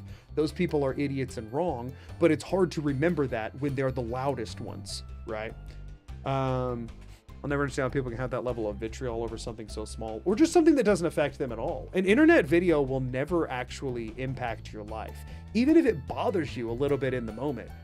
Like, what is leaving an angry comment on it doing for your life? Nothing. It's not doing anything positive for you. It's just tearing down another person. And 90% of the time, the only person that's ever going to read it is the person that made the video. You're not even gaining like internet points by other people seeing it and liking your comment. People will do this on a video that's 4 months old. The only person that ever has a chance of seeing that is me. For everybody else, it's buried under a mountain of comments. Nobody sorts by new and comments, or at least it's a small enough number that no significant thing. It's not going to ever rise to the top or whatever at that point. It's just for me to see. It's just to like make the creator that spent hundreds of hours working on something feel bad that they didn't make it even better somehow in this one person's subjective opinion. So like, it's crazy. Mike Tyson or Raymond Mayfire or something said it best. People say things on the internet and they never say face to face. I believe he said people have gotten way too comfortable not getting punched in the face or something along those lines. People feel way too good being able to say something and not get punched in the face for it.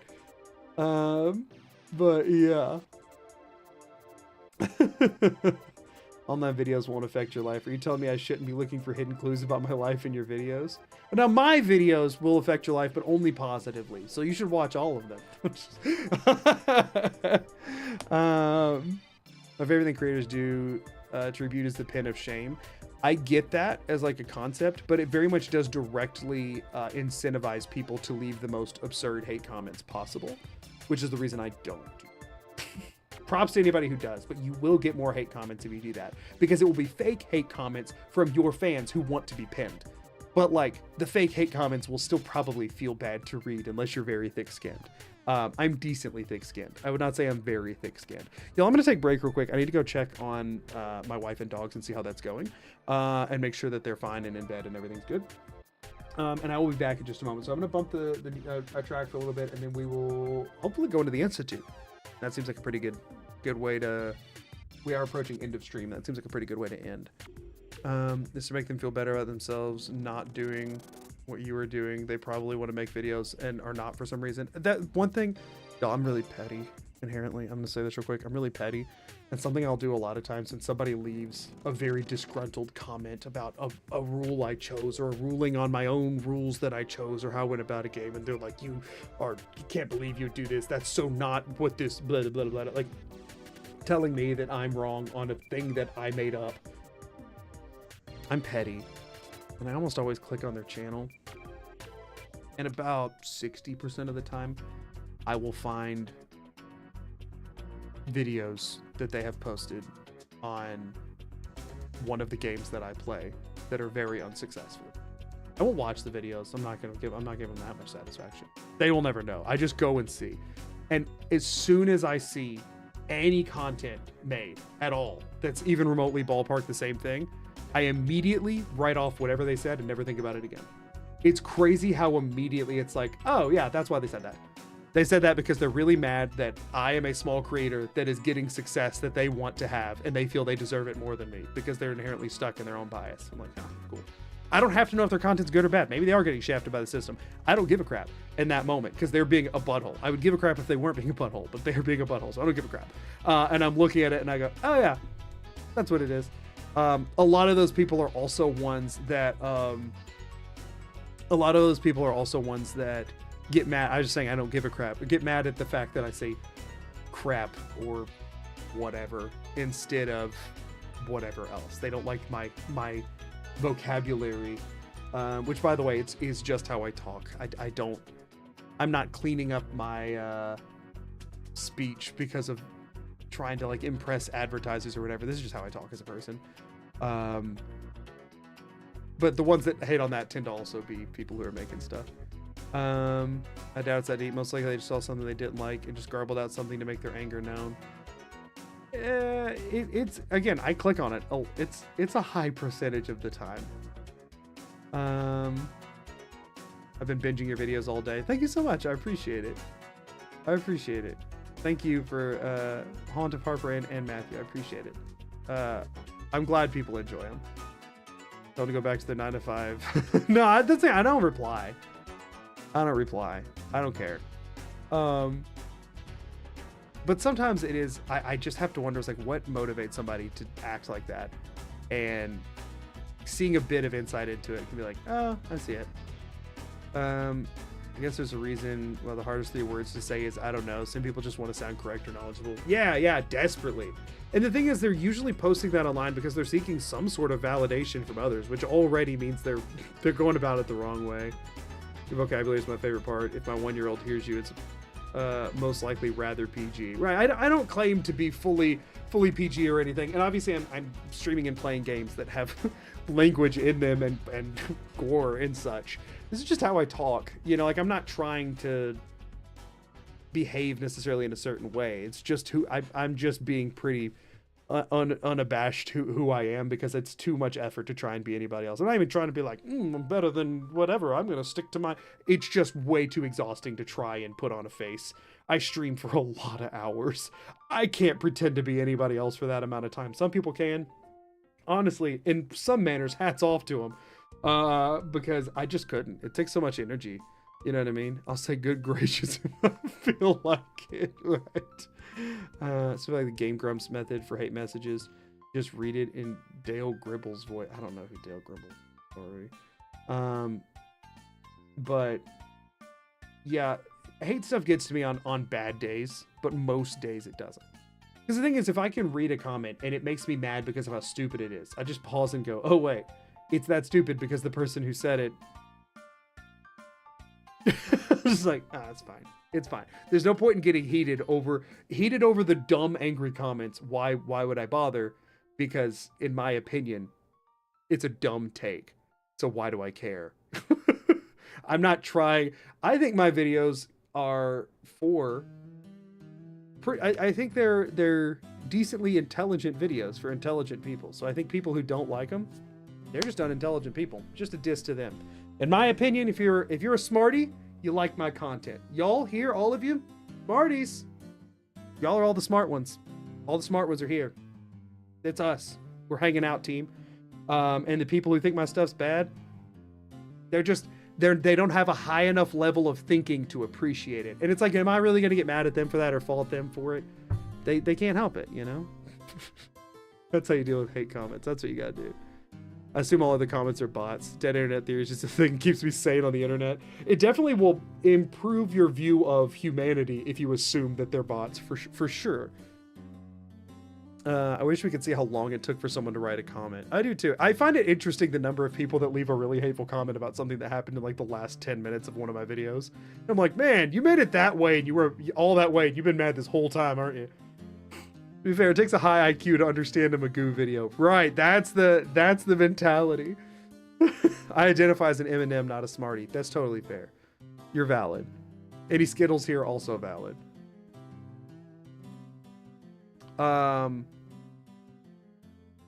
Reese's Pieces, valid. Reese's Pieces, invalid, because that doesn't make any sense. That's not how that word is pronounced. I get in this fight with my wife all the time. Ads are starting. I have to take a break real quick. I'll be right back, y'all. I'll be back in just a few. I'm gonna go check on my wife and everything. See y'all in a bit.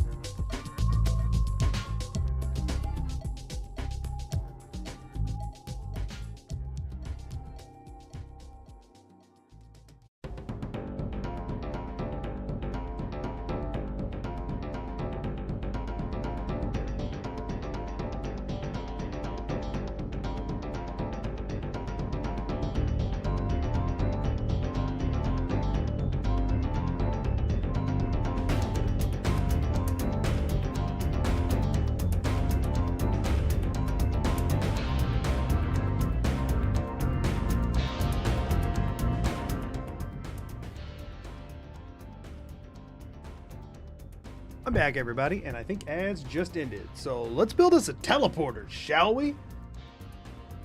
It's telling me to go to this. I'm surprised it's actually routing to something that I put on the ground. I can now freely move about this settlement because it'll continue telling me to go to this.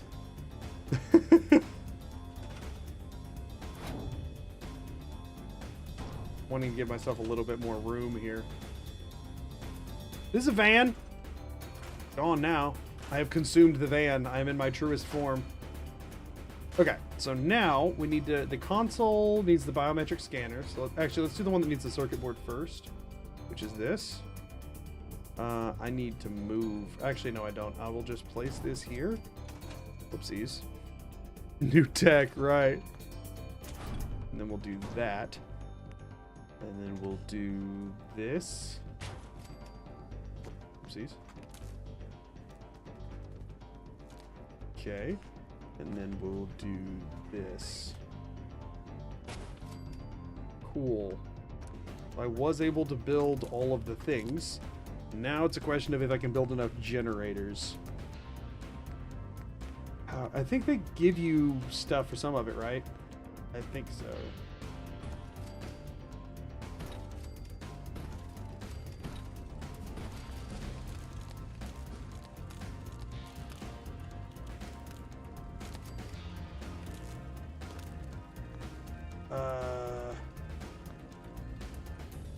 How was I able to place that? Put you there. Well, whatever. That works, I guess. How much does this have enough? It still needs more. And I cannot make anything more. So I need to get to that one. I guess I can make a windmill. I don't need settlement building anymore, so why not? Hey, we got enough. We can just pretend that one's not over there.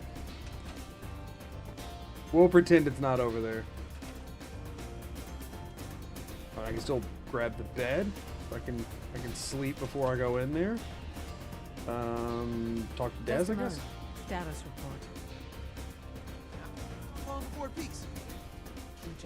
Yo, we're going to the Institute. We've made it to the Institute. What I'm about to tell you is the most closely guarded secret the railroad has.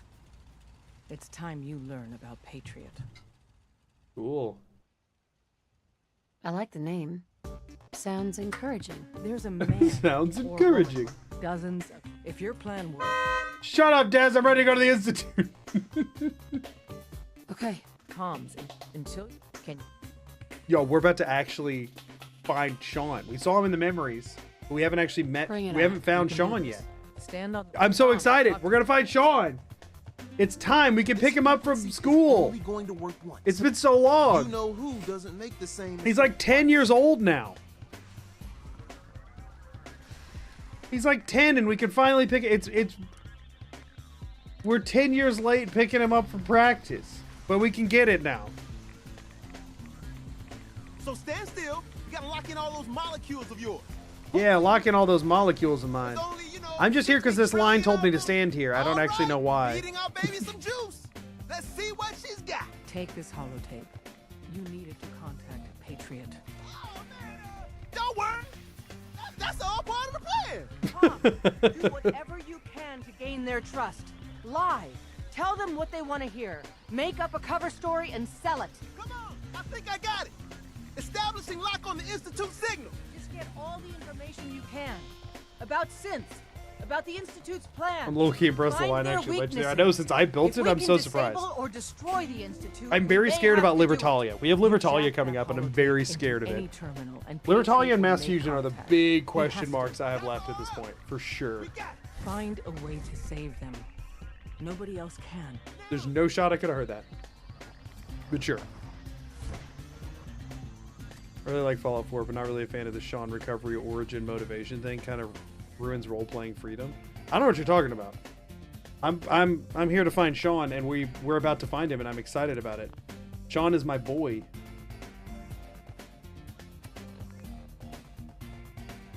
This should be giving me a... I don't have dog meat. Give me anything. Give me any line, please.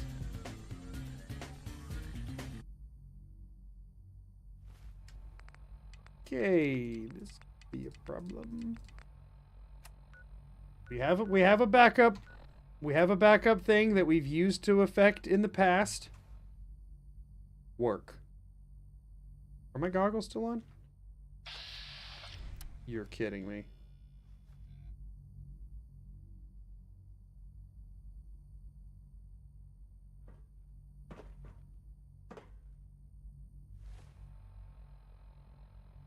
Huh.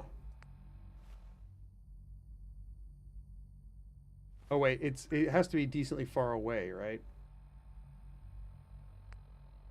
But it also has to be a valid target to go to, and this is a pretty small location.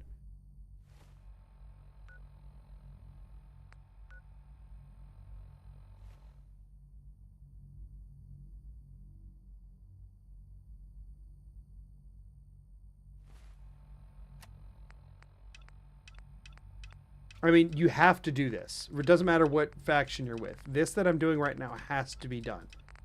So there's no option I could do that would dodge where I'm at right now. Just turn every quest on and make sure none of them do anything here.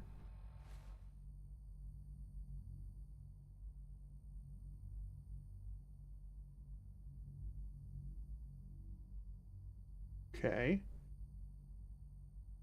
Okay, hold on. We can do this. We can do this.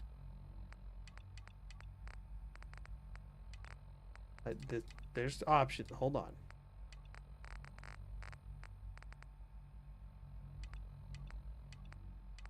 Let's just try only selecting. Hold on, let me get rid of all of these. I believe. Hold on, I still believe.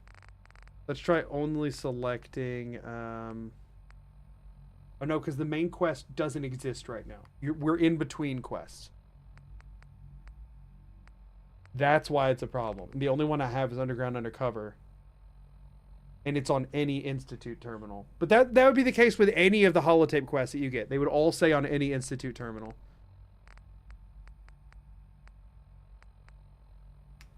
Okay, hold on.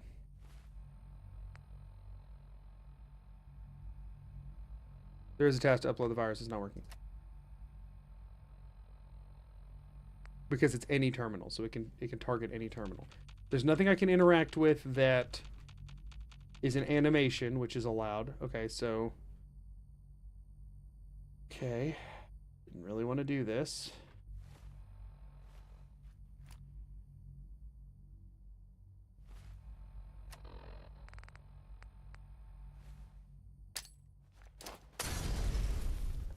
How about now?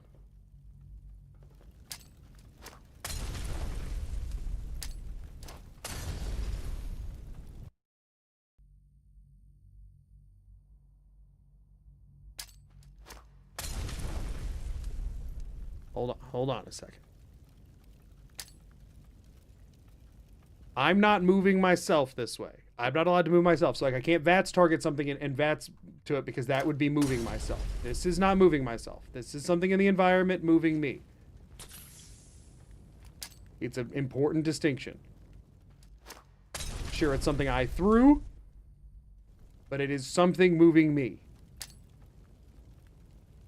only have 4 of these. My arm. Your arm is fine.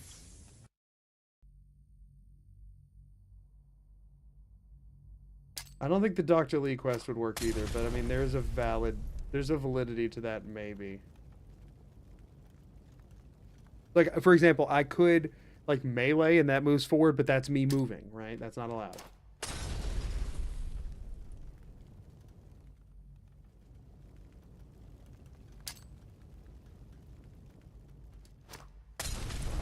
See, some of these aren't staggering, though. I'll burn myself alive before going to the Brotherhood. Alright, we scooted back. Counterpoint, I think you're not moving at all. I think your Molotovs are so powerful that Earth is recoiling. I like it. Okay, that one moved me back. I'm wondering if we just need to get out the door. Because at some point, Father starts talking to you. See, that one didn't stagger, so we reload. It's fine.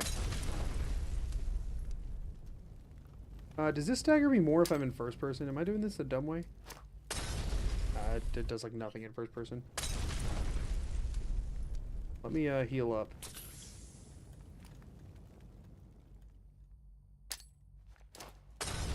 Okay, that set me back.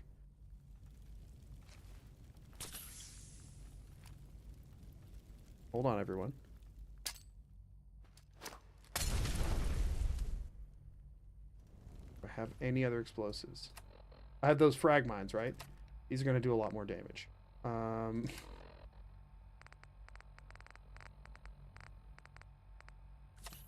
It's fine.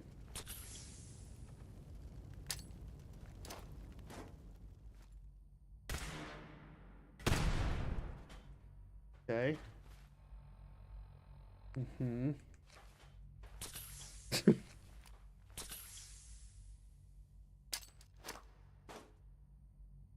Does this? No, it doesn't. Okay.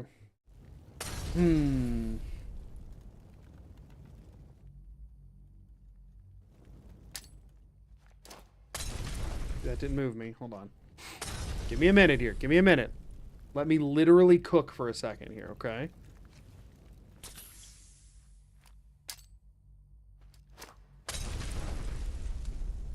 There is validity to the Dr. Lee thing because the Patriot Quest is just telling me to upload this onto a thing while the Dr. Lee one says go talk to Dr. Lee.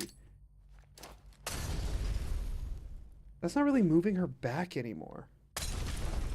I've seen the suggestion to attack a frag mine with VATS. Two things on that. Number one, somebody else suggested it and I didn't come up with it, so I don't want to do it. So there's that.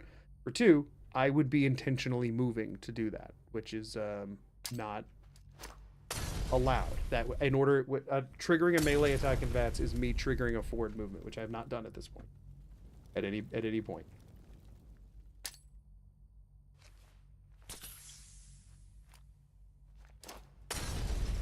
That's like she's staggering, but she's not moving anymore, and I don't know why.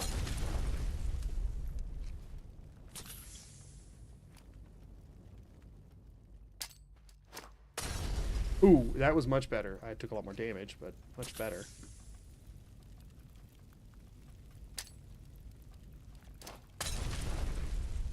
Okay, hold up. Let me start back over. I think I can get more movement. I think I can get more movement here. Give me a minute, y'all. We're going to sit here and quiet, and I'm going to work this out. Like, do you see how much of a step that was? That was a big step. Kind of got to spike it. I was thinking that it would be better from a distance, but I was also just trying to take a bit less damage. But, oh yeah, we're already back here. I will burn through every stim pack and Molotov and grenade that I have in my inventory happily to make this work.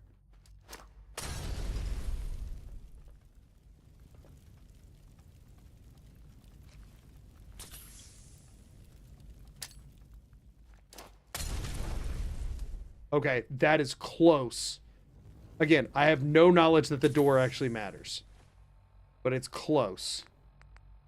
Just to verify. Still have nothing. Okay. And I still have the goggles on my face, right? I do. Okay. Okay, here we go.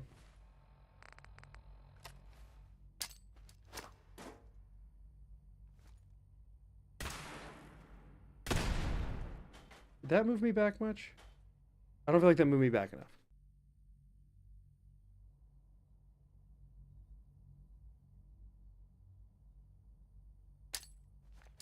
I forgot that it counts for my landmines too. Yeah, we got a hard load back before I placed any of them. I saved after it was already placed. That was my bad. Okay, hold on, y'all. Hold on. There's a path here. Like, that is a big step. If I can leverage this correctly. Can you stagger while aiming down sights? I'm not sure. That's why I'm trying not to.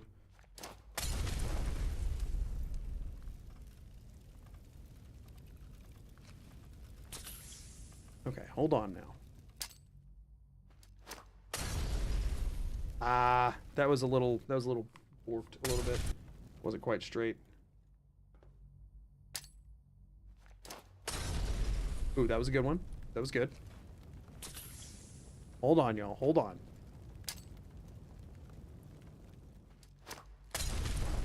See, that crippled a limb or something. And it stopped her short. There we go. That was better. Oh, whoopsies. Can't do that. That's against the rules. Oh, good. The one place you can't bring dog meat. I know, for real. Thing is, I don't even know if it would work.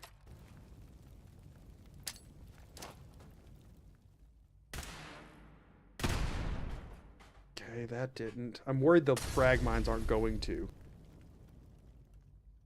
Mother must be so confused. Like, she survived so long.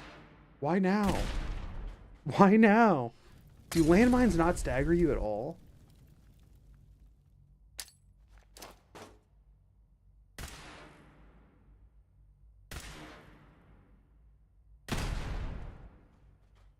Dang it!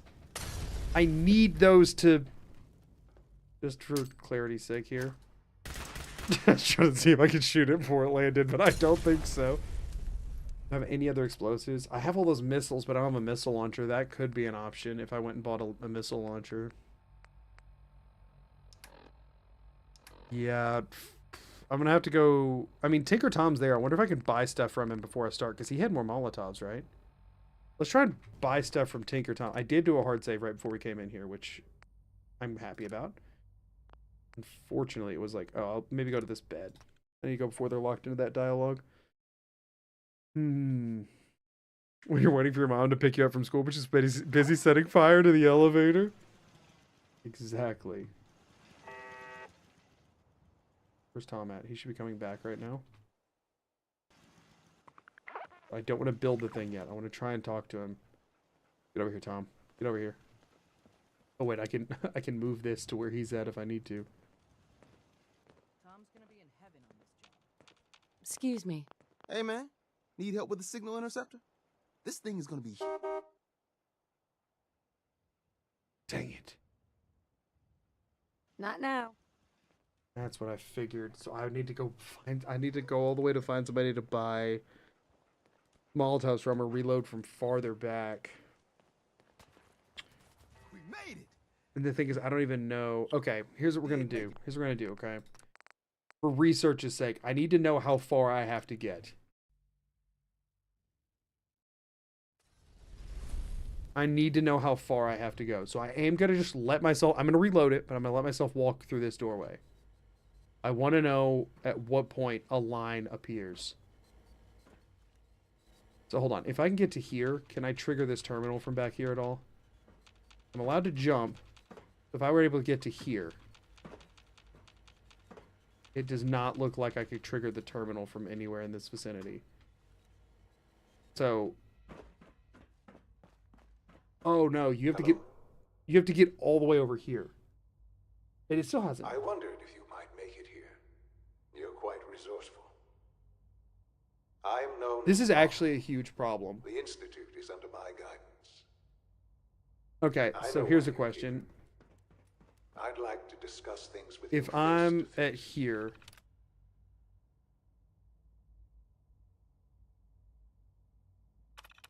If I did this, okay, does it then give me a line to Patriot? That's my question. If I put in the network scanner...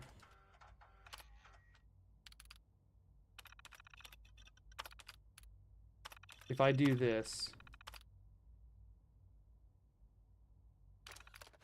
To the elevator. What did that just do? Read Patriot's reply. Okay. Does it give me a ping for Patriot's reply? Looking like no. So it says to read Patriot's reply, but I'm guessing you have to do that from a terminal deeper into the Institute. And it won't tell me how to get there yet. Okay. So that doesn't do anything for me. So if I made it all the way over to the thing where he starts talking, then it gives me one. Okay, so exactly where does he start talking then? Exactly where does he start talking? Matthew, you're really, really underestimating how much I plan. I have absolutely no plans of going to the Brotherhood.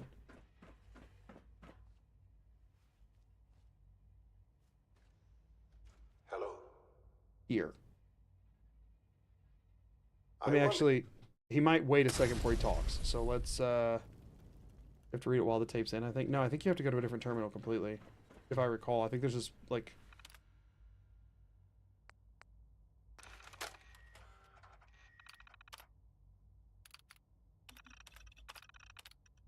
Oh, maybe you do. Okay, my bad. Okay, so he tells me to meet him somewhere. Could I do it from here then? That was my bad. I forgot. I thought you had to get it from a different terminal.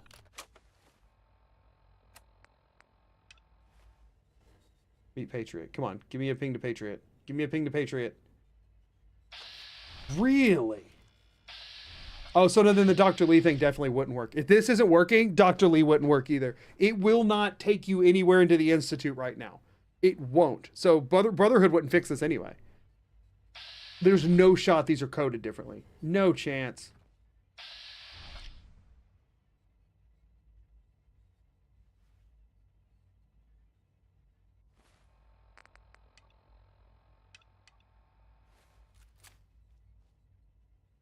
We're going to take our sweet time walking through here because I want to know exactly how far.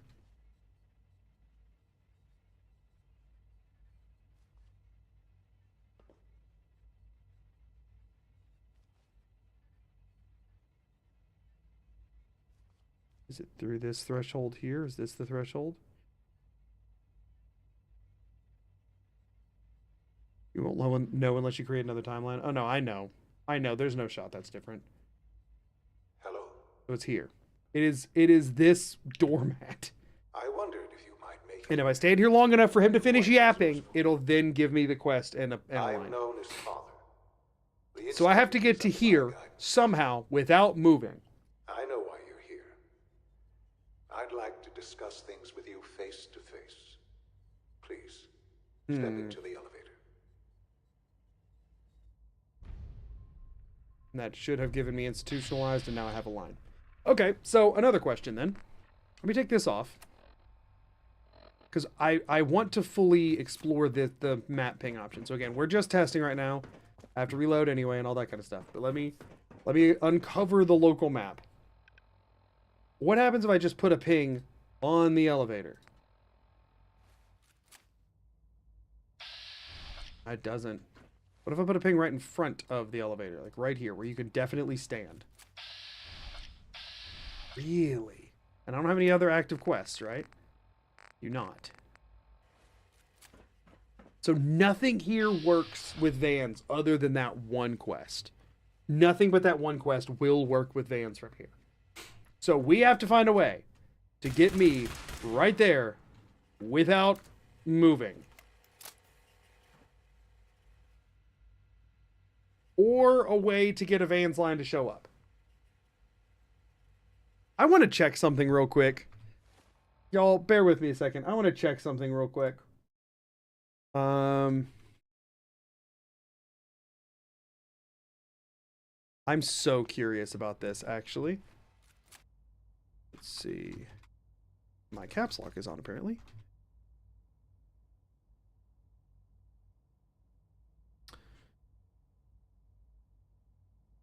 Let's see. Gosh, there's more of it than I was expecting. That? Great, this will be better to just Google.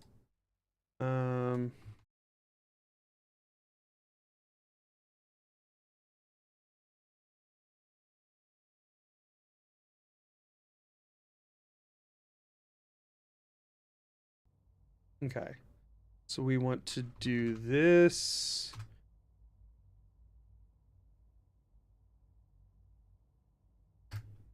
And we want to do, so it was dog meat ref, so I would have had it right. I'm just curious here if somehow I can get a companion down here, if that would even work. Oh, they just won't even, you can't even do it, huh?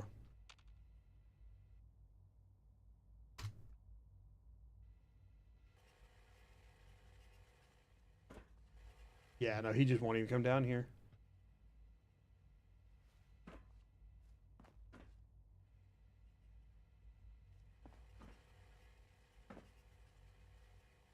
Bummer.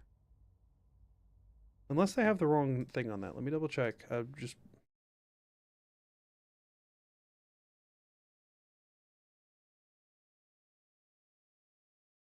$1D162 seems to be the... Yeah, seems to be correct.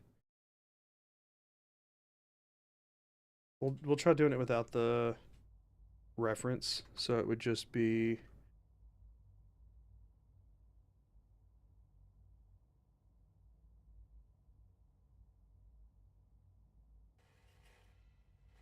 Yeah, no, it just can't do it. Which I figured was the case.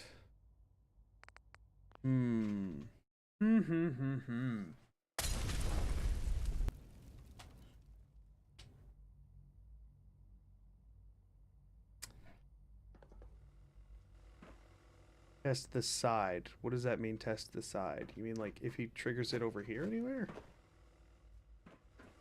Or are you just talking about the map ping? The map ping seems to be non-functional. It seems like they have it set to where nothing can show up here other than that one quest, which seems very much to be the case.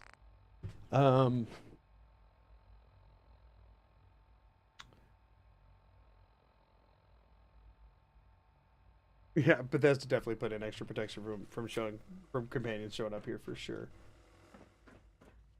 So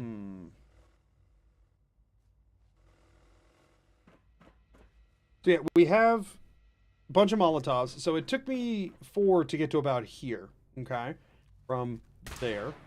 I mean, 1, 2, 3, 4, 5, 6, 7, 8, 9, 10, 11, 12. I would say no shot I can do it in under 15. Very optimized 15. So I would need to bring 20. I would need to bring at least 20 to be safe. Zap, that's what I just did. You don't have to put in the zeros. It's the same ref code if you leave the zeros out. Triggering cutscene on the side. I mean, again, I'm not really crowdsourcing at this point. I'm just, you know, I'm still playing around. Give me a little bit here. So let's think. Let's think of things that force player to move. Things that cause animations, things that whatever. Now, I will say, if I could get to here, is there any world in which... Oh, I could trigger the chair, maybe? No, not from... It's pretty far away. I don't think that benefits me. No, you're fine, Zap. You're cool. Hey, don't ever worry about it. I was just letting you know I've already done it. So there's no way to get any physical thing walking around in here. It's stagger from explosives. Gun bashing would be moving myself. VATS melee would be moving myself. Interacting with stuff that's on the path has been allowed, so like animations and stuff, but these are really the only two around, and I don't know that those do anything for me. So I feel like Molotovs are actually the best option. I mean, yeah, I will do that with Molotovs, but still, it's gonna take. I was being very like. There's that is way too far up. She won't move that far, so 20 is still the safe bet. So we don't run afoul. You let us know explicitly when if you're ready to crowdsource possible solution. Sure, yeah. Gun bashing moves you forward. Yeah, that's why I can't do it. Because again, this is an action taken by me to move forward. The Molotov, I'm just like, because here's the difference, right? That moves me forward whenever I do it, no matter what. Throwing a Molotov cocktail does not move me. Getting hit by a Molotov does, but I can't do anything about that. But like, observe. Let's put my positioning right here. So like I'm trying to get to that thing, right? That didn't get me any closer. That did. That did not. That's why that's allowed. that isn't, because if I can allow that, then I just do this and I'm here. But then I could also play the entire game that way. What's the point of the whole VANS thing or whatever? I could not play the entire game this way. I can't. You know what I mean? Like, that's not a... So that's where I'm kind of lining the difference there, is that is a Molotov that moved me, not me, you know, moving it. That's... And I don't think, other than explosives, anything else will have that impact. Now, I am going to do something real quick for my own research's sake.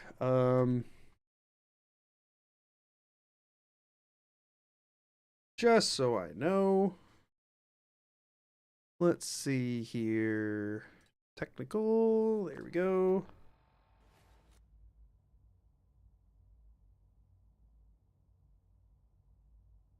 F 68F8 68F8 1. What?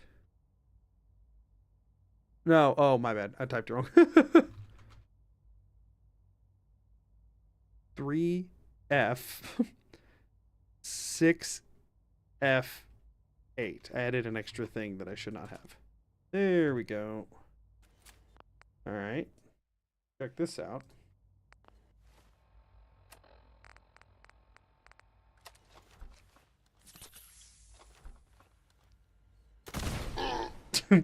I don't think there's any way. I mean, I could do it farther away, but I don't think I'm going to be able to consistently survive that. Even if I can. I've got 8 missiles is the reason I'm... Whoopsies, I just used a bunch of jet on accident. We'll do it with jet, sure. Oh yeah, it doesn't really move. It's going to cripple a limb, which means it's not really going to move me at all.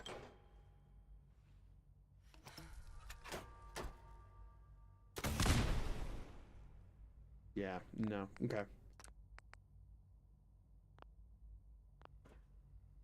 Okay. I mean, Molotovs definitely seem like the play. Is anything else I'm going to do is it's not going to be, because I'm thinking about like weapons that make me move when I use them or whatever, but like that's just me moving again, right? Even if it's no matter what it is, the only way to have something else move me would be an explosive, at least everything I can think of. So I think it's the point we reload and I do what I have to do to secure 20 Molotovs. I think that's what I do. So if I was going to do that,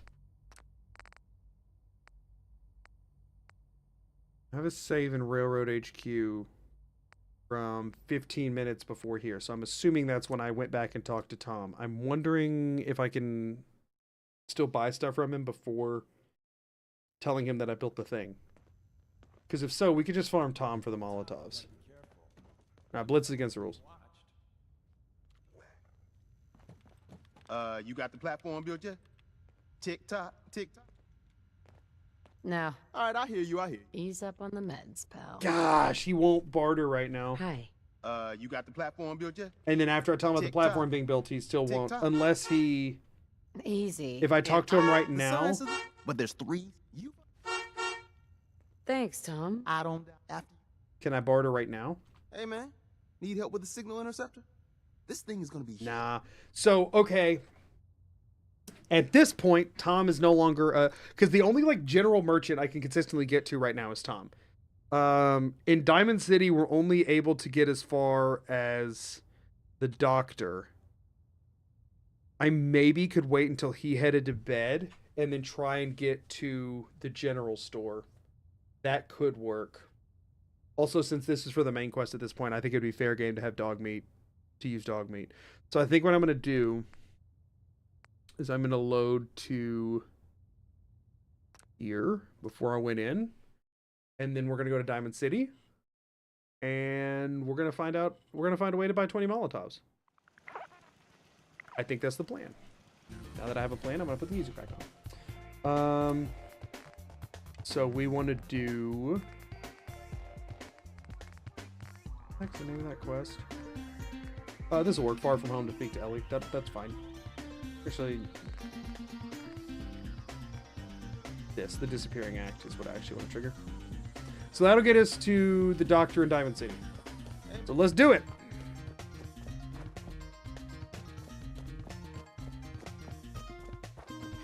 Okay. Yeah, the plan at this point is to get as many Molotovs and stim packs as I need for this, which means we're probably about to clear out our inventory of, like, everything else. Actually, just to check real quick, was this before or after I built everything? Was this after I built everything? No, I need to build everything first so that I can then know that I'm safe to sell everything else on my inventory.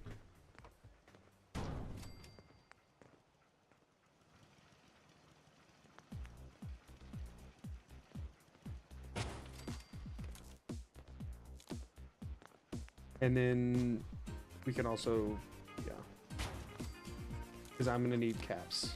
I'm going to need quite a few of them.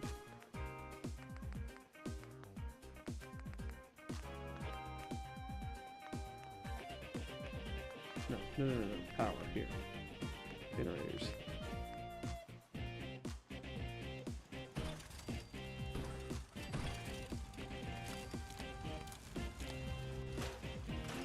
Whoopsies. I don't need it anyway, it's fine. I needed the spot. I just leveled up. Sweet. It's still not up and running yet?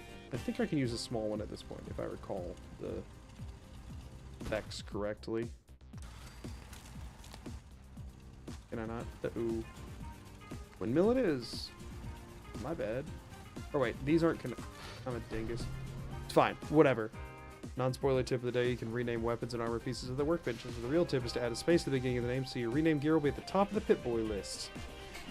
Yeah, I used to rename stuff a lot, but now when I do challenge runs, I'm usually too impatient to. Is your own music? If this is a mod, I would like to know which one. No, this is just, I have a playlist. It's just playing for my stream. Okay, so we're going to do a hard save here. And now that that's done, I now know I can sell everything in my inventory. As ineffective as that'll probably be, caps is going to be a problem. But it's fine. I mean, Molotovs aren't that expensive.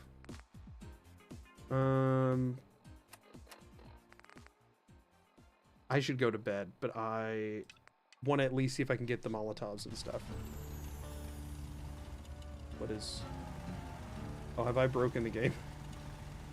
It can't pathfind because I put too much crap in the way.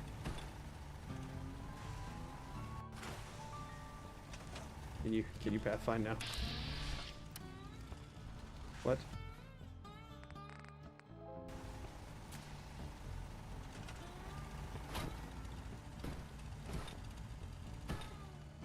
There it goes. Didn't know I could break it like that. Okay. So we need enough Molotovs to get me over there and enough healing items to survive the Molotovs that are getting me over there.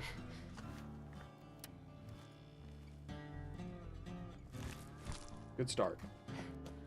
Yeah, I think it doesn't have to be stim packs, although I do need to leverage the stim packs to... I mean, no, crippled limbs will heal if I wait long enough, so that's fine.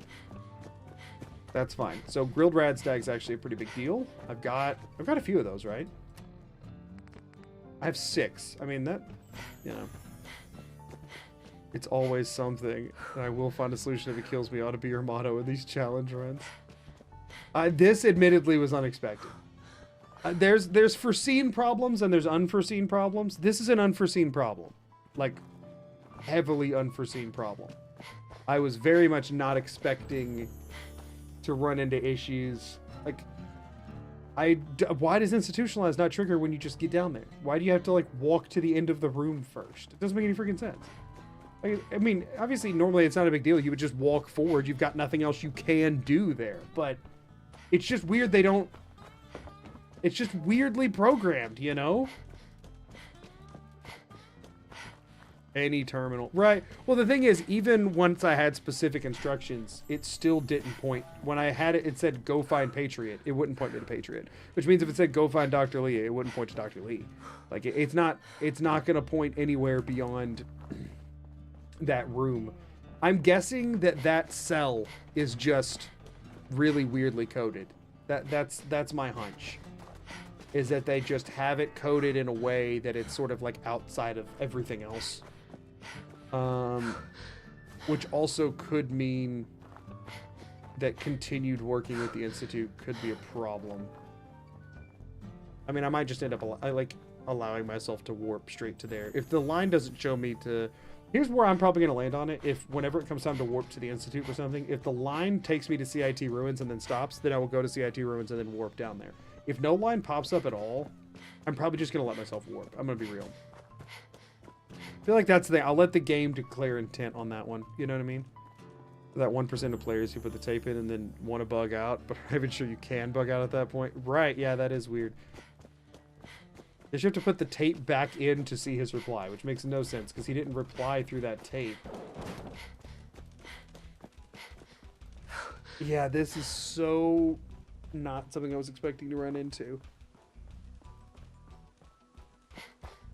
There will still be people that say I failed this challenge because of using the Molotovs. For the record, there will be people that say it. They'll say, you left the green line, you failed. Like that's going to be half the comments on this video. I now am already painfully aware that half the comments on this video are going to say that I've failed, even though I'm doing all of this. I'm willing to bet it'll take you to Lee. Oh, I know it won't. Here, just for your sake here. What's the name of that quest? I can prove it. I can prove it real quick.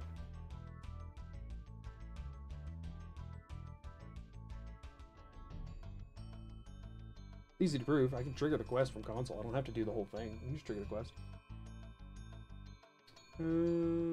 Brotherhood side quest. What's the ref number for this? Why not? Why not? We'll prove it.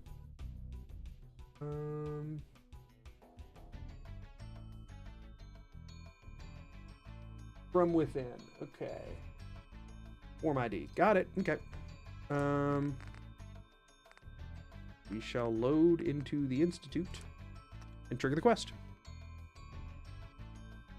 Ta-da! We'll find out. Okay. Let's see.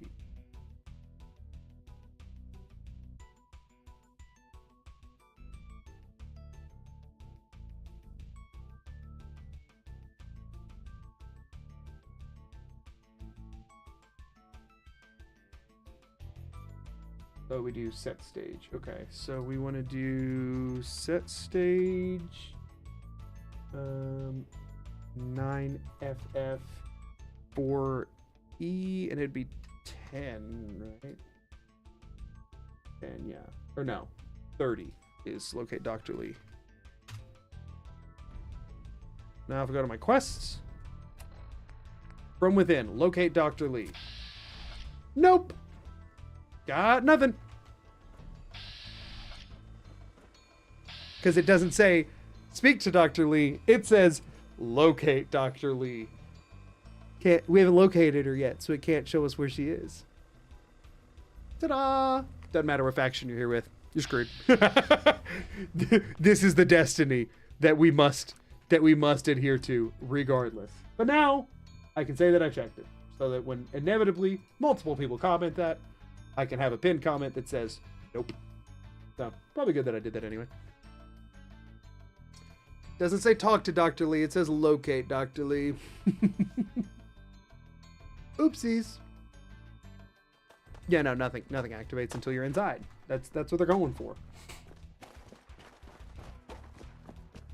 Because I do recall having different quests before and all quest markers just vanishing until you go down that elevator. I don't know why, but they do. But the thing is, Father says, get on, like, he tells you to get on the elevator, and the quest says, get on the elevator. Wait, hold on. Who are you? Hi. You looking to trade? Yes. Smiling Larry's got what you want. Smiling Larry. Okay, hold on. Let's trade. You have Smiling Molotovs by Larry, any chance?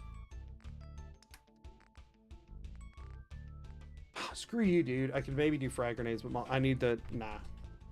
Nah, we'll figure it out. It's fine. Yeah, so this is a problem that persists across all three across all 3 factions. So, you know, that's a part of it. And again, half the comments on this video are officially, you failed the quest, but they can get over it. Or failed the challenge, I mean, but not. I disagree. Make them. I don't have a really easy access to a workbench. Frag mine, then shoot the mine. It didn't move me. We tried it.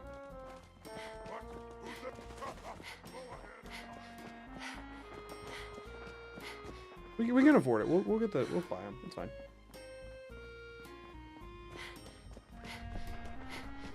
Oh, they just blew up dog meat. That's a bummer. Yeah, there's not really a workbench that the line takes me by easily. I mean, I can't make one at a settlement. I could maybe go all the way back to Sanctuary, but I don't want to do that. It's okay. I'll just burn through all the resources. It'll make the rest of the video more exciting. Tell them they failed the quest. The objective was to watching an entertaining video and relax. Right.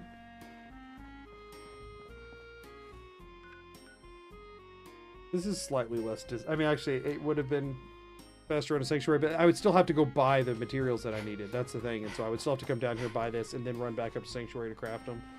Also, do you need a rank of Demolitions Expert to craft explosives? Or do you get that by default? I don't ever really do it. I actually don't know. Molotovs might be by default, right? I'm not actually sure though. I'll pop by a chemistry workbench while I'm diving. Like, I'll save it and pop over there because I'm actually curious. I can't remember. Because I'm not allowed to take a rank of that, so if you did need it to craft, then that would also just rule that out.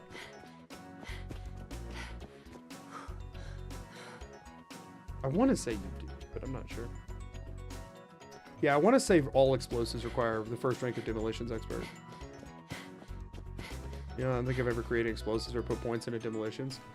I did a playthrough just offline for fun of explosives only. And funnily enough, you want to know what, like, by far the most affordable way to consistently make good explosives is?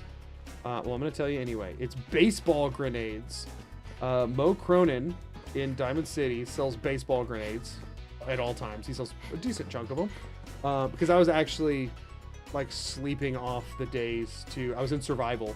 And so I was having to, like, sleep and manage resources and stuff at home plate to get the materials I need. And so I'd buy baseball grenades from him, but you can also buy baseballs, like 6 or 7 of them or something, and then you can craft those into grenades. And it was the cheapest way I could make something better than a Molotov. You have the answer? Oh, about the explosives thing? Yeah, sure. I was going to Google it, but I just decided not to. But yeah, baseball grenades are actually... They're actually really fun. The thing is, you never just come across the stuff you need to make them or them organically. You never just, like, see baseballs around, but he does sell them. Doesn't look like you need it. Oh, really? I still don't think that's going to be my best way to go about it if we're just looking at overall time commitment. Happy Halloween. Happy Halloween, Tyler. Thank you for saying so. I think if we're looking at time as a resource, I think it will still be more resource intensive.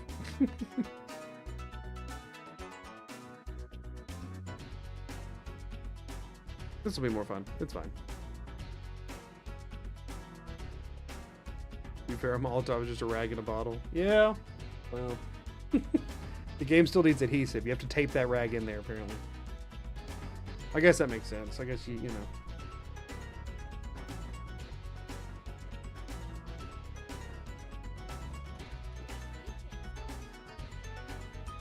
Does a junk jet knock you back if the junk hits you? How would I consistently hit myself with it? Just like shooting at the ceiling, you're meaning? I don't know about that one. Either way, I'm not doing a whole quest for it. Okay, so we can now get to here. He obviously doesn't sell Molotovs, so we need to get over there. I can either, at this point, use dog meat, since this is now for the main quest. Or I can wait until the... No, I'm just using dog meat. No, screw that. I answered my own question before asking it. Head over there.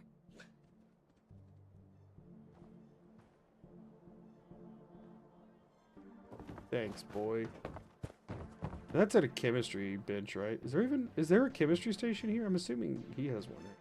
Or no, there was one at the doctor's thing, right? That's what he's working on. Go there. Still, I feel like Well, I'll tell you what. We'll go check it. We'll see if I can There. just make any already.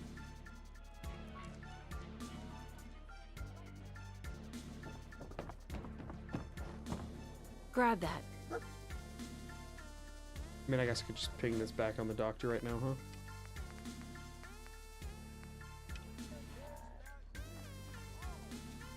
Who needs a haircut? Everyone needs a haircut. Grenade, Molotov. I have no oil. Oh, it takes 4 oil per. It's just that's gonna. It's fine. That's gonna be way too annoying. That's gonna be way too annoying.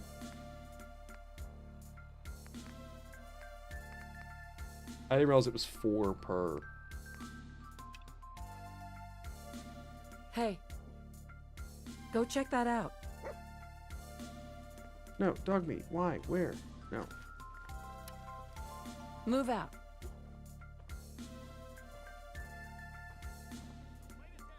Classic case of, well, yes, but no. Right, yeah. Come on, game. Thank you. I mean, it could be worth it to, like, craft Check with it out. just, like, buy enough oil to craft the ones in my inventory, but also having to, like, sift through the junk that people are selling, try and find them, or to buy shipments, which are really expensive, or, you know what I mean? Over there.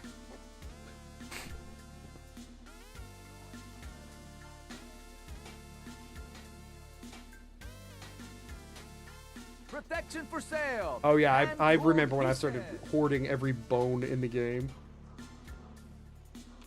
Excuse me. You? I don't know you. Yeah. Just keep calm. I'm standing. That's human as the day I was born. Well, all right. Sure. Let's We'll take a check look. for any oil Here's real what- quick, because that it might be cheaper to make 1 or 2 that way. Aluminum can? No, it's aluminum can. I need canister if I'm doing oil on it. 43 caps for 1 oil I'm gonna pass on since it's 50 for a freaking Molotov. And this is why I'm not gonna do this for all of them. This is so annoying.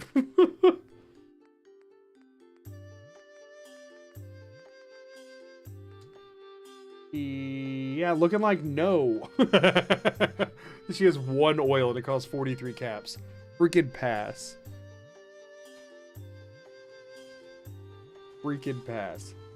Oh wait, you didn't have any Molotovs, did you? Excuse me. I may sell 'Cause she just can about sell them everything. too. She doesn't sell but as many, but she can sell them. I'll take a look. Sure. Odds and ends. She has 2. Thanks. Only 14 more to go. That's cool. Hey. Take a look.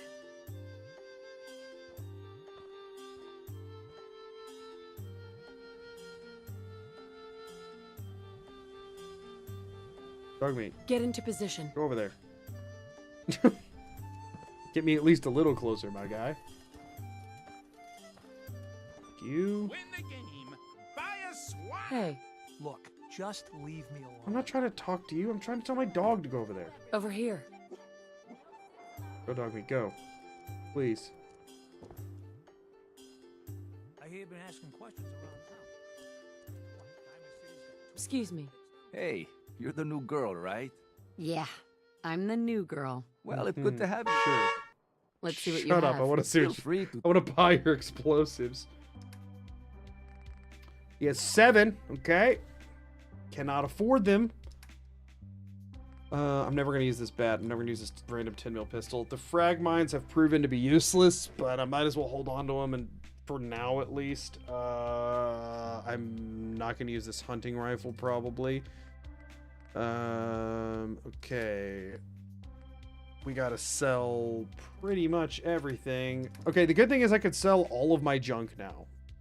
If I'm not making the Molotovs, I don't know, maybe I wait on the junk for 1 day to see if, for 1 like cycle. Also, as we're gonna start in a minute and a half, I'm just gonna be doing this. You're not gonna miss anything important. It's just gonna be me doing inventory management, so I'm gonna let them run. I could sell the missiles. I could sell the 5.56 rounds because I'm not gonna ever use them. But I could sell the 38s. Those are a cap each, right? Okay, so that gets me That gets me some. That gets me 13 Molotovs. I think I have enough aid items to survive it if I ration them well. So I just need 7 more Molotovs. So if I wait for one more day on here, then I should be good to go. So it might not take as much of my crap as otherwise thought. I don't think he's gonna have anything else. I mean, I can't risk spending money on anything until I know how much I'm gonna need. All right, dog meat. Hey. Give me that stool, boy. Oh my gosh, please. Move here. You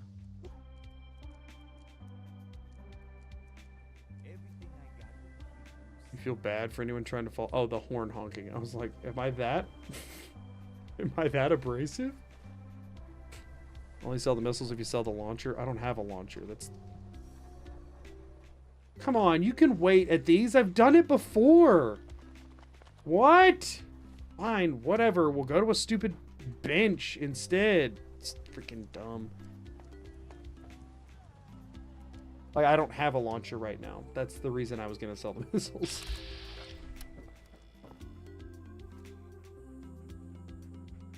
Heads up. You had one at the Institute. I sold it because I didn't have any missiles. Right here, boy. And it weighed a lot. Heard what you said about Diamond City. Oh, no, the one I had at the Institute. Glad I to see the console great commanded green that in my jewel still inventory shine. because I had the missiles and I wanted to see if Yeah. it was worth it to buy one. I got shot in the ass last year. Long story. There we go. How many days is it? You have to wait? Anybody know off the top of their head? I'll look it up on my phone, see if y'all can give me the answer quicker than I can find it. On to set up in 48 hours. This is 48 to 72. Oh, do I need to be outside of the cell? Jeez, lady. I like guns too. Do I need to like go inside somewhere? Do I need to leave Diamond City? I probably do, don't I?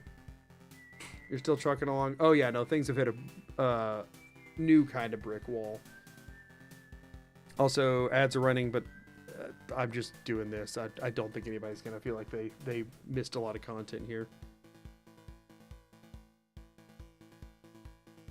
And sell the missiles, but the thing is, if I come across another missile launcher, which I likely will, it could be good. That's how. So I got into this situation because like I'm gonna sell the missile launcher, so I don't have any missiles. But I'm like I'm gonna sell the missiles because I don't have a missile launcher. I could do this cycle over and over, or I could just eventually hold on to them until I know if I'm gonna need them or not. This is my general thought. Wait there. Come on. Oh, dog meat. What the? Go! Okay, we got it.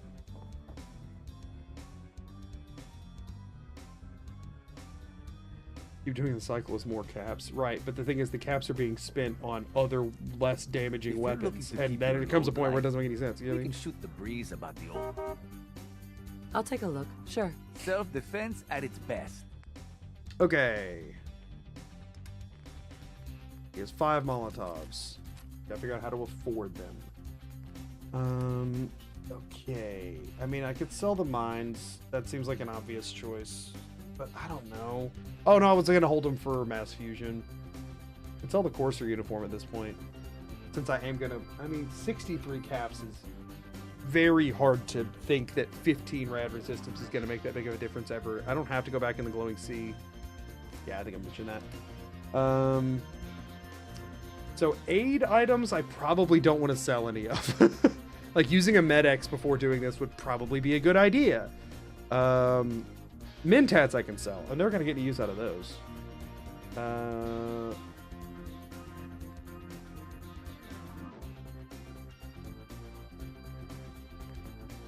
know if any of the rest of this is worth selling.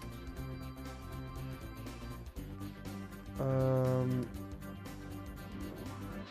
the junk side of things, I can go check over with her for oil again. Like, I have a mini nuke that I don't need unless I come across a fat man, then I'll wish I had it. 18 should be good. 14 was your estimate. No, 14 was my very generous. It's got to be more than 14. I could also just sell some ammo that I'm probably not going to end up using. I don't have anything that can use 308s. I did have something and I just sold it. So I feel like that's 34 free. I have a combat sniper at this point. I'm not going to use those. Shotgun shells are literally invaluable. Fusion and 10 mil and 45 are all incredible. This would be 64 caps. That would be more than I need. Or I could just sell the 1 mini. It's like what I'm probably more likely to find a missile launcher than a Fat Man, right? One would presume.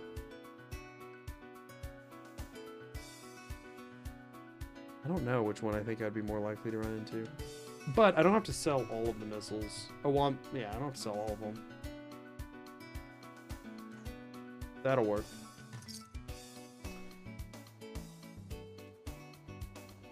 Dog meat. Also, for the record, I'm going 20 because I do not want to come back here and do this again.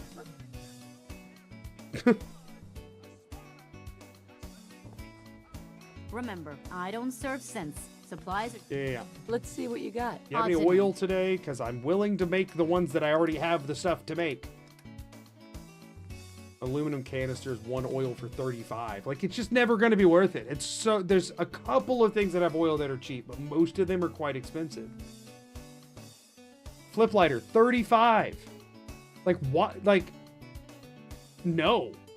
35, because gold-plated flip lighter. Cool.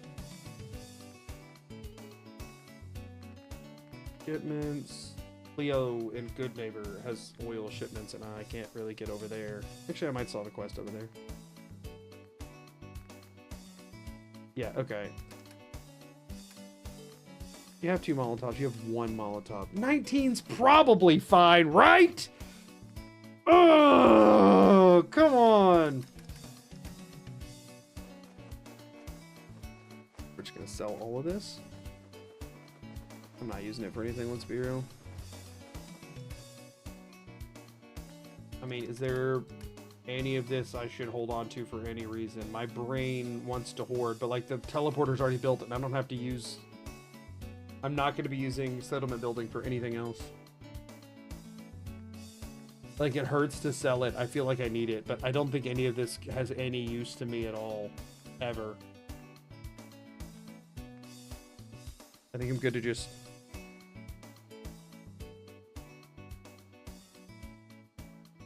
make it an FMP. That's fair. I'm going to put a hard save here regardless, so that if I have to come back, at least I can just reload to this moment. But that's still a lot of time it's going to take to get over there and do all of the Molotoving. I don't think I need this. And then I can buy aid items with the 157 I have.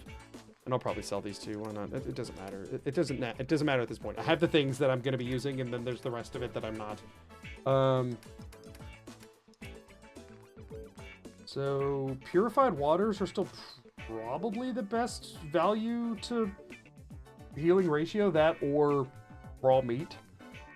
Like if she had, oh, that lady over there sells meat. We should check out the meat prices. Hold on. My aid. Grilled radstag sells for 19, while a purified water sells for 6, but I don't have any radstag meat, do I? Oh no, I do. I picked some up. It sells for 16 versus a purified water 6. But a grilled radstag heals 120, so it's 4 times the healing if I can buy radstag meat. Once I cook it, it's 4 times the healing, or sorry, 3 times the healing for 6 12. Okay, so it's slightly better value, but that's only if I am healing a full 120 off of it, which I have 200 some odd health, right? So I think it makes sense to go buy raw meat, actually, rather than doing purified water or stim packs. That's... Hey. I'm gonna go talk to the lady who's over there, like the butcher lady. I think if I'm wanting to buy aid items with the rest of my caps, that's the way to go, I think. Look alive. Go, boy. You didn't count the 4 to get out of the teleport pad? Yes, I did. The Super Salon can give you the hairstyle of... Over there.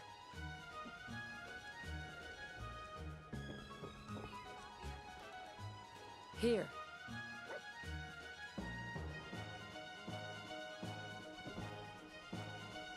Hi. Hey, Scaver. Got plenty of...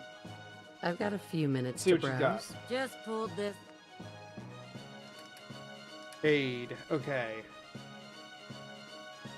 Brahmin meat's 81. Does she have any Radstag meat? It's 144. Yeesh.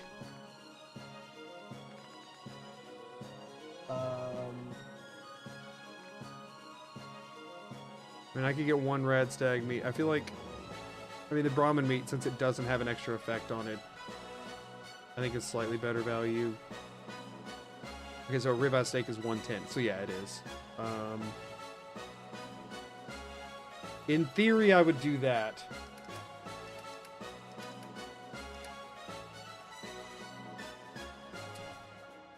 But I don't think in practice that's going to happen. I mean, I could sell a couple of addict dolls because I don't find myself likely. I think this is going to be one of the few times I use chems.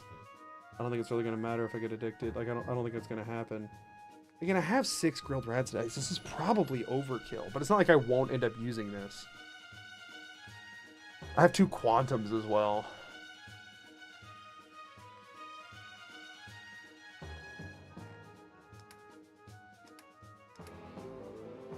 So I think if I did this and then I can take, just because there's no reason to sell it, I can take one of the addict dolls back. I think that's probably the best play, just to buff up my chances a little bit.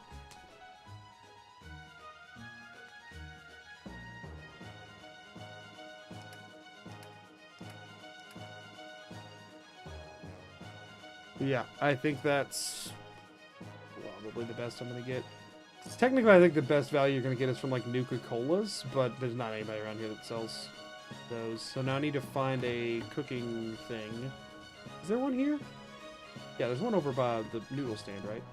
Look alive. I wonder if the noodles actually Over there. would have been better. The noodles might actually be, like, unironically way better. Too late to take it back now, but I'm still wanting to check the price. Go on, boy. Yeah, I don't want to do this twice. So yes, I am over-prepared, but I don't want to do this twice.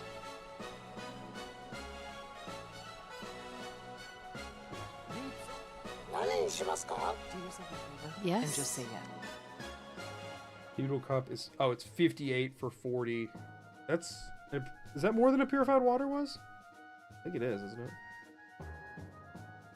So it heals the same as a purified water, but I think it costs more for the It's thing. all he understands. Okay. So I want to go over there.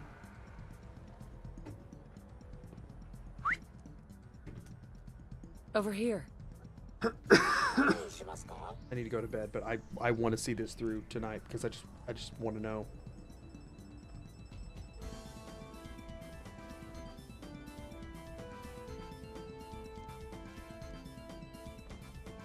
Why does it keep unpinging? Hi. Head over there.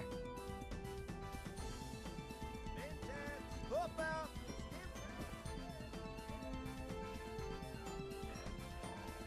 on, get me a little closer, dog meat. Thank you. Roast. Oh, and I picked up that other rad steak, so we need to do both of those. Ribeye steak. Yeah, that's what we got. We are now, like, out of everything. Like, this is what we have. So, now, what we do is we do a hard save right here. We want to load. So I did do a manual save when I started, right? Yeah. No, actually, what I'm going to do real quick, just to be safe, I'm going to quick load back to when I first came in, do another hard save right here, to make sure that I have one before I bought anything, in case I need to come back and, like, completely go about this differently. And now I'm going to go back to this one that I just did after I bought everything. And then I'm going to switch my quest back to the molecular level. I'm going to run straight onto that freaking teleporter. And we're going to hopefully Molotov ourselves into an elevator. And we're going to hope that I have enough stuff to stay alive for it. Now, I will have to quick save every single Molotov and make sure I'm moving as far as possible by spiking it into the ground without getting a crippled limb. The stim packs I have are pretty much just to restore limb damage. That's where things are at. Like, I need to be careful on it. Because if a limb cripples, the stagger ends. Because I'm, can't move. Have a good night, Tyler. Thanks for being here. Okay. This, in theory, could work. I'm concerned I'm going to go down the elevator and then I'm not going to have a line once I'm down there. For the record. Actually, I'm going to check that before I go any farther. I'm going to check that before I go any farther because I think there's a high chance that happens. That I go down the elevator and then I need more Molotovs. I'm hoping a map ping would work there. Because it literally, the quest objective says to go down to the elevator. I'm assuming it'll say, go talk to father or whatever, and I'm hoping it will tell me which way to go. Because it actually is a little confusing there, if I'm being fully honest, of where to get around. But we are gonna go check. I want to know. I'm just allowing myself to check whatever at this point, because I need to know. So he starts talking. We'll simulate this the way I would do it. So I'm going to stand around here until it gives me the quest. And we'll follow the line down. I am known as Father. Hopefully it's close enough that I can press the stupid button. I know why you're here. One Molotov could fix that. I'd like to discuss things with you face to face. I think you can't bring companions until you leave and come back for the first time. Step into the elevator. Are you freaking kidding me? Oh, okay, it redirected. It's like, why was it curved? Oh, and the thing's open anyway. Okay. Or was there any chance we start talking? We stood there for ages? Definitely not. But do you have to hit this one? What? Oh, you hit in the middle and it just auto triggers. That's really dumb. Okay, the line did go that far though, so it's fine. I can only imagine what you've heard, what you think of us. So we'll wait till we get down here because I want to know for sure. I'd like to show you that you may I would like to know for sure. Impression. Welcome to the Institute. This is the reality of the Institute. This place, these people, the work we do. For over 100 years, we've dedicated ourselves to humanity's survival. Decades of research, countless experiments and trials, a shared vision of how science can help shape. Love that we're gonna have to watch this more than once. It has never been easy, and our actions are often misinterpreted by those above ground. Someday, perhaps, we can show Give me them what we've a accomplished. darn line, But for now, please. we must remain underground. There's too much at stake. Still says enter the elevator. As you've seen, things above are unstable. I'd like to talk to you about what we can do for everyone. But that can wait. You are here for a specific, Wonder which way I'm supposed to go. very personal reason. You are here for your son.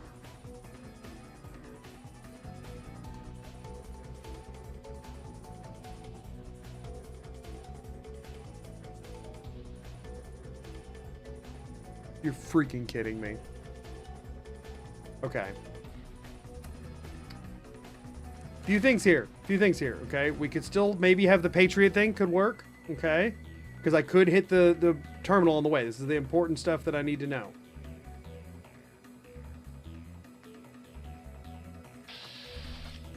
Oh, I need to, Nope. This part of the game is so focused on being dramatic.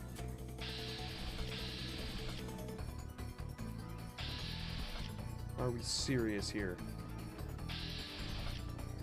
This is so many more than 20 Molotovs.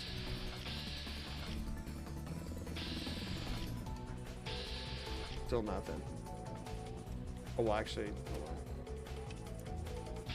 Yeah, no, it's still... And I've already literally passed the mapping, so that's not going to work.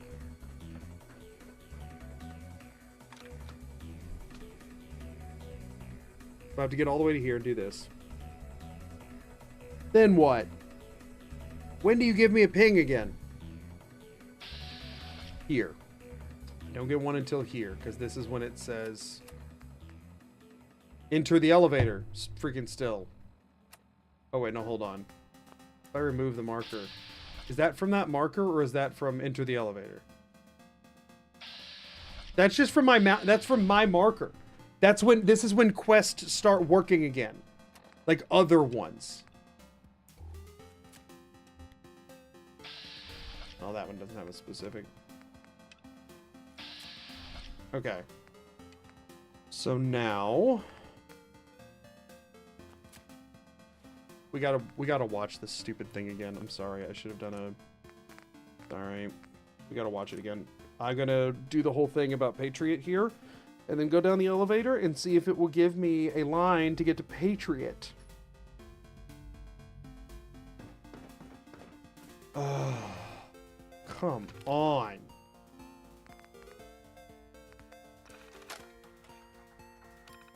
Okay, network scan. I'll do everything like how I would do it. Read urgent reply. Okay, so now my quest says meet Patriot. It still doesn't tell me how to do that, but I can Molotov myself to here. Hello. He talks to me. It then gets me down here in the elevator. Okay. I wondered if you might make it. Then You're what? quite resourceful. I am known as Fawn. Then what? The Institute is under my guidance. I know why you're here. I'd like to discuss things with you face to The entire next stream might be me grinding Molotovs and blasting myself towards this elevator. Did I read Patriot? I did read Patriot's reply. Didn't I? It says meet Patriot. Read Patriot's reply. I did that. What the butt? That's not how that's supposed to work. Don't know what's causing that. So right now, if I have institutionalized, it tells me to get in the elevator. I get in the elevator. We go down. Kind of fun seeing you frustrated after at least seeing your vids where you cut these moments out. I leave some of them in, but yeah, they go on for a lot longer. I'd like to show you that you may have the wrong 170 is far from a record for the record. Like, I just normally don't do stuff with quick saves, and if I do stuff with quick saves, I don't put a death counter most of the time. I very rarely will do a run that has both quick saves and a death counter. This is the reality. This one I thought it would be funny because the reason for the deaths is that I can't move in combat, so like it is relevant to the thing. So like there's way more than that many deaths in the mouseless series. I just don't put a death counter on Decades those. of research, countless experiments and trials, a shared vision of how science can help So if this doesn't point, which it definitely won't, it's not going to, but when it Our doesn't, actions are often misinterpreted by those above ground. when it doesn't, then it's like, do I Molotov myself all the way across this? Like seriously, is that my only answer? For now, we must remain underground. There's too much at stake. Yeah, no. Is there anywhere in here that this starts to ping? Doesn't look like it.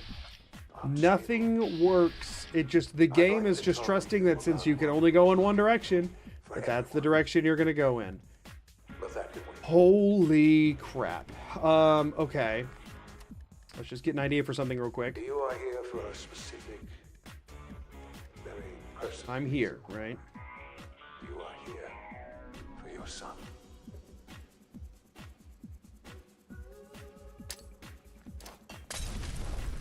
That didn't move at all. Oh no, am I too close to it to move from in the elevator? Because that's going to cause me a problem. Or no, maybe I had my gun drawn before, so it might be with my gun drawn. Hold on. Okay, so I went from the middle of that to here. So I went from there to about there. That's 1, 2, 3, 4, 5, 6, 7, 8, 9, 10, 11, 12, 13, 14, 15, 16, 17, 18, 19, 20 more, 21, 22, 23, 24, 25, 26, 27, 28, 29, 30, 31 to get it. I mean, I'm looking at like, I need 55 freaking Molotovs to do this.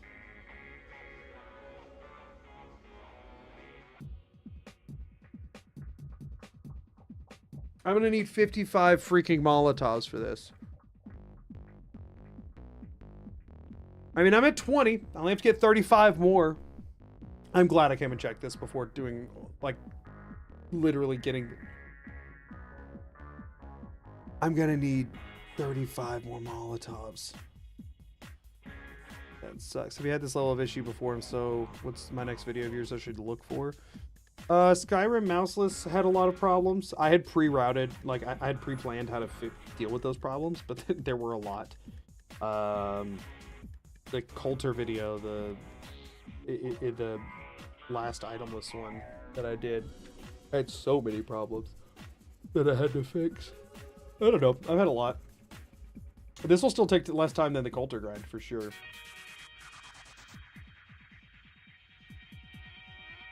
I don't know. I run into something in every video. Okay, you gotta realize something being easy to farm is not the case when you cannot walk around freely. Like, I can't just go grab a bunch of bones.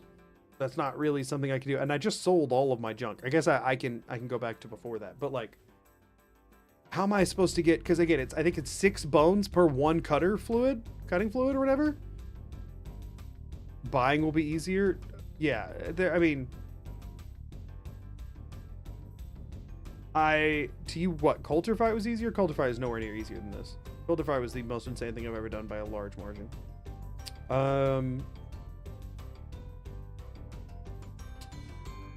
Yo, I think I'm gonna need to take some time off stream to workshop this. Think if there's anything else I can do beyond 50 Molotoving spending an entire stream Molotoving myself 50 times across this. And I mean, those are, let me just for, you know, references point here. Yeah, see, I didn't make it all the way to there. So this was, and that's a much bigger gap there. So this was a conservative estimate. I guess I need to spike it closer to my feet. This isn't the hardest thing I've come across. I mean, unless you, the thing is, you could consider it as just can't be done. And you jump and Molotov together? That's a fair question. I have a feeling the answer is going to be that it's not any more helpful and just like won't move me at all. But we'll try it. What's the ref for Molotovs? I like where your head's at.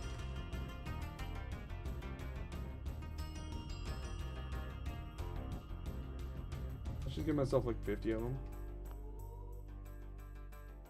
Player.add item. In D3, D6, and we'll just give 100 of those.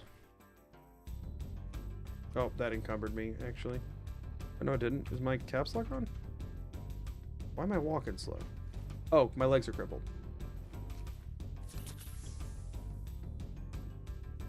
There we go. So a few things. When I spike it straight into the ground. Why'd you step forward like that? Oh, because you have to have your weapon drawn. It breaks if your weapon's not drawn. So if I spike it straight into the ground, I do that much movement. If I spike it and jump, yeah, no, it just cancels it. Nothing happens. Yeah, the help command takes longer than a Google search, though, unfortunately. It takes forever to actually... Yeah, no, jumping just cancels it. There's like an angle that's better, though. So like that sent me farther than spiking it, but like there's a correct angle that I will have to figure out. It's like that was a shorter one. That sent me shorter.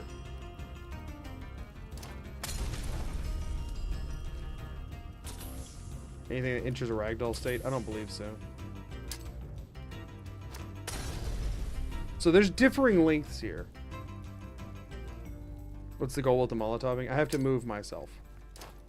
I have no line, which means I cannot intentionally move. So I have to have something else move me. And the only thing that I can do that moves me, that's not me moving me, is blow myself up.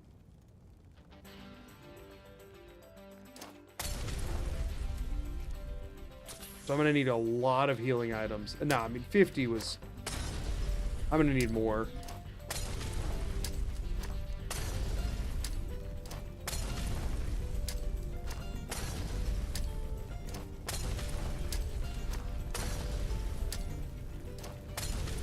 Like, you also have to...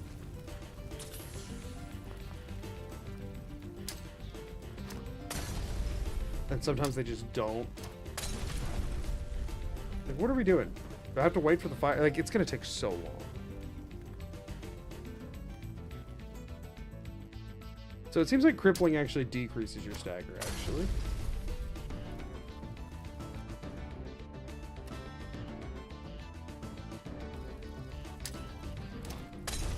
There's also like something weird going on where eventually you just like stop taking explosive. So that was a slightly different thing because something crippled. Okay, what's causing that? What's going on with me right now? I have one crippled leg. Hold up a second.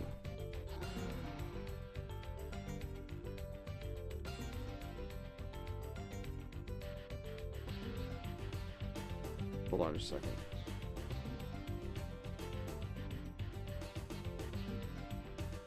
Oh, darn it, is this before I... That's fine, I'll just...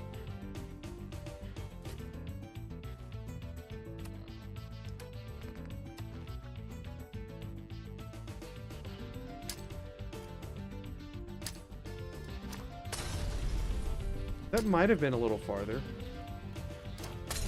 I'm trying to cripple my other leg, which is actually proving difficult. The other leg just won't take damage. Which that just healed it, because I'm a dingus.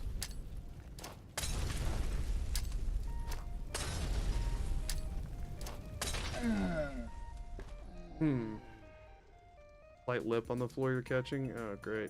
No, if you spike it too much, it does eventually stop. I have seen that happen.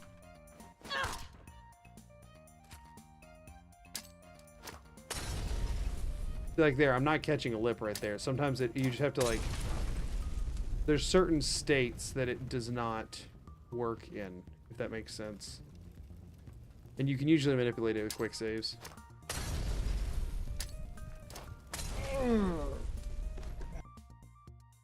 Huh.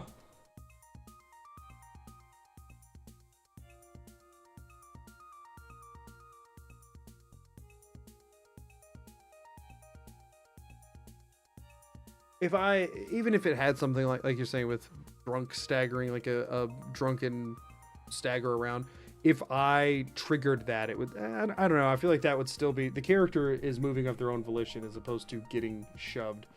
Let me real quick, heal up. I have a frag mine on me, right? I just want to see. I need to cripple both my legs. Did that cripple both my legs? It did. Beautiful. I want to see how much it moves me if both of my legs are crippled.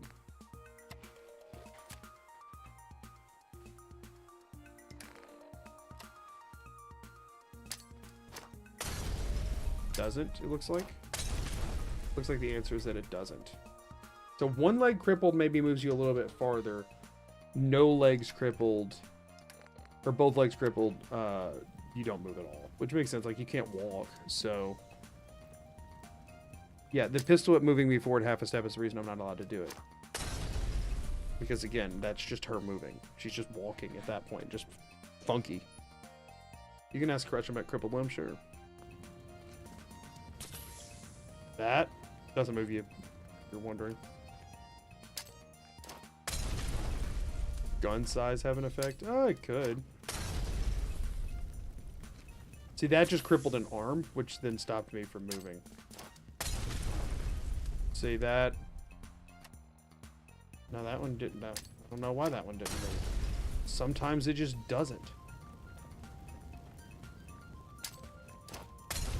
So it's going to be a constant save load, save load, save load, save load. You stagger yourself with caltrops. I'd have to be able to walk over them, I'm almost certain.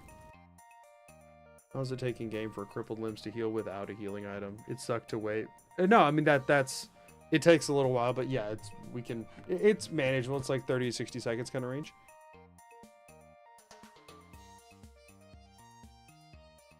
Yeah, I'll have to workshop. It's definitely a precarious situation. I mean, alternatively, I could just say the answer is no, but I don't like doing that. We'll check caltrops real quick though. I'm almost certain this is a big nope. Got too much dirt? Oh, I sold all my junk. I need to grab some other stuff. You won't regret it. So you might need a bigger explosion to really throw you. The thing is, I use frag mines and nothing. Now I am curious about frag grenades. Supplies are just for humans. Sure. So let me make some. Let's try caltrops and frag grenades just so I can see. I need steel. It needs like a lot of steel.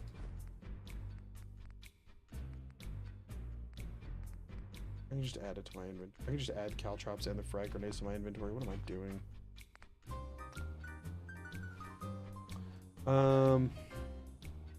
Caltrops are...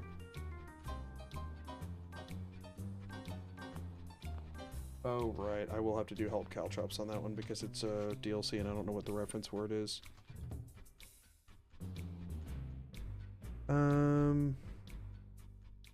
Throwing caltrop weapon. Okay. Whoops. Player dot add item 3054060E50, and then screw it. We'll just do help. Frag grenade. There's no shot. Yeah. No. It would have to be one word. I don't know how they have it listed.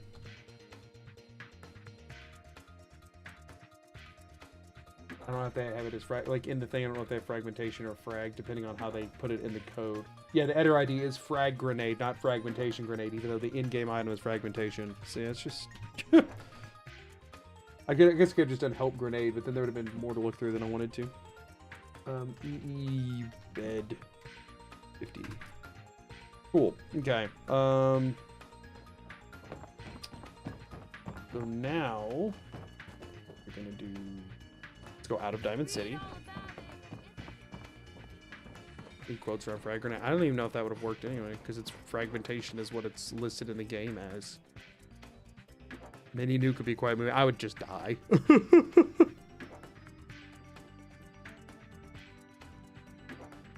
The thing is, I can do this. The question is, if I do it for that distance, at that point, like, I do really have to ask myself about the spirit of the world on this one and what makes the best video narrative. You know, I gotta do some soul searching on this one to be completely transparent.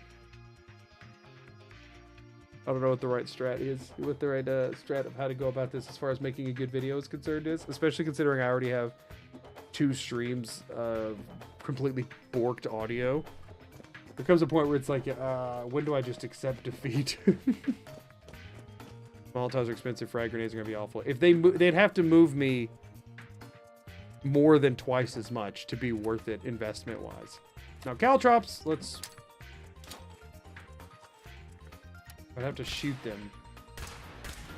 That's not doing anything, because I can't, if I melee them, I'll move. I mean, I guess...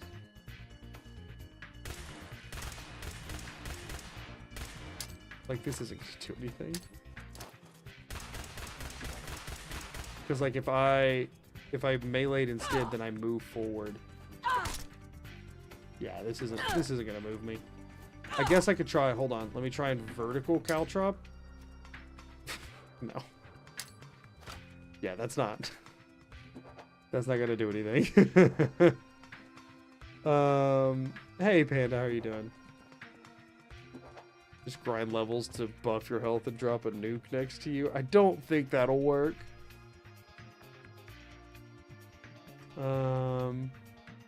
So let's see how much a frag grenade moves me. Let's make sure I don't blow up any Diamond City peeps.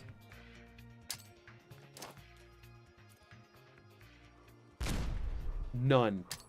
It's literally, Molotovs have like a special property, I'm telling you. Just pop a quantum. But this doesn't kill me.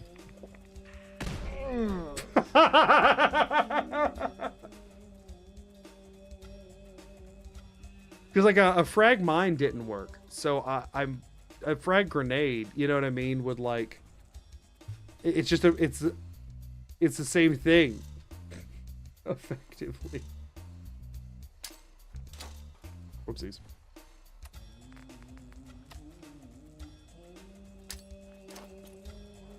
And that also moved me forward. So, oh, okay. So that staggered her less.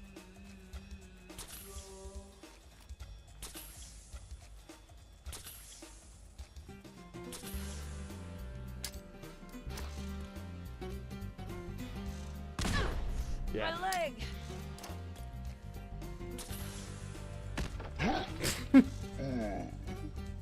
Yeah, the answer's looking like a big fat no to everything other than Molotovs, which is the cheapest one anyway. So like, I'm pretty sure that's really the only thing. Do you think the admittedly silly solution path is potentially entertaining when it comes to the whole "how can I bend break Fallout 4 to my will" that you're rightfully known for? Yeah, it just bounces so far. I mean, the thing is, even if it didn't, let's do it in first person and then freaking caltrops. Even if it doesn't bounce so far, for one, if it doesn't bounce so far, I think I die. If I just do that. What the crap? What the actual crap? Ugh.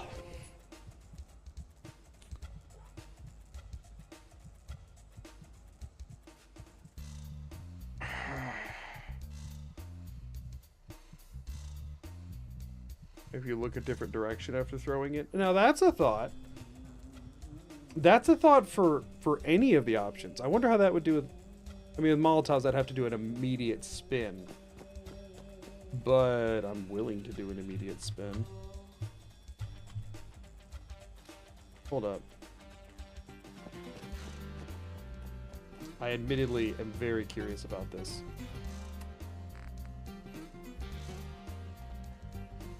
Or well, that...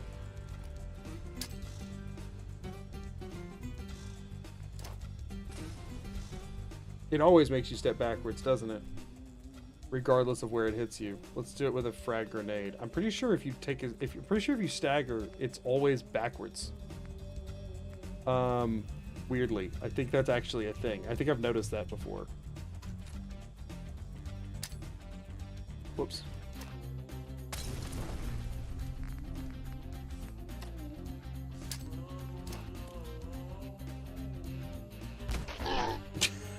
See? Staggered backwards.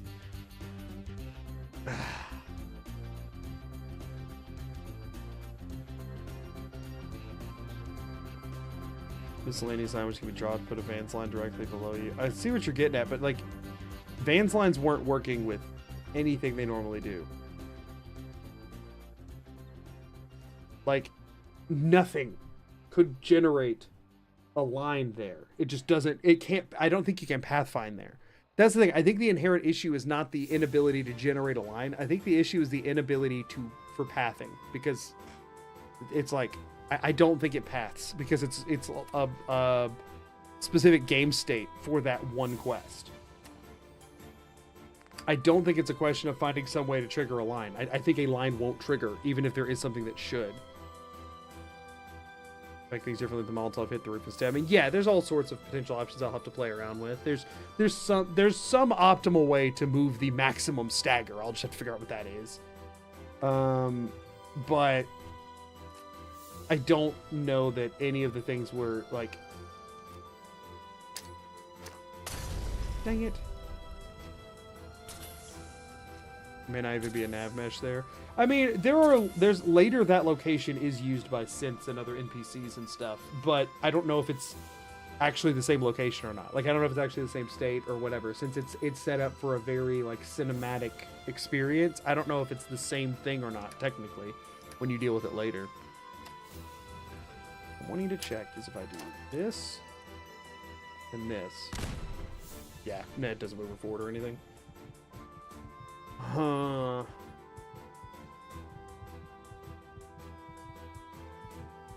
So the option has to be do something to move VANS. It's just a question of what. No NPCs can make it into there to move me around or to give me pathing or anything. I don't think I'm going to get a line to generate. It's just what I can find that moves her the maximum distance, which I genuinely do think is going to be... I think the max distance move is going to be Molotovs. Now, I did want to check one thing. This is a really weird one. But I just want to see.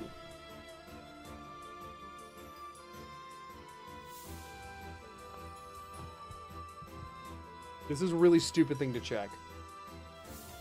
But I am going to check it.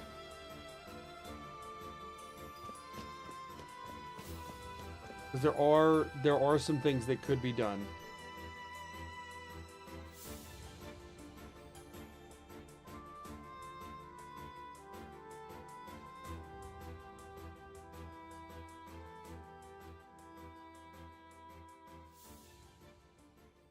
There's no shot this works, but I would like to verify that it doesn't. That didn't move me any farther. Want to make sure. That's not moving me farther, right? Oh, there's a way to find out more for sure.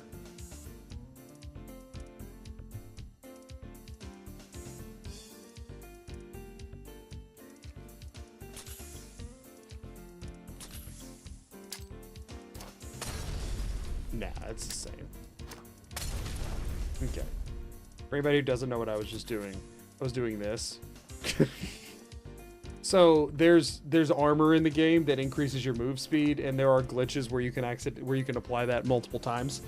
And I was just kind of curious if I use those glitches to give myself an insanely high move speed. And then spiked a Molotov if she would go a lot farther. But that's it. That's fine. Different stagger animations for 1- and 2-handed weapons. Yeah, I mean, I am curious actually if I do no weapon. I feel like if there's anything that would be the highest, no weapon feels like it probably would be. Oh no, she didn't move at all. Okay, melee's not the call.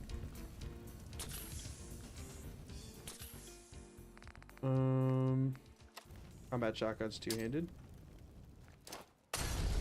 Oh, that felt farther for sure, right? Or maybe I'm just delusional at this point. That seems decently far.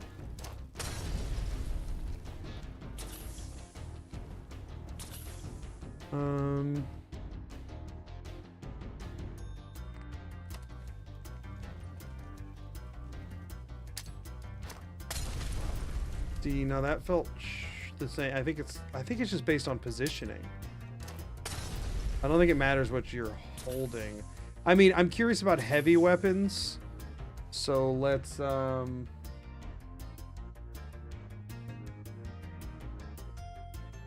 the missile launcher again to check a heavy weapon, because that I feel like that would make you move less, but I do want to check.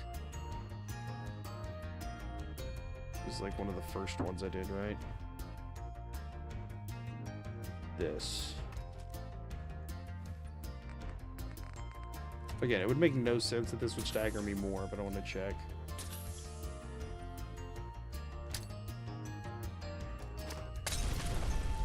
That seems about the same. If I spike it, she doesn't move at all.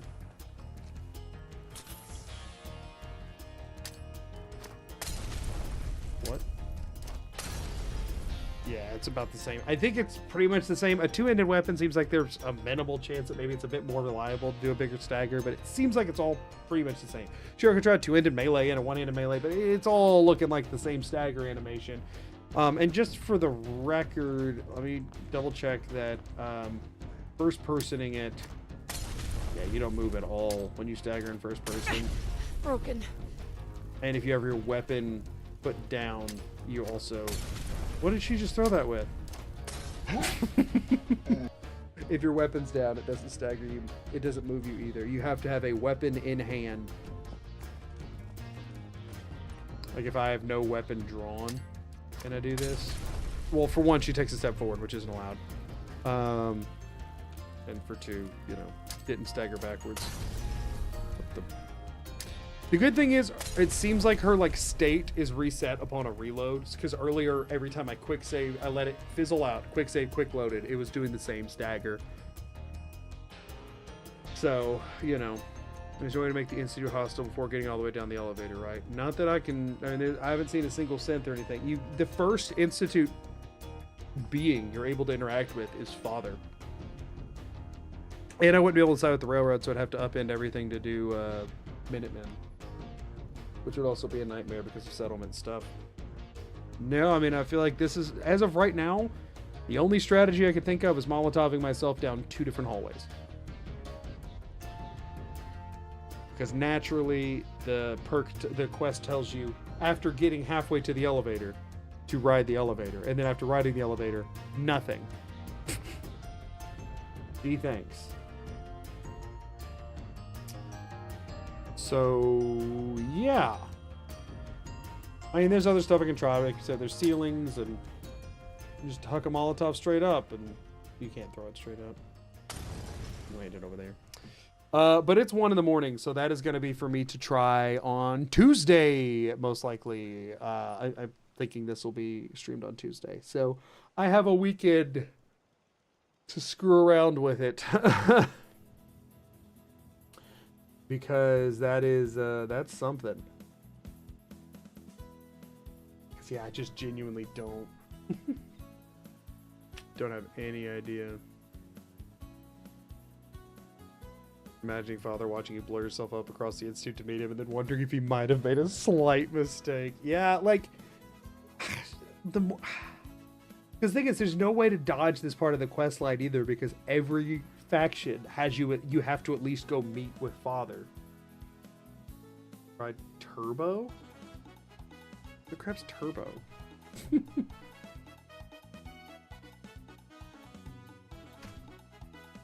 Like the M? What is it? I don't even know what it does.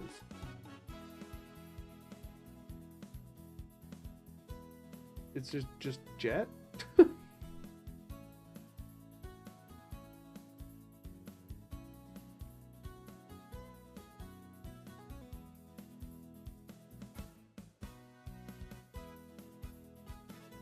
I think I could, given ideal conditions, probably do it with about 60 Molotovs. I think going down there with less than that is just asking for failure. New Vegas only? Okay. I didn't think it was a... Regardless, there's no chem that's going to help with those. So yeah, I think, I think that's what it is. I think I got nothing there. And no companions can make it there. No temporary companions would follow down. At least not to my knowledge. So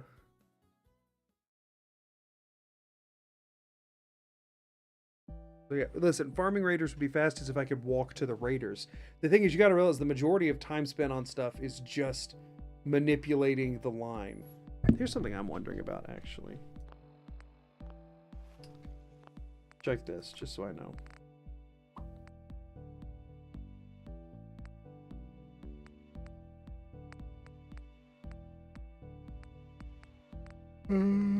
This was after I bought everything.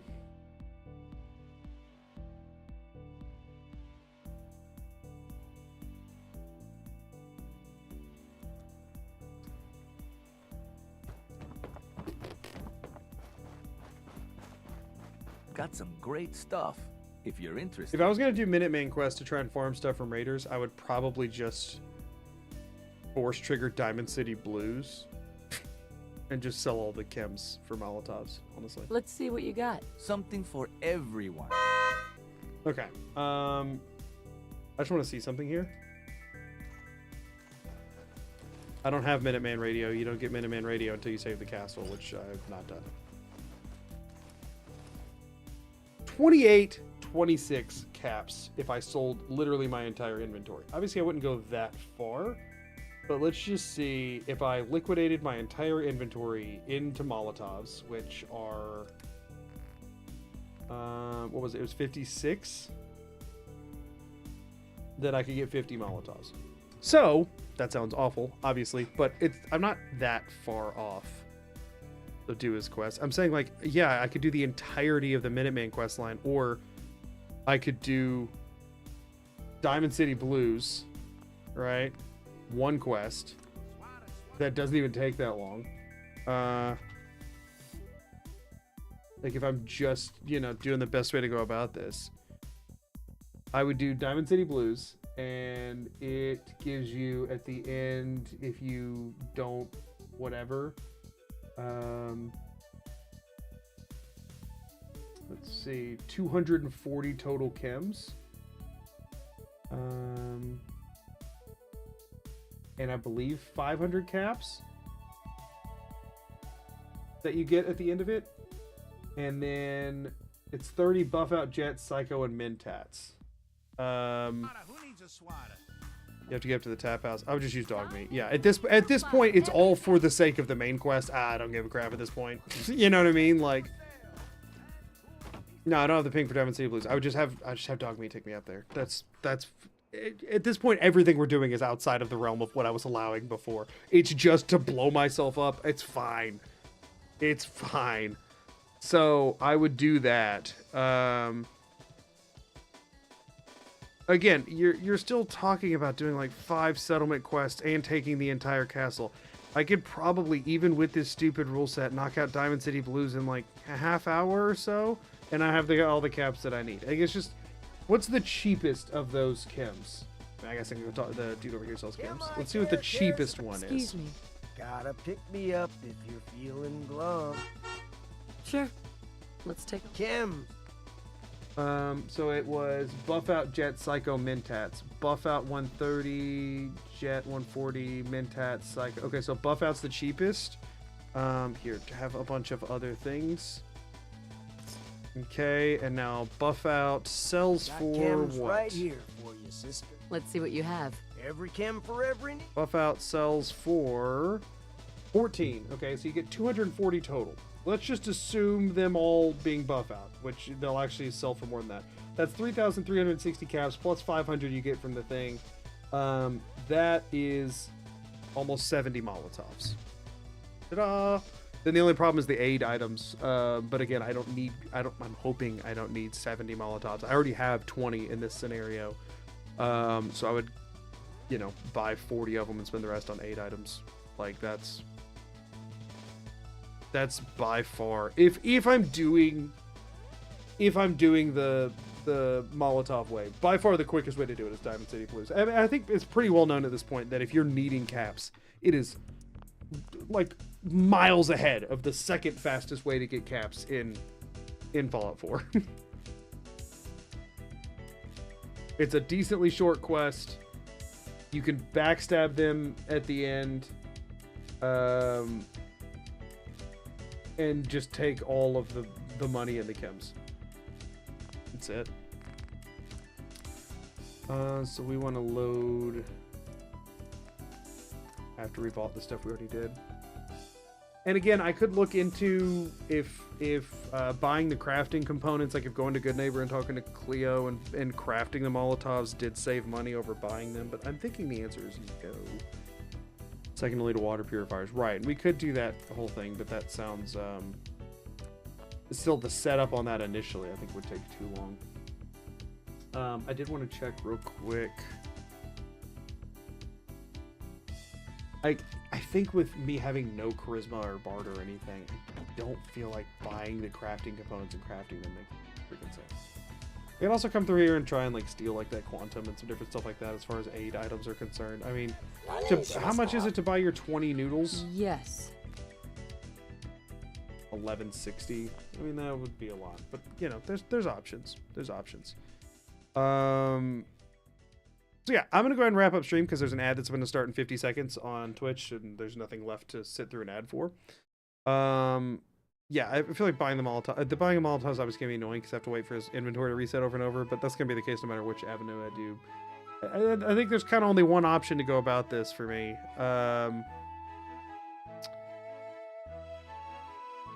So yeah,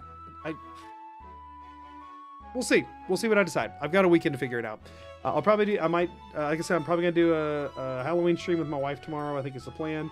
And I might do some Outer Worlds 2 streams this weekend if I think I have the time, but I might just spend all that time editing instead. We'll see. Thank you all for being here. Ads are about to start, so I'm going to end this right now. Thanks for hanging out. I'll see y'all Tuesday, unless you come by my fun stream, Halloween stuff tomorrow. I'll see you then. Until next time, as always, I'm Magoo. Peace and out. Later.